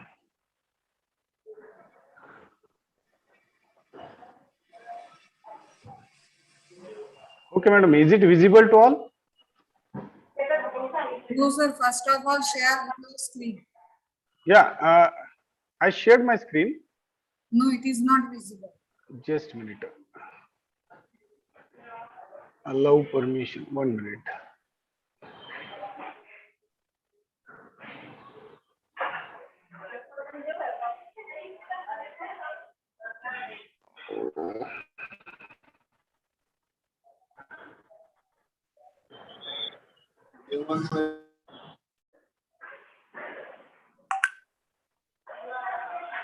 Is it now? It is visible, madam.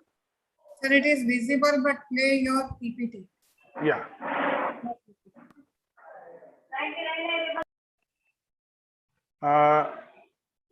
Okay. Good afternoon, everyone. My name is Dr. Popat Krishna Shinde from Shipramandali SP College, Sir Parshuram Bhau College, Pune. Today I am presenting on positive and negative aspect of national education policy. First, I would like to explain the positive aspects.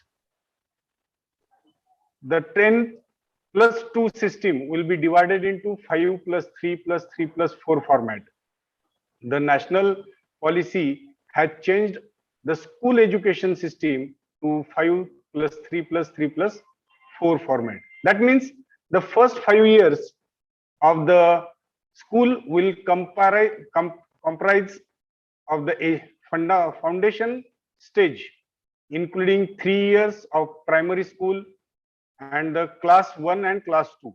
The next 3 years will be divided into the preparatory stage, that is classes 3 to 5th.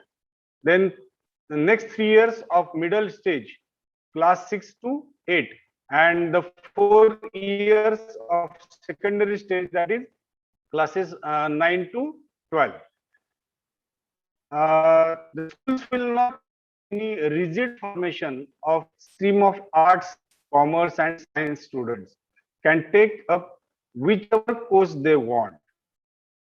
With the help of the academic bank of credits, multiple entries and multiple exit systems will be introduced in the higher education sector.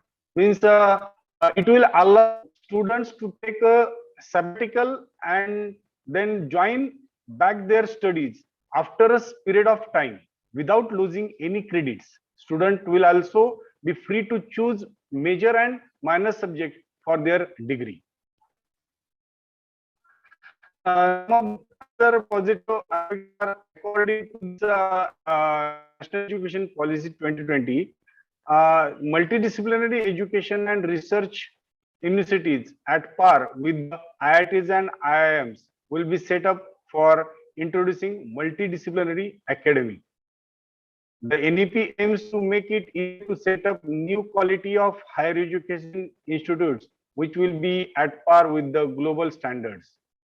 Since NEP make it easier for foreign colleges to set up their campus here, many students who have unable to go abroad due to multiple reasons will able to experience it in and get a global exposure in India. Even every students will be taught a vocational skill of his or her choice by the time they complete their schooling. That is, students will also be taught coding from 6th class. For 6 years, students will do internship of 10 days with local trades or crafts. Government aims to make it available to everyone with the help of NEP. Approximately 2 crores of school students will be able to come back to educational institutes through this new approach. These are some positive aspects. Let's see the negative aspects of this policy. In this NEP, language is a negative factor as there is a problematic teacher to student teacher-student ratio in India. Because of this ratio, it is quite impossible to introducing mother language of each subject in academic institutes is a big problem. Another challenge comes with the introduction of NEP, that is bringing study material in mother language. And according to the NEP, students willing to complete their graduation have to study for 4 years, while one can easily complete his or her diploma degree in 2 years. This might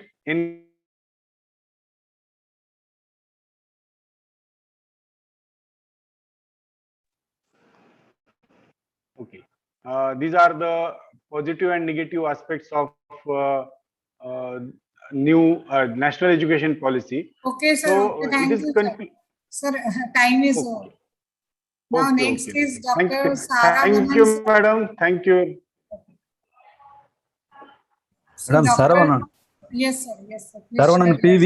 Saravanan PV or some other Saravanan, sir, I think. Dr. Saravanan, sir. Okay.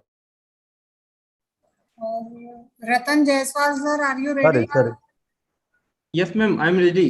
Okay, please share. Madam. Okay. Madam? Yes, sir. Please share. Yeah, Saravanan PV, madam. My number is 18. Okay, okay. Okay. Madam, I am also ready. Yes, sir. Sonalkar. Good afternoon, professors. I am Dr. Saravanan from Loyola College, Chennai. My topic is leadership styles. Wait once. Yes. Leadership styles. First of all, what is the meaning of the leadership? The leaders are primary decision maker in any organization or any business entity. They play the vital role in the terms of the managing all the activities, sleep or in the case of employees management, next one, and performance and performance management, etc. Anyway, the leaders, depending on their personality, traits, and attributes, follow different types of leadership styles. This depends upon the individual personality. Based on this, some concern, they are divided into the 4 categories, namely the autocratic styles, democratic styles, there is the leaders, laissez-faire, and paternalistic styles. First, you need to understand what is the meaning. See, this is the independent person, not independent person, they're ordering person. See, this picture clearly shows the how they act. They give only the direction. They not collect any information from the subordinates or the any other group from the organization. Anyway, this is the person. Anyway, when one leader is exercise complete authoritarian control over a group of organization. They not get any information, but simply they are give the orders. based on the priority or the requirements for the organization. That's why they given the some picture. Next one is what are the benefits for these two categories. The first one benefit allow for the quick decision making, offer the clear chain of command or oversight. What about the drawbacks for the autocratic style or authoritarian leadership style? Discourage a group input. They not get any input from the group. That's why they not get the good side or good input from their subordinates or the organizations. The next one, democratic or participative leadership. Under this model or this categories, the leaders are collecting information from the subordinates. Okay, especially for the development of the organization. That's why they given the picture now. That is the hell. They collect all the feedback or suggestion from the subordinates. Okay, okay, this is the one. Shared leadership is one of the leadership styles that allow the equal participation of everyone in decision making process. In this case, definitely we can get the good ideas from this group. Especially, we can implement the good things and we can cultivate the good atmosphere in the organization. Here they given some of the merits and demerits. The first one, what about the advantages for the democratic based styles? The increase the staff productivity, diverse idea, innovation in the workplace and creativity. Definitely we can get from your subordinates, and we can build the strong the team members. That's why they given this some picture. And what about the disadvantages for this one? If you get the ideas from the subordinates, will take the more time. Result the another one, we cannot take the decision in a required time. It will take more time, result in slow decision making process, not effective in a crisis, definitely lack of expertise, and there are some chances to dealing with the rejections. Next one, the laissez-faire or the free rein leadership. Under this one, the people let do as they choice. This type of leadership allow the people to use their own skills. The leaders did not interfere the day-to-day transaction. They gave only some things. Okay, they give the freedom to the subordinates. They're doing all the work. This is the laissez-faire. This is some of the benefits are given. Okay, the leaders are giving only the little guidance to the subordinates. Employees have the ability to make the decisions. People are expected to solve their own problems, access to many resources and tools, constructive criticism from the leaders. So many things are given the third one. And last one is a paternalistic approach, like your parental approach. The relationship between the leaders and his group is same as the relationship between the head of the family and the members of the family. Okay, normally this kind of the leadership practicing in the Japan, it is applicable. The reason is that doing this some kind of the business, definitely can apply this concept. The leaders guide and protect his subordinates as members of his family. Here they given some examples for the leaders, autocratic, democratic, and laissez-faire leaders. Thank you, madam. Thank you, sir. Now next is Ratan Lal, sir. Ratan Yes, ma'am, I'm ready. I am presenting. Yes, sir. Please share your screen. Please stop sharing. Wait. Ma'am, shall I present next, ma'am? Yes, sir. Sir, please remember you have only 3 and maximum time. Okay, ma'am.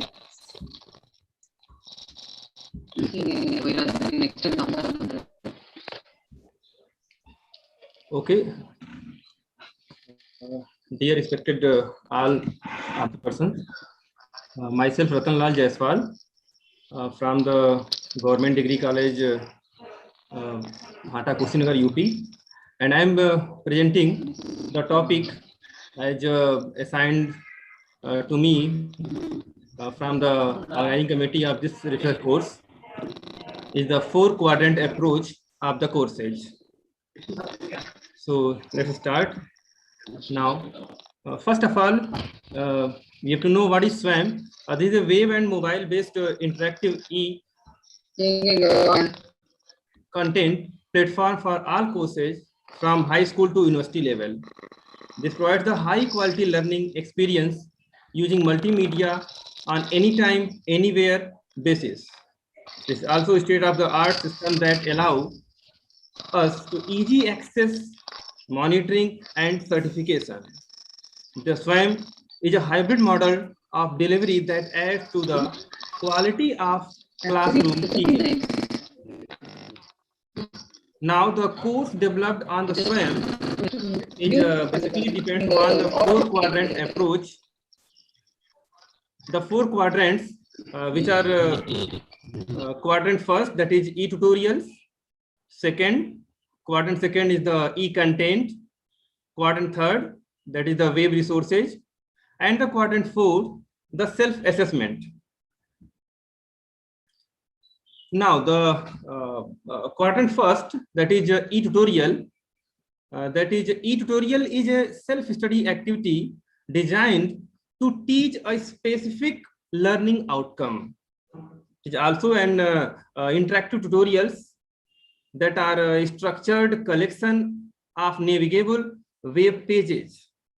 This is the individual pages which can contain any combination of text like images, audio, video, self-test questions, and other interactive activities. These include quadrant first includes these points. Now, the quadrant 2, which contains e-content. What is the e-content? All kinds of contents which are created and delivered through various electronic media. These are called e-content. That is, any digitized content that can facilitate the learning process and or learning outcome. Also, the e-content provides, that is the most important thing of this e-content, the flexibility of time, place, and the pace of learning. This is most important thing of the e-content. It can be of many types like PDF, audio, video, images, graphic, animation. Now, let us move to the quadrant third, that is web resources. The web resources, that is related links, Wikipedia, development of courses, open source content on the internet, case studies, books, including ebooks, the research papers and journals and articles, etc. And now finally, the quadrant fourth is the most important, is self-assessment. In this part, the problems and solutions, which could be in the form of maybe multiple choice questions, filling the blanks, matching questions, short answer questions, long answer questions, maybe quizzes, assignments, and solutions, the discussion forum topics, and setting up the FAQs, and the clarification on the general misconceptions. Thank you for listening. Thank you. Thank you, sir. Now next is Dr. Neelam Gandhi, ma'am. Are you ready? Neelam Gandhi. Yes, ma'am. Yes, ma'am. Yes, ma'am. I am ready. Yes, sir.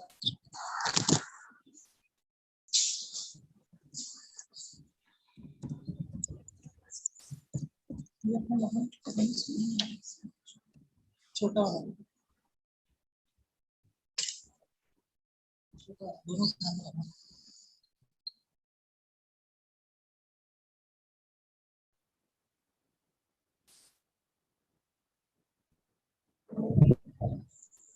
Good afternoon, everyone. Good afternoon, everyone. I'm Dr. Neelam Gandhi, Assistant Professor Commerce and Commerce and Chhattisgarh.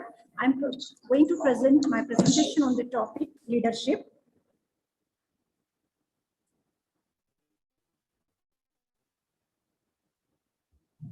Leadership means support, motivation, goal, success. Leadership means support, motivation, goal, success, country. अगर एक leader है और उसके पीछे उसके followers की भीड़ है, वो लीडर नहीं होता.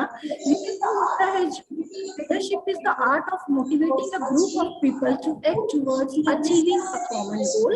In a business setting, this can mean directing workers and colleagues with a strategy planning the company's need. Leader वो होते हैं. Neelam ma'am, please unmute yourself. I think you are connected with 2 devices. So one device should be on mute mode. Neelam ma'am.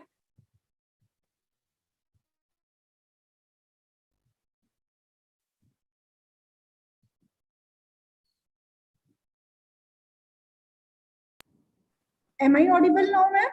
Yes, ma'am. Okay. Leaders वो नहीं होते जिनके पीछे उनके followers की भीड़ होती है। लीडर्स वो होते हैं जो अपने फॉलोअर्स के साथ खड़े होते हैं, उनके साथ मिलकर एक कॉमन गोल को अचीव करने के लिए साथ में चलते हैं और अपने एम्प्लॉयज को, अपने फॉलोअर्स को मोटिवेट करते हैं कि वो विलिंगली अपने गोल्स को अचीव करें। और इसके लिए अलग अलग लीडर्स की अलग अलग स्टाइल्स होती हैं, अलग अलग पॉलिसीज होती हैं। हम लोग यहाँ पे मेनली 4 डिफरेंट स्टाइल्स के बारे में जानने के लिए हैं। तो इसमें मैं सबसे पहले transactional, work reward, situational, adaptability, autocratic, individual control, laissez faire, hands off, participative, collaborative, इसमें 5 स्टाइल हैं जिसमें से मैं 4 स्टाइल को यहाँ पे एलैबोरेट करूंगी। First style is transactional leadership. The best way to understand transactional leadership is to think of a typical transaction. I give you this and you do this in return. मैं आपको ये काम सौंप रहा हूँ, आपको ये काम करना है, मुझे वापस करना है, जिसके बदले में आपको रिवार्ड्स एंड पेनल्टीज दी जाएगी। बेस्ट एग्जांपल है इसका Bill Gates. He used to visit new product team. अपनी न्यू प्रोडक्ट टीम के पास हमेशा जाते हैं, उनसे नए प्रोडक्ट के बारे में जानते हैं, उन्हें सारे रिसोर्सेज देते हैं और जब तक वो एक कंज्यूमर की तरह सेटिस्फाइड नहीं हो जाते तब तक भी वो उनसे अपनी क्यूरियोसिटीज को फुलफिल करने के लिए कहते हैं। Advantage: employ motivation, clear structure, productivity and cost. Disadvantages: unyielding leadership does not encourage creativity, accountability of employees nil. Employees की accountability nil होती है क्योंकि जो लीडर कह रहा है उससे वही करना है। Insensitivity. Next is autocratic style. The face most illustrative of an autocratic leadership style is do as I say. जो मैं कहता हूँ वही तुम्हें करना है, तुम अपने मन से कोई डिसीजन नहीं ले सकते। नेपोलियन, हिटलर, सारे ऐसे लीडर्स के नाम है जिन्होंने ऑटोक्रेटिक स्टाइल को लिया। इसमें सारे डिसीजंस जो होते हैं वो लीडर्स खुद लेता है।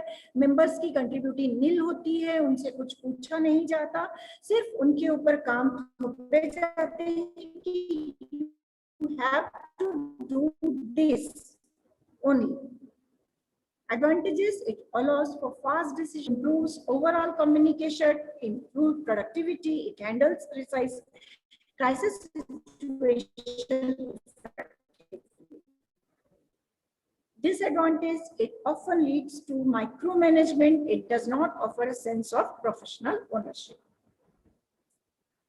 Laissez-faire leadership provides the necessary tool and resources, but then they stop back and let their team members make decisions, solve problem and get their leader अपने employees को, अपने followers को सारे resources provide करता है, सारे objectives बताता है, goal बताता है कि आपको ये achieve करना है, उसके बाद उन्हें छोड़ दिया जाता है, सारे decision लेते हैं। लेकिन इसका ड्रॉबैक ये होता है, डिसीजंस जो है हमेशा कोई लीडरशिप नहीं होती, कोई उनको गाइड नहीं कर रहा होता, इसलिए ये लीडरशिप यहाँ हम महात्मा गांधी जी हैं। महात्मा गांधी जी का हमेशा मानना था कि अगर लोगों के ऊपर काम छोड़ दिया जाए तो वो अपना काम बहुत अच्छे से करते हैं। नेक्स्ट, डेमोक्रेटिक और पार्टिसिपेटिव। एज इसका नाम ही है डेमोक्रेटिक या पार्टिसिपेटिव, सहभागिता, सब मिलकर काम करते हैं, लीडर उनके साथ खड़ा होता है, वो मेंबर्स की भी वो रिव्यू लेता है, मेंबर्स क्या चाहते हैं क्या नहीं चाहते, फिर वो लोग मिलकर ये काम करते हैं। इसके सबसे अच्छे एग्जांपल हैं अब्राहम लिंकन और इंदिरा नूई जो पेप्सिको की सीईओ रही हैं। इस जो सारी चीजें एक डेमोक्रेटिक कंट्री में या एक डेमोक्रेटिक पार्टी में होती हैं, वही सारे फायदे उसके मेंबर्स को होते हैं। सभी मिलकर डिसीजन लेते हैं, सभी को ऐसा लगता है कि उनकी मेंबरशिप वहाँ पे वर्थ है, वो कुछ काम कर रहे हैं, उनका भी इम्पोर्टेंस है, ये सारी चीजें। और इसके ड्रॉबैक, सारे डिसीजन लेट से होते हैं क्योंकि सभी उसमें पार्टिसिपेंट करते हैं, अननेसेसरली कॉस्ट बढ़ती है, बहुत सारे ड्रॉबैक्स भी हैं इसके। That's all from my side. Thank you. Thank you, ma'am. Shall I? Okay, please. Shall I share, madam? Okay.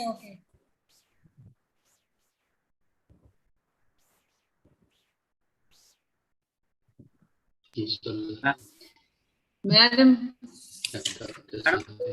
Yes, sir, it is Next, I visible. present, madam. Madam, Yes, sir. next I will present. Madam, screen is visible, madam. Yes, sir, it is visible, but play on slideshow mode. 3 minutes only. Okay, madam.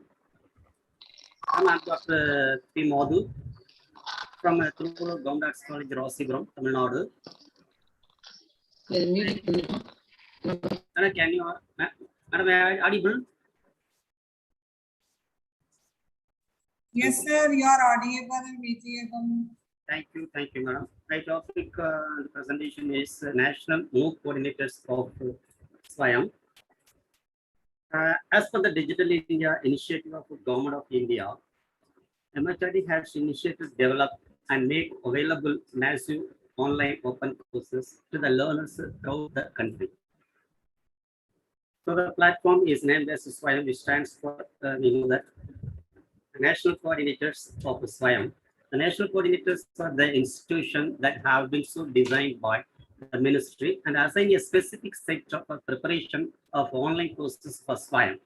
In order to ensure best quality content produced and delivered, 9 national coordinators have been appointed. They are AICT for self-paced and international courses, NPTEL for engineering, UGC for non-technical post-graduation education, CEC for undergraduate education, NCERT and NIOS for school education, IGNO for out of the school students, IAMB for management studies, and NITTR for teacher training program. The first one is UGC, University Grants Commission. The UGC was established in 1956 as a statutory body of the Government of India through Act of Parliament for the coordination, determination, and maintenance of the standards of university education in India. In order to ensure effective region-wise coverage throughout the country, the UGC has decentralized its operations by setting up 6 regional centers at Pune, Hyderabad, Kolkata, Bhopal, Guwahati, and Bangalore. The head office of the UGC is located at New Delhi in 2 different places. The next one is NITT, or National Institute of Technical Teachers and Research. The National Institute of Technical Teachers Training and Research, Chennai, National Coordinator for SWAYAM for the teacher training program, along with the other NITT, TRS, Bhopal, Chandigarh, and Kolkata. NITT Chennai was established as an autonomous institute by the Ministry of Human Resource Development, Government of India, in the year of 1964. IAMB, Indian Institute of Management, Bangalore. The Indian Institute of Management, Bangalore is one of the leading management education institutes in Asia. Under the IAM Act of 2017, IAMB is an institute of national importance. IAMB is offering a number of degree and diploma granting programs. IAMB is committed to make a deep social impact using technology-enabled education. Towards this end,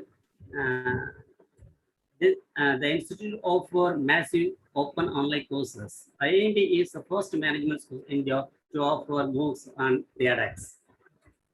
Next, NPTEL, National Program on Technology Enhanced Learning.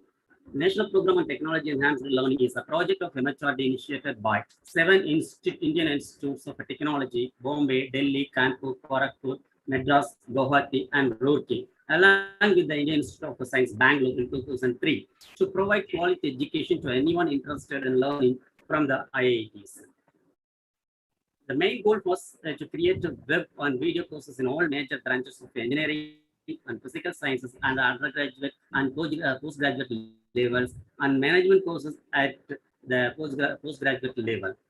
It is now possible for anyone outside the IIT system to be able to do an online certification course from NPTEL and get certificate from the IITs. IITs are reaching out and taking education to the homes to people through this initiative. Next, AICT, All India Council for Technical Education. AICT has been appointed 9th National Board Coordinator by MHRD for all courses that do not fall in the purview of any of the existing national coordinators, including foreign university courses. AICT has been appointed National Coordinator for NRC, also identified by MHRD and under Pandit Mohan Malviya National Mission on Teachers and Training, Teachers and Teaching, for preparation of annual refresher program in teaching for faculty of the Engineering University Institution for MOOCs Development under SWAYAM. With this, I conclude this presentation. Thank you to all. Thank you, ma'am. Thank you, sir. Can I share, ma'am? Yes, ma'am. Sir, please stop sharing. I'm on this.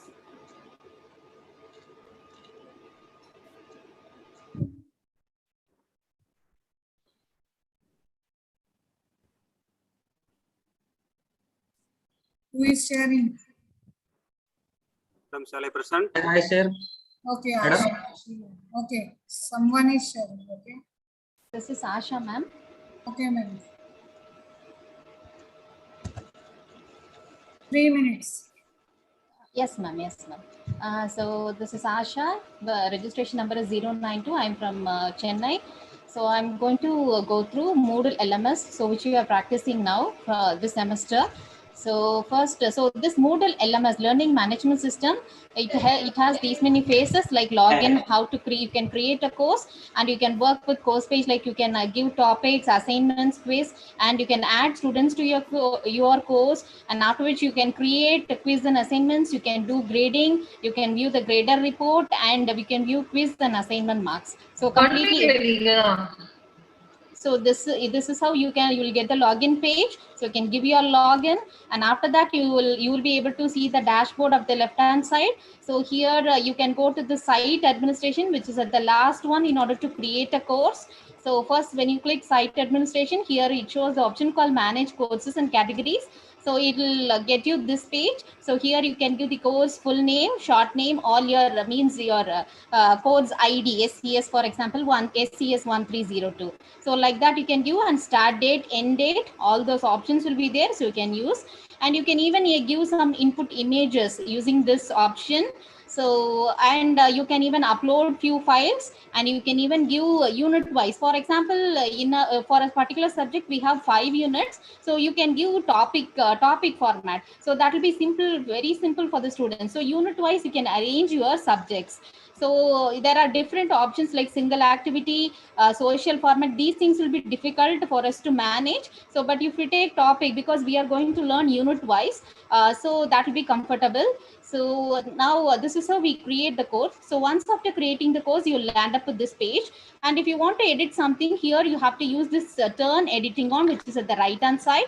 And using that, you can even, you will get this option, add an activity or resource. So here you can click on and you will get this page whereby you can add your assignment, or you can give quiz to the students, or anything you can do, file or attendance, whatever you wish, you can add it.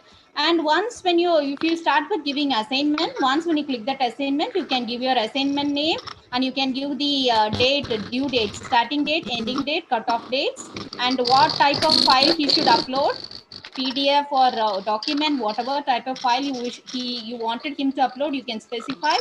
And what is the upload, that file size, how many number of files he can upload, everything can give. Marks also you can give. And if you want to add students, at the left hand side of the dashboard, you have participants. So you can click on the cohort section, you can add everyone, and you can give the role also as a teacher, because as a student or teacher, because your co-teachers also will be there, you can even add them also. So like this, I can add, and after adding, this is how it shows. Then finally, to add the quiz, you can go into quiz. So it will get you with many number of options. So you have MCQs, you can have true or false, you can have fill in the blanks, or match the following. So many options are there. You can go and you can give edit quiz, and you can add all the questions like this. So new question from the question bank, random question, many options are there. So you can do, these are the options that are possible. So whichever we wish, we can do. So when you take MCQs, you can give the default marking, and for whichever is right. For example, my mouse, this answer is wrong, so I give none. For example, for this question, this keyboard is the right answer, now I should give 100%. So for that, when he clicks that, the mark will be calculated. I can even give the marks. So this is how it will be appearing to the student. Then he can submit and he can finish. This is how he gets. So finally, how do we grade is that, so this is again the assignment. So grading at the left hand side, we have got an option like grading also. So when you click that, at the bottom you have an option called grade. So whereby you can click and you can grade the student. And finally we have this grader report. So here you can go, here export option is there. You can even export and you can check it out. So once when you give export, the complete Excel file also you will be able to export, and that you can store it, that you can use for that you can submit it. So that is how we process this LMS. So with this I conclude. So as there is no time, let me conclude this. Thank you, madam. Thank you so much, ma'am. Your presentation is very nice. I think your institution has purchased this LMS. Yes, ma'am, they have given us. So each and every person, we have to give a separate course structure, ma'am. Okay, which LMS you are using, ma'am? Moodle, ma'am. Okay, Moodle. Okay. Yes, ma'am. Very nice presentation. Yeah, thank you, ma'am. Okay. Thank you, ma'am. Thank you, ma'am. Thank you so much. I think Dr. A. Satyamurthy Yes, is yes, ready. ma'am. Good afternoon, ma'am. Yes, sir. Please start. So shall I present, ma'am? Yes, sir. So good afternoon, everybody. So I am Dr. Satyamurthy. My subject is sports physiotherapy physical education. So today I am going to talk about the topic 4-quadrant approach. So it's a basic important thing for developing the e-content. So first quadrant will talk about the e-tutorial. So what actually it contains is, this actually deals with the creation of video and audio content in the organized form. That is a rule for this, which has animation, simulations, video demonstrations, and virtual labs can be added to this. So this is the link for that. So this will follow this type of reflection method, open method, explanation, and practice. So these things we can have in the mind of the author. With this reflection, opening, explanation, we got to create the video, audio content in an animation. You can add animation also, simulations also.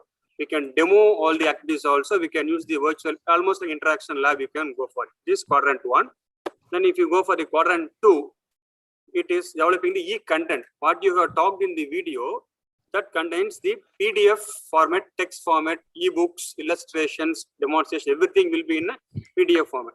This may be like this. It's an accountability, grading, formatting, assessment, all this accountable, because by this only he is going to have almost like an e-book. The first quadrant will talk about the video. The second quadrant will talk about the PDF text. So by reading this, he will prepare himself for the next all assessments. So if you come for the third quadrant, that is quadrant 3, it's the web resources. It talks about the web resource, which contains the links, Wikipedia, from where all you took the sources, case studies, book, everything, whatever you had the references to make your video, your PDF, everything will be under this chapter. Links, Wikipedia, courses, option courses, internet, case studies, books, e-books, research papers, journals, anecdotes, everything. This may go like this, because you can give an order presentation also. How to delegate it, how to decide it, because this is like you can use this references. The student or the teacher, by going through this quadrant, this he can use as a book reference for his presentation. So you should be careful in what to present, what not to present, how to present, because this reflects your weightage in your quadrant 1 and quadrant 2. Now if we go for the quadrant 4, that is self-assessment. Yes, quadrant 1 and 2 is main thing about video and the presentations and the e-content. The quadrant 4 will talk about how you assess the student who is undergoing your content. For this, you have to talk about the problem solutions, which could be a MCQs, fill in the blanks in whatever format. As rightly the previous presentation a madam was talking, that also goes by this only, matching questions, long answers, short answers, whatever type you feel that is justifies your e-content, you should prepare a self-assessment bureau. Like it's almost a big bureau like it. This is the thing which grades him. Almost if you follow the previous presentation, this goes along with this quadrant 4. So quadrant 1, 2, will be your weightage, quadrant 3 will be your justification, quadrant 4 will be your practice. It's almost like an exam. You release the grades. Okay. So this shall be in this format. You can follow motivation, resources, training, and selection. You should have this concept in your mind. You should not just give blank questions. Because now you can see the exams, net exams, set exams, regard PG, everything are there. So keeping in mind in those concepts, you can develop questionnaires in these things. So thank you so much. I had a short presentation of 4-quadrant approach. Ma'am, thank you. Thank Hope you, sir. so it's better. Shall I approach? Okay, madam. Thank you, ma'am. Thank you. Madam. I'm sharing, ma'am. Okay. Okay, ma'am. Sorry. Shall I do, ma'am? Any ma'am. Yes, ma'am. You can proceed. Malini? Yes, ma'am. Thank you, ma'am. Thanks for the opportunity, ma'am. It's been a wonderful refresher course. And thanks so much for your enthusiasm and smiling face, ma'am. Today, I'm going to talk about the need for intellectual property rights in the curriculum. Intellectual property. What is intellectual property? It is like you can store or you can have ownership of your creations of your mind, such as inventions, literary, artistic works, symbols, names, etc. And there are different types of intellectual property. There are 4 types: trade secrets, trademarks, copyrights, and patents. And trade secrets protect secret information like new inventions, trademarks protect brands, copyrights protects works of authorship, and patents protects functional or ornamental features. Now, I'm today going to discuss how students should be encouraged to be creative and innovative. But here students, the question is whether students are taught the economic value, need, and use of intellectual property and how it can and will impact their careers in future. Ideas actually change the world. Intellectual property is important not only for law students learning how to inform others about the value and management of IP, but for individuals studying business, engineering, technology, etc. And 68% of UK students expect to be involved in creative or innovative activities involving IP at university.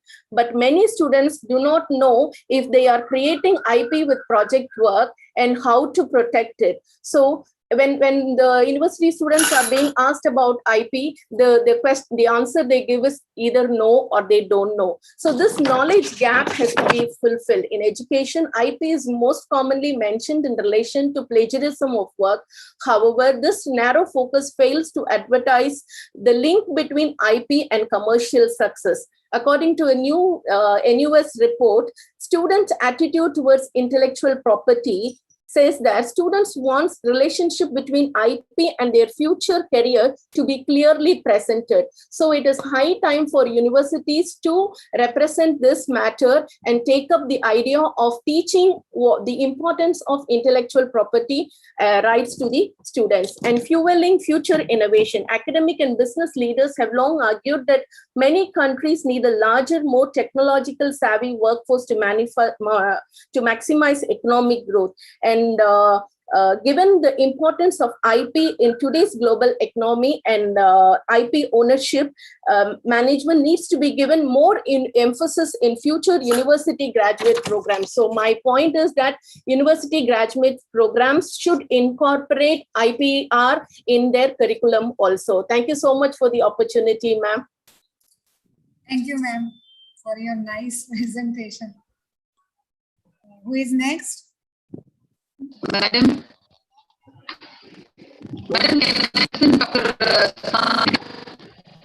Your voice is breaking. Okay, okay. Madam, can I present Dr. Sandhya? Yes, ma'am, afterwards. After this presentation. Sir, please start. Good afternoon, friends. This is Mr. Shaktivil from Cambridge campus. My topic is books.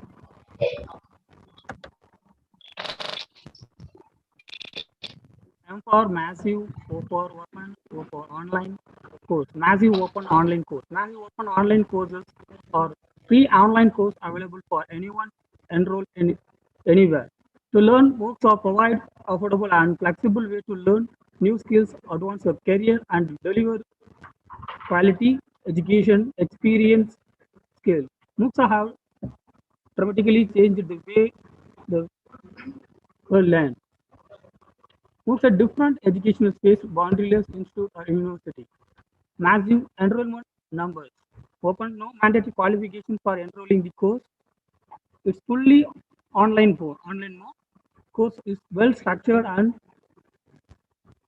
is an online course aimed to unlimited participation to open access via web. The basic philosophy of MOOCs is a 3A, anytime, anyone, anywhere. It's a three words of basic philosophy of MOOCs. Need for the indigenous MOOCs, the shortage of qualified faculty, resources, and infrastructure to reach at masses. MOOCs of developed countries may not solve the purpose. We need to design a solution to impart quality education to all. The last one is the indigenous MOOC seems to be a viable solution. Swayam, steady webs of active learning for young aspiring minds. The Swayam initiated by Government of India to achieve the free educational policy, access, equality, and quality to provide best learning resources to all, including the most disadvantages, and seeks to be bridge the digital divide.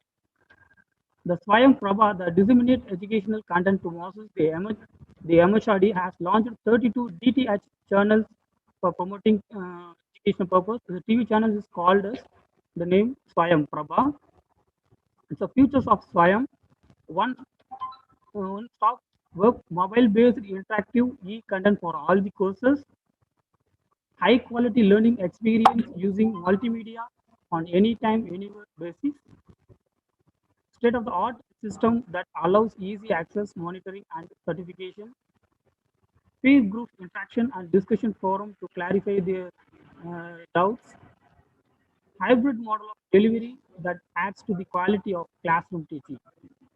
These are all the national coordinators of Swayam, national coordinators, University UGC, University Grant Commission, NPTEL, and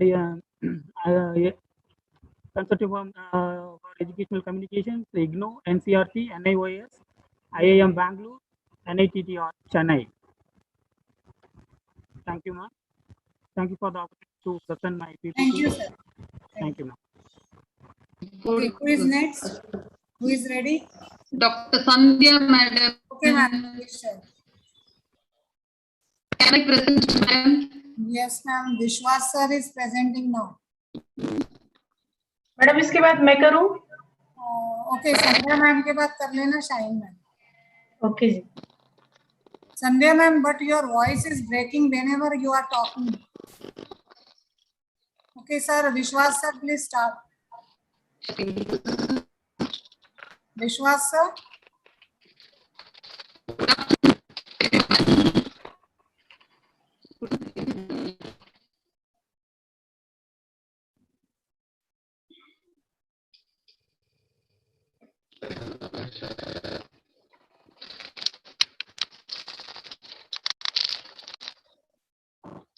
Good afternoon, Dr. Rupa madam and all the participants. I am audible, madam? Audible? Yes, sir. Yes, sir. First of all, I thanks for this organizing this faculty development program on emerging best practices in higher education. Myself, VP Sonalkar from Department of Mathematics, Sri Pancham Khemaraj Mahavidyalaya, Sawantwadi, Maharashtra. My roll number is OFDP 46/123, and my presentation topic is flipped classroom. So first of all, we'll see what I mean by flipped classroom. Flipped classroom is a teaching strategy that reverses the traditional learning environment by delivering instructional content outside of the class. we are already knowing that in traditional learning, teacher teaches and all the students or learners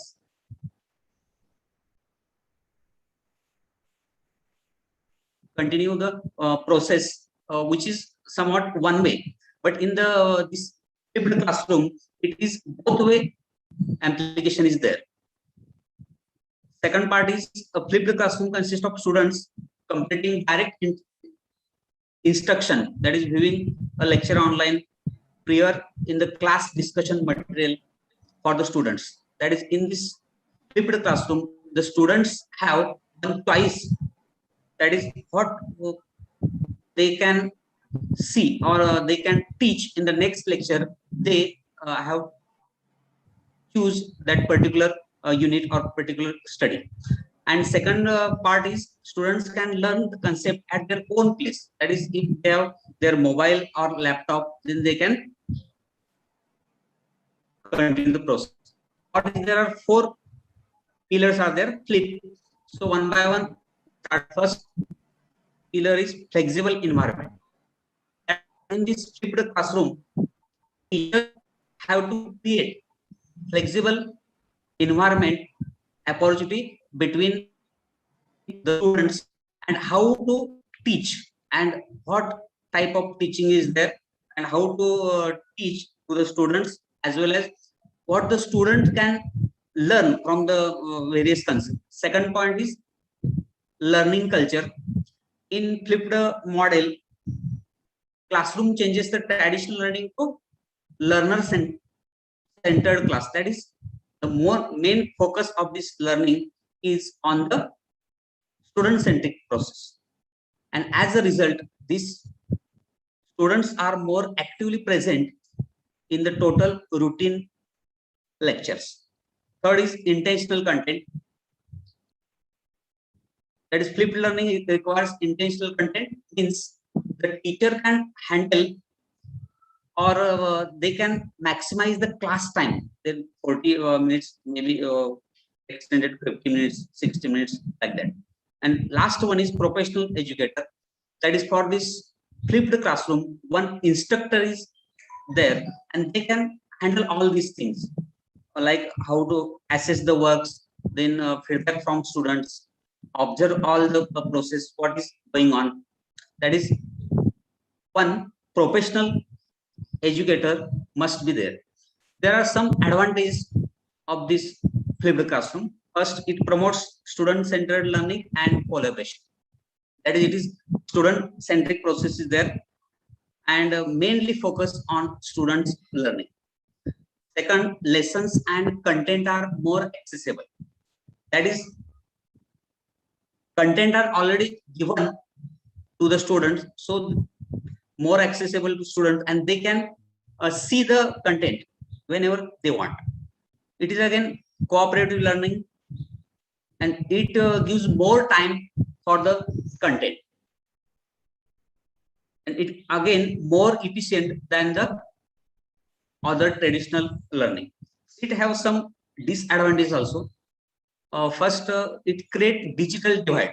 That is, we know that in newly appointment teachers or some of service, they have more familiar with this technology. But some of the teachers are there, not all, who have service 30 years before and beyond that. They are not much satisfied with this new technology. Then second is for this flipped learning, preparation and test must be there. Teachers may have extra work than the traditional, because they have to prepare videos or make presentations, then make various notes on the corresponding topic and so on. And the next is students may be forced to spend more time in the front of screen. This is one of the drawbacks. Difference between traditional and flipped classroom, already discussed this. These are the references. Thank you, madam. I am sharing. Sandhya ma'am, please share your screen. Then Shaheen ma'am. 8 minutes. I want to share, ma'am. Jay madam. Sir, please stop sharing. Vishwas sir. Yes, yes. Good afternoon, madam.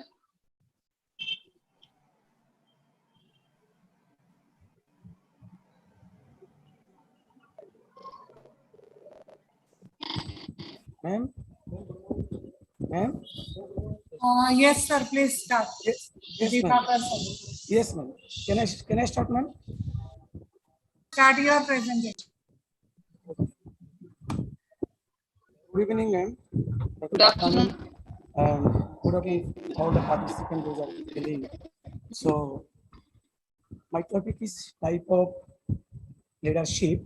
So there are 7 types of leadership. So I'm going to discuss about 4 types of leadership. So authoritarian leadership, the participative leadership, and delegated leadership, and transformation leadership.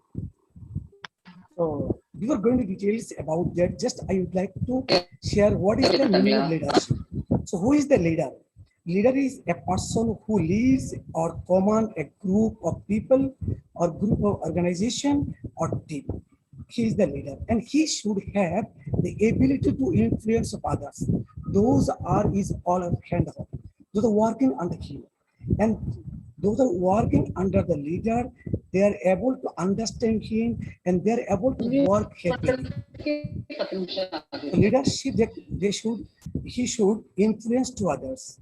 Okay, so here see that leadership is the act of influencing other people to cooperate towards some common goals which they come to find desirable.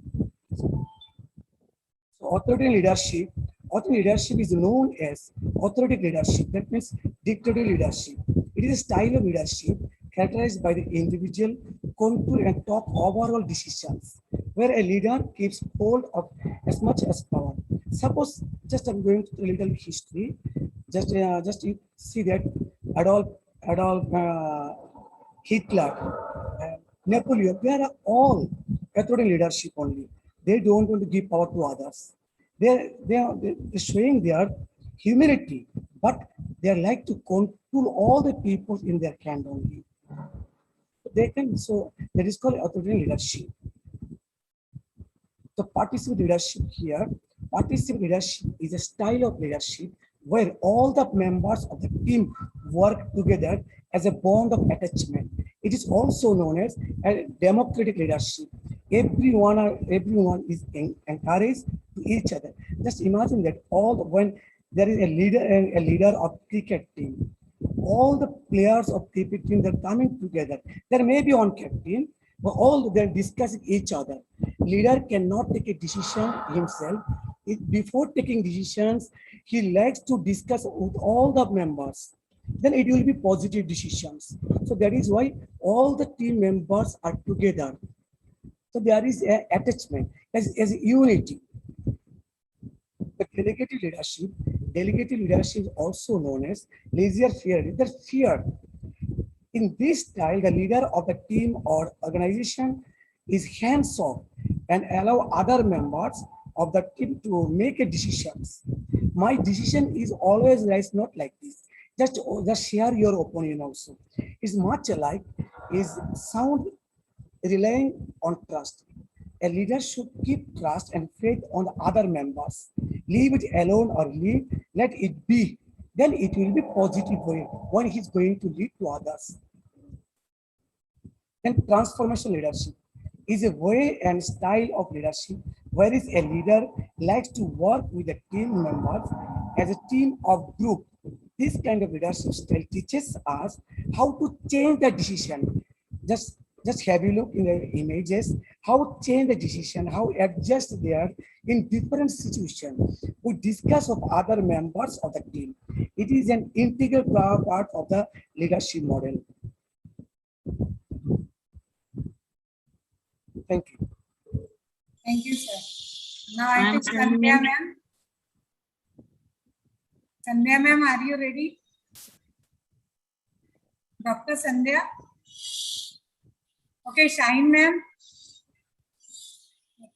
Ma'am, can I share? Okay, someone is sharing. Maya Is my, Sandhya. Okay, okay. is my PPT visible, ma'am? Yes, ma'am, please start. Okay, good afternoon, everyone. Myself, Apurna Kisko Hasta of Computer Science Department of Shyamprasad College, Kolkata. First of all, I want to express my sincere thanks to Rupa ma'am and all the team members of Shrimati Radharani Goenka College for Roman Sakola and Guru Angad Dev Teaching Learning Center, SCTP Khalsa College, University of Delhi, for their immense effort for providing such a great learning platform virtually.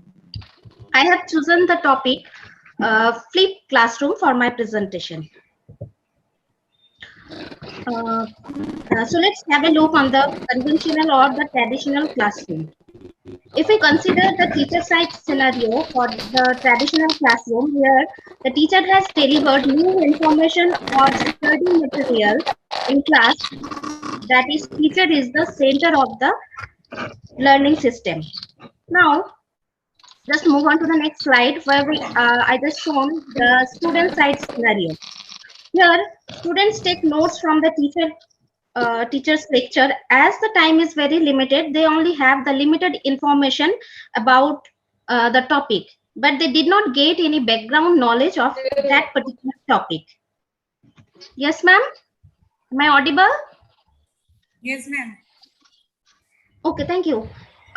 Here, students try to follow the material out of the class and attempt the homework. Now, this is the Bloom taxonomy, which is followed in the traditional approach. Now, what happens as a result of classical classroom or the traditional classroom? Students only practicing the rote learning and the basic memorization is done here. That's why student gets frustrated very easily and which is motivationless, and as a result, it is totally boring classroom. Now, flipped classroom, which addresses this problem. What happened in the flipped classroom?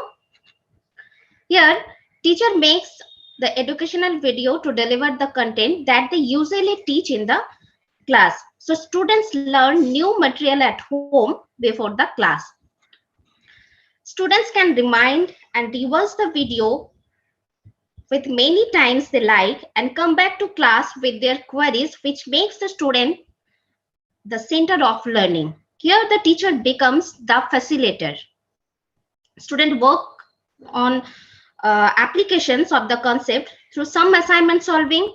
Class is dedicatedly independent learning, which leads to them and interactive activities. So basically here it enhances the practical knowledge of the learning. So there are some challenges we faced in the flipped classroom. In the flipped classroom approach, it is totally dependent on the technical resources. It is very difficult for those who never use the technology in the class. Your teacher acts like a coach. Now here, students are in charge of the learning. They try to find out what to think and how to think to solve any particular problem. Though there is very minimum challenges in the flip cut approach, there are some advantage I want to figure out. One is the personalized learning. What is the personalized learning? Here, the online resources and the in-person instructions are present. Here, you can go with the team learning, as the students receive more support from the peer and their teacher. Student maintain engagement through in-class investigation and the technology-based project-word learning. Here, they can make many difficult, they make the questions and they can try to solve the difficult concept of any particular topic. So here, you actually know that it actually minimizes the frustration of the class. This is the flipped Bloom's taxonomy, which is a little bit modified in the flipped approach. Here, during the class, we can only analyze and apply our knowledge, which is we prepared in the, or which we understand and remember before the class. And during or after the class, there is a chance to create or evaluate the new concept. So I can conclude my presentation with these points that in flipped classroom approach, students can gain the higher learning outcomes. With minimum challenges, this approach gives the new dimension to the education. In near future, flipped model will take the place of traditional model as the new generation are very much tech savvy. Here are some references which I have used. Thank you. Thank you. Thank you, ma'am. I think Sandhya ma'am, are you ready? Dr. Sandhya ma'am? I'm ready, madam.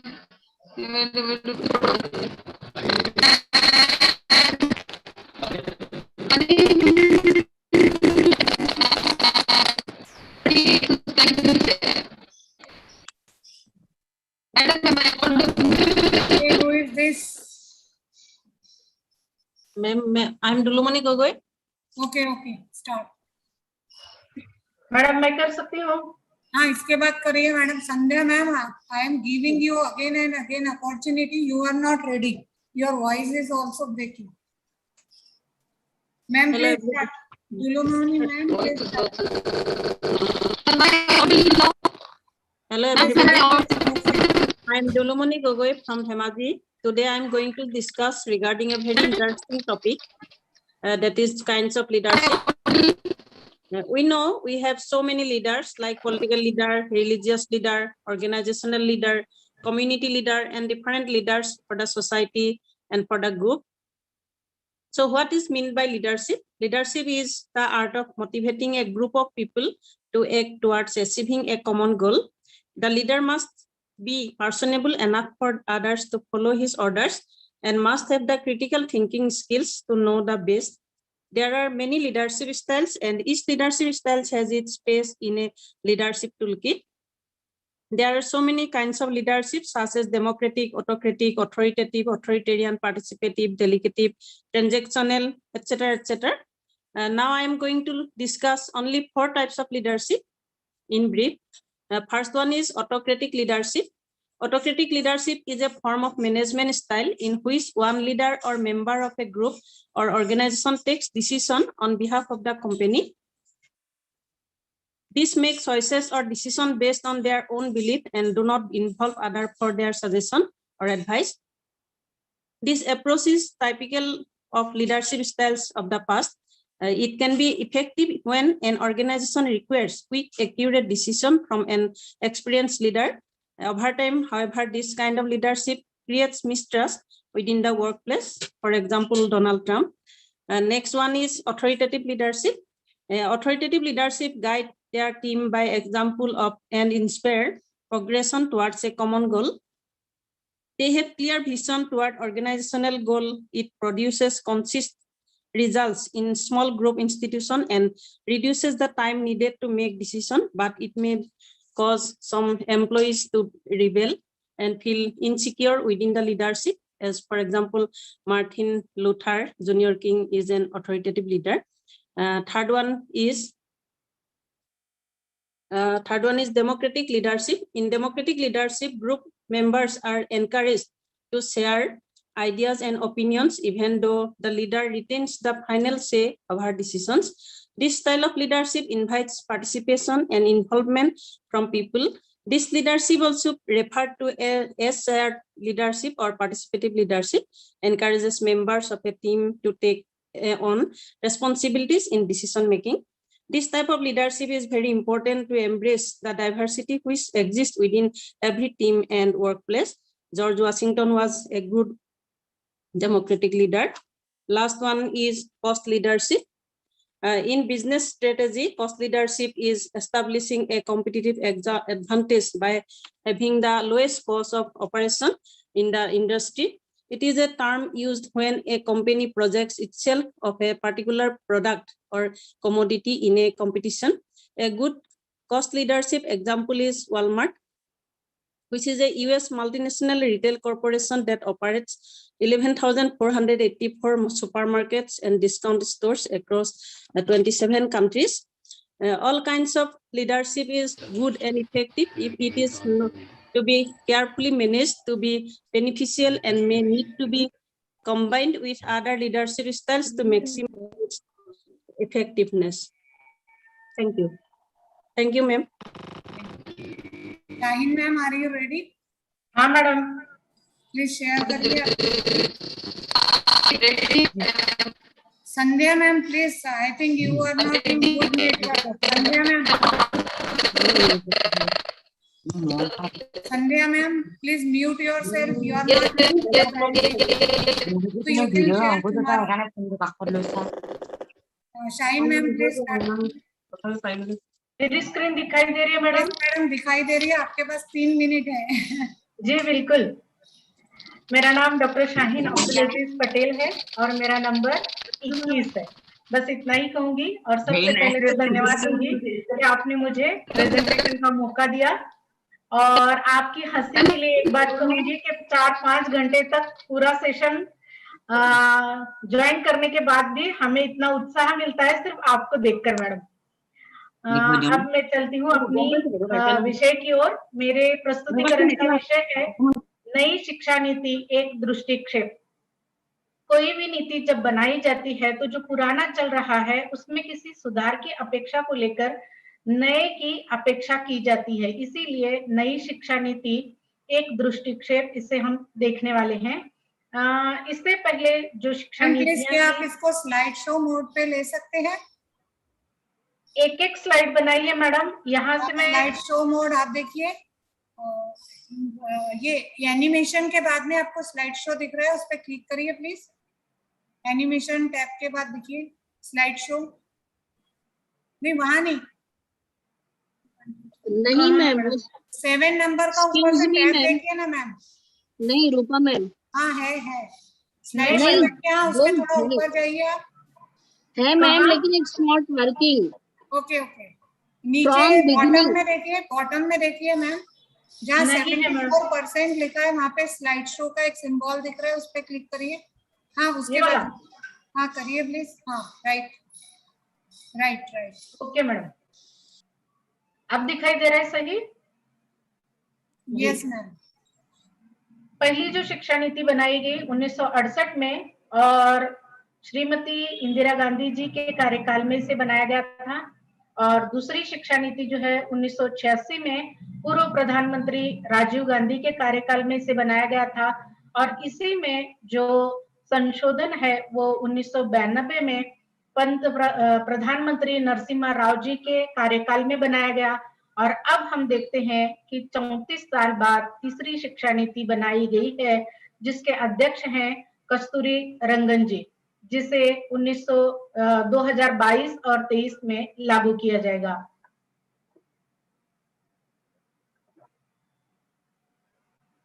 Madam इसे next कैसे करें?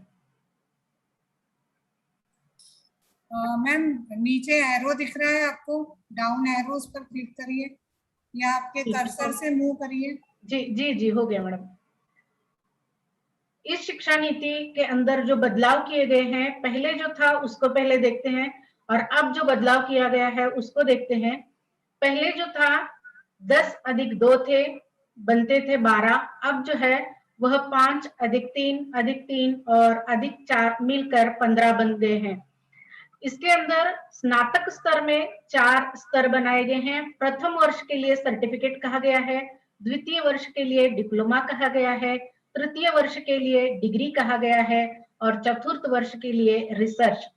और एक छात्र अगर पहले 3 वर्ष मुकम्मल करके अगली डिग्री के लिए चला जाता है स्नातकोत्तर में तो उसे केवल 2 वर्ष अध्ययन करना है. और अगर वह पहले 4 वर्ष अध्ययन कर चुका है तो उसे केवल 1 वर्ष ही पढ़ना होगा. पहले जो डिग्रियां BA, BCom, BSc या MA, MCom, MSc कही गई थी, उन डिग्रियों को अब इस तरीके से जिसे कहते हैं संबोधित किया गया है. इस शिक्षा नीति के अंतर्गत एक बहुत ही महत्वपूर्ण कदम उठाया गया है, शिक्षा का अधिकार. इसे अनिवार्य किया गया है. पहले छात्र अपनी आयु के 5 साल से लेकर 14 साल तक जो शिक्षा हासिल करता था उसे अनिवार्य शिक्षा के अनुरूप रखकर जो स्कूल सरकारी हैं उनमें उसे कोई फीस नहीं देनी पड़ती थी. अब जो है छात्र अपनी आयु के 3 साल बाद ही शिक्षा लेना आरंभ करेगा और वह 18 सालों तक उसके लिए फ्री रखी गई है। अब शिक्षा के इसको देखने के बाद हम ये देख सकते हैं कि अब शिक्षा एक निश्चित तबके या सीमित वर्ग के लिए सीमित ना रहकर वो सभी के लिए आम हो जाएगी और गुणवत्तापूर्ण शिक्षा सबका अधिकार है। इसके अंदर एक और चीज जिसे कहते हैं, पहले अभी भी चल ही रही है, लेकिन एक और इसके अंदर जोड़ा यह गया है, अब मध्याह्न भोजन दिया जाता है, लेकिन अब छात्र को नाश्ता भी दिया जाएगा। इसके पीछे उद्देश्य यही है कि जो छात्र भूख के कारण अपनी स्कूल पूरी नहीं कर पाता, उस छात्र को आकर्षित करने के लिए यह नीति चलाई गई थी। अब इस सरकार द्वारा इसमें एक और अच्छी चीज डाली गई है कि उसको नाश्ता भी दिया जाएगा, अर्थात जो गरीब तबके के बच्चे स्कूल आने वाले हैं उनके लिए यह प्रावधान किया गया है। कहा यही जाता है कि भूखे पेट भजन न हो तो गोपाल, खाएंगे अच्छा तो पढ़ेंगे अच्छा। आगे मैं कहना चाहूंगी कि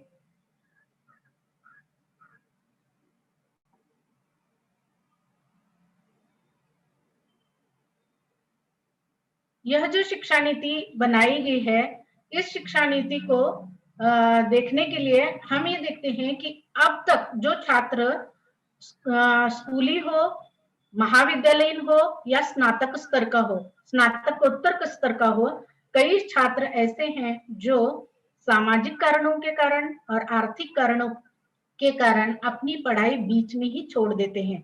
लेकिन अब इसे रोकने के लिए, अर्थात हमारा ड्रॉप आउट रेशो रोकने के लिए यह सरकार ने एक नया कदम और अच्छा कदम, जो मैंने पिछली स्लाइड में बताया कि वह अगर इसके 2 कारण हैं इनके शिक्षा को बंद करने के, एक तो आर्थिक है और दूसरा है सामाजिक।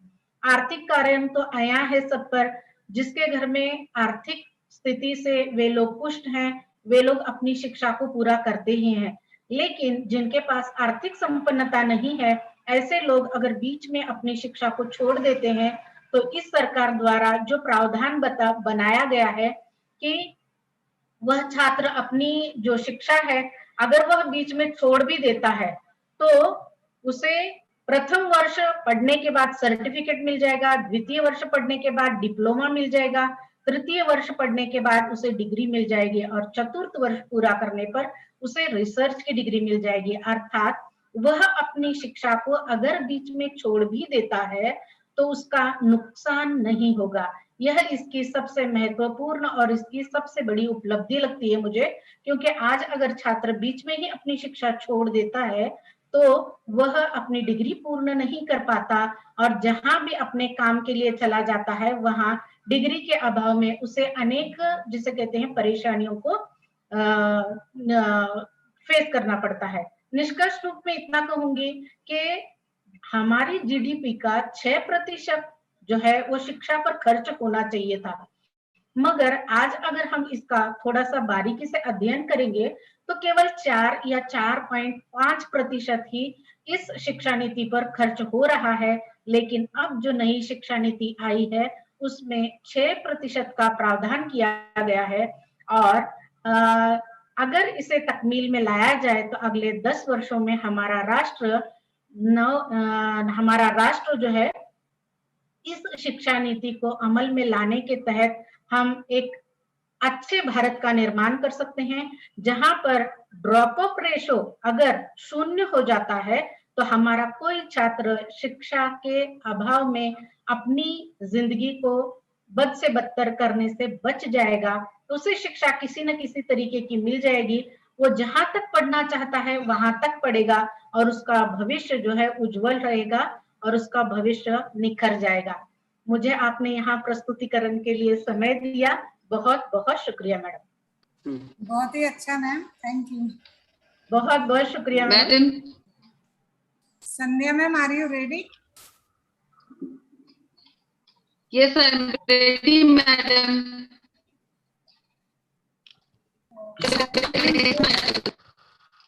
अपनी शाइन मैम पे क्लिक करिए स्टॉप शेयरिंग पर। ओके जी। हाँ, okay. Sandhya ma'am, please share.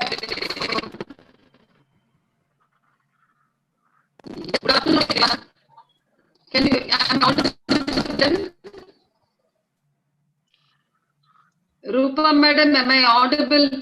Ma'am, you are audible, but your voice is breaking. Okay, start your presentation. Yeah. Okay, my presentation is on the positive and negative points of new policy. Education reforms, education system of schools, higher education. This is a major move in the direction of strengthening India as a superpower. And now a few positive points on new education policy. This policy emphasizes on early child care education in the primary school. It aims at a holistic social, emotional, and physical needs in order to build a solid and broad foundation for lifelong learning and well-being. Education will be made available to everyone in the country from school level. Inclusion of education with 100% gross enrollment ratio in school education will be made possible. Anganwadi and preschool Anganwadi workers trained in pedagogy and curriculum. The planning and implementation. Sandhya ma'am, excuse me, वो जो आवाज आ रही ना आपकी, वो बाजू में दूसरा मोबाइल होगा लैपटॉप के पास, इसलिए ऐसी आवाज आ रही है। लैपटॉप के पास दूसरा मोबाइल होगा तो बाजू में कर दीजिए। और लैपटॉप से भी शायद आपने सेशन ज्वाइन किया हुआ है, इसीलिए ये प्रॉब्लम आता है। आप लैपटॉप मोबाइल से लीव कर लीजिए सेशन, सिर्फ लैपटॉप से ज्वाइन करिए। Okay, madam. It's laptop only, madam. Is it clear now? No ma'am, अभी भी नहीं आ रही है। It is not clear. चलिए जाने दीजिए, शुरू कर दीजिए।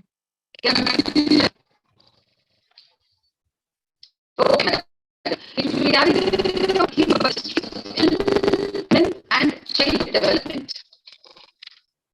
Every state or district will be encouraged to establish special daytime boarding school to participate in art-related career activities. This means develop intellectual, mental, physical, emotional, and social abilities in the child.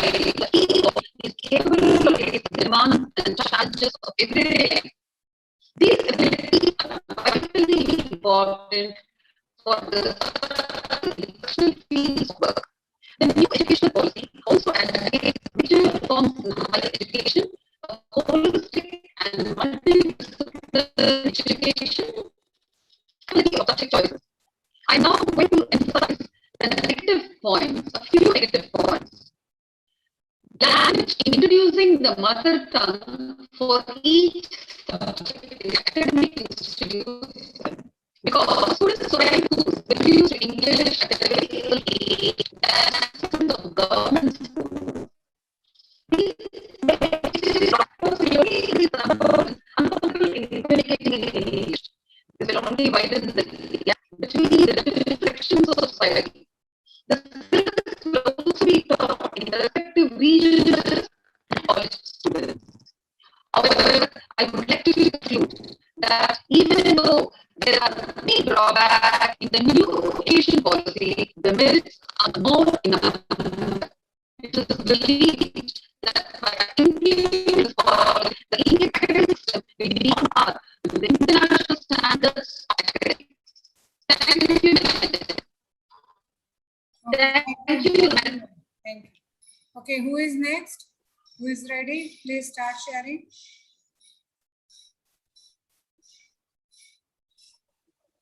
Ma'am, myself, Dr. J. Karthikeya Selvi. My roll number is 264. I'm ready, ma'am. I'm audible to you, ma'am. Yes, ma'am. Please start.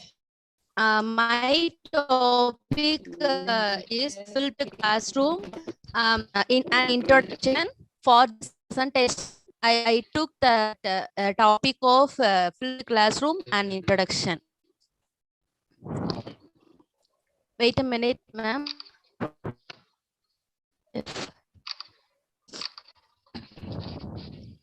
My topics are traditional versus flipped classroom. What the flipped enables the teacher to do? What are the benefits for the students? How do I implement the flipped classroom with my students? First and foremost, I would like to definition. I would like to say. Please use Yes, slideshow ma'am. mode. Slideshow mode. Wait a minute, ma'am. Wait a minute, ma'am. I will take it, ma'am.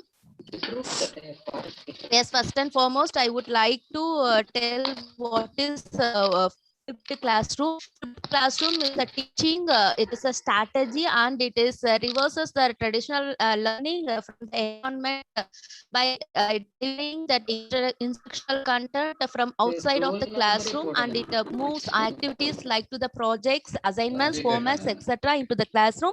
It will useful for students nowadays. And for the third slide, what flipping enables my students to do, the students can pause, rewind, and rework anytime.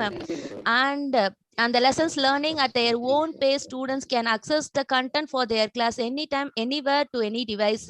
Students receive instant feedback, and the teachers can spend more time helping the students and explaining the different concepts. And what do students now do at their home? Manage their time to meet given learning objectives and working with concepts. They need more support in understanding, being in charge of their learning and their success in their class, working and collaborating with the classmates to deepen understanding, being an active, responsible learner, forgetting old material, having the way to re-access it, can focus on being bored because the content is too easy, getting stuck on homework problem with no support, lessons being taught too fast to comprehend, being absent and missing content, and can anytime, anywhere. The student benefits, they get the benefits and goals, do not have to worry about that. And the next one is, what do students now do in their classroom? After watching the video, answer the questions and what they understand most of which part, and confused, and at practice the time they can see the video, they can pass and complete the exercise in their class Google classroom, or in the Google form, past, even, and they need take notes and copy examples. And the last and the conclusion, there is one flipped classroom. Take pieces of everything you can see, make it classroom to receive the benefits of time shift instructions. They are using the ideology has ultimate goal of increasing and any subject area and grade level, any grade level. Do not at the flipped classroom as way to get more material conveyed. Yes, we have more time, we can fit in more impact the topics. We would better to cover things in more depth. Students need to be transistent, and it can change for them. It can change. It's not always easy. The flipped classroom is about increasing that, and it's time to the students. The flip is only one tool is our toolbox, but it can be powerful one. It is my presentation, ma'am. Ma'am, thank you, ma'am. Thank you, ma'am. I think Rabin Sharma, sir, are you ready? Dr. Rabin Sharma.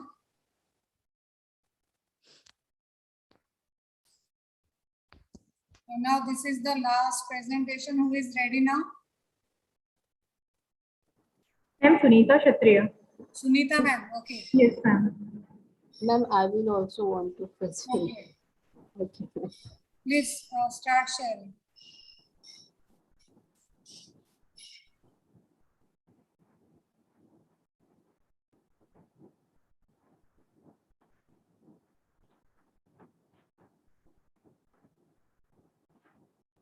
Good afternoon, ma'am. Myself, Dr. Sunita Kshatriya from Department of Commerce, and I am from the St. Thomas College, Bhilai, Chhattisgarh, and I am going to present my presentation on types of leadership. And my OFDP code is 46/170. First of all, ma'am, what is leadership? Leadership is an important element of directing the functions of management, where there is an organized group of people working together for a common goal. Some type of leaderships are become essentials for the current organizations, And right now we are very well known that leadership is so important for every angle and every management system. Now, next, there are 4 types of leadership: autocratic leadership, democratic, laissez-faire, and parentalistic type of leadership. First of all, we will discuss about the first one, that is autocratic leadership.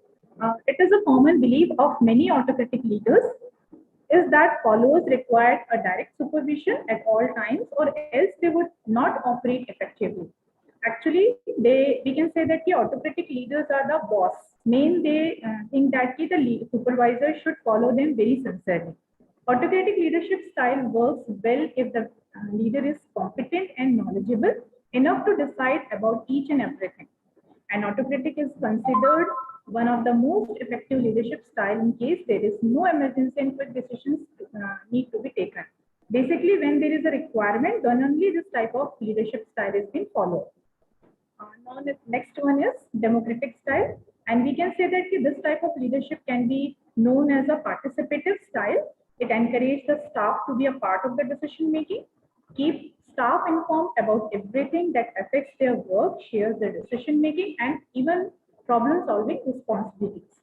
Now this is example for the next one. Now next one is free rein type of leadership. This is a very little guidance from the leaders is needed. Complete freedom for the followers to make the decision. Then the leaders provide the tools and resources to be needed. Group members are expected to solve the problems their own. Basically, in this type of leadership, the followers have their own decisions and leaders are not at all supportive. The next one is the last, fourth one is parentalistic style of leadership. This is the way a parentalistic leader works by acting as a father figure, what I have been taking here, the subordinates as the parent would. In this style of leadership, the leader supplies competent concerns for his followers and workers. In return, he receives the competent trust and loyalty of his people. The relationship between these co-workers and leaders are extremely very solid, and the workers are expected to stay with our company for the longer time because they are having a loyalty and trust among the subordinates. So we can say that the leader is an action, it's not a position. So this is all about my presentation. Thank you so much, ma'am. Thank you, ma'am. Who is next? Can I share, ma'am? Okay. Your roll number?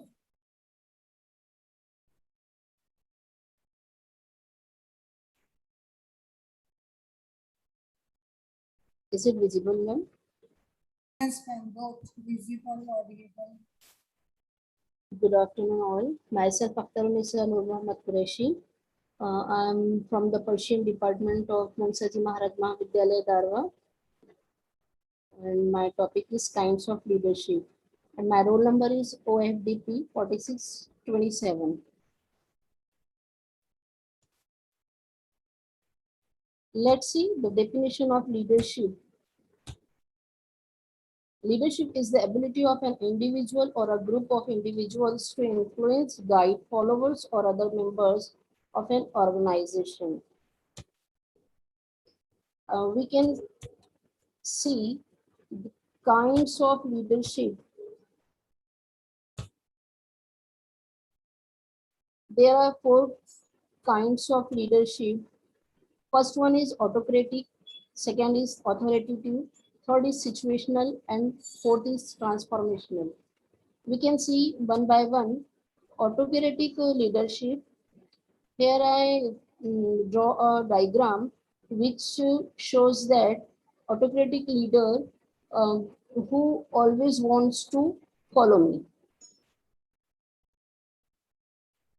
In the second one, authoritative leadership, leader should be directive.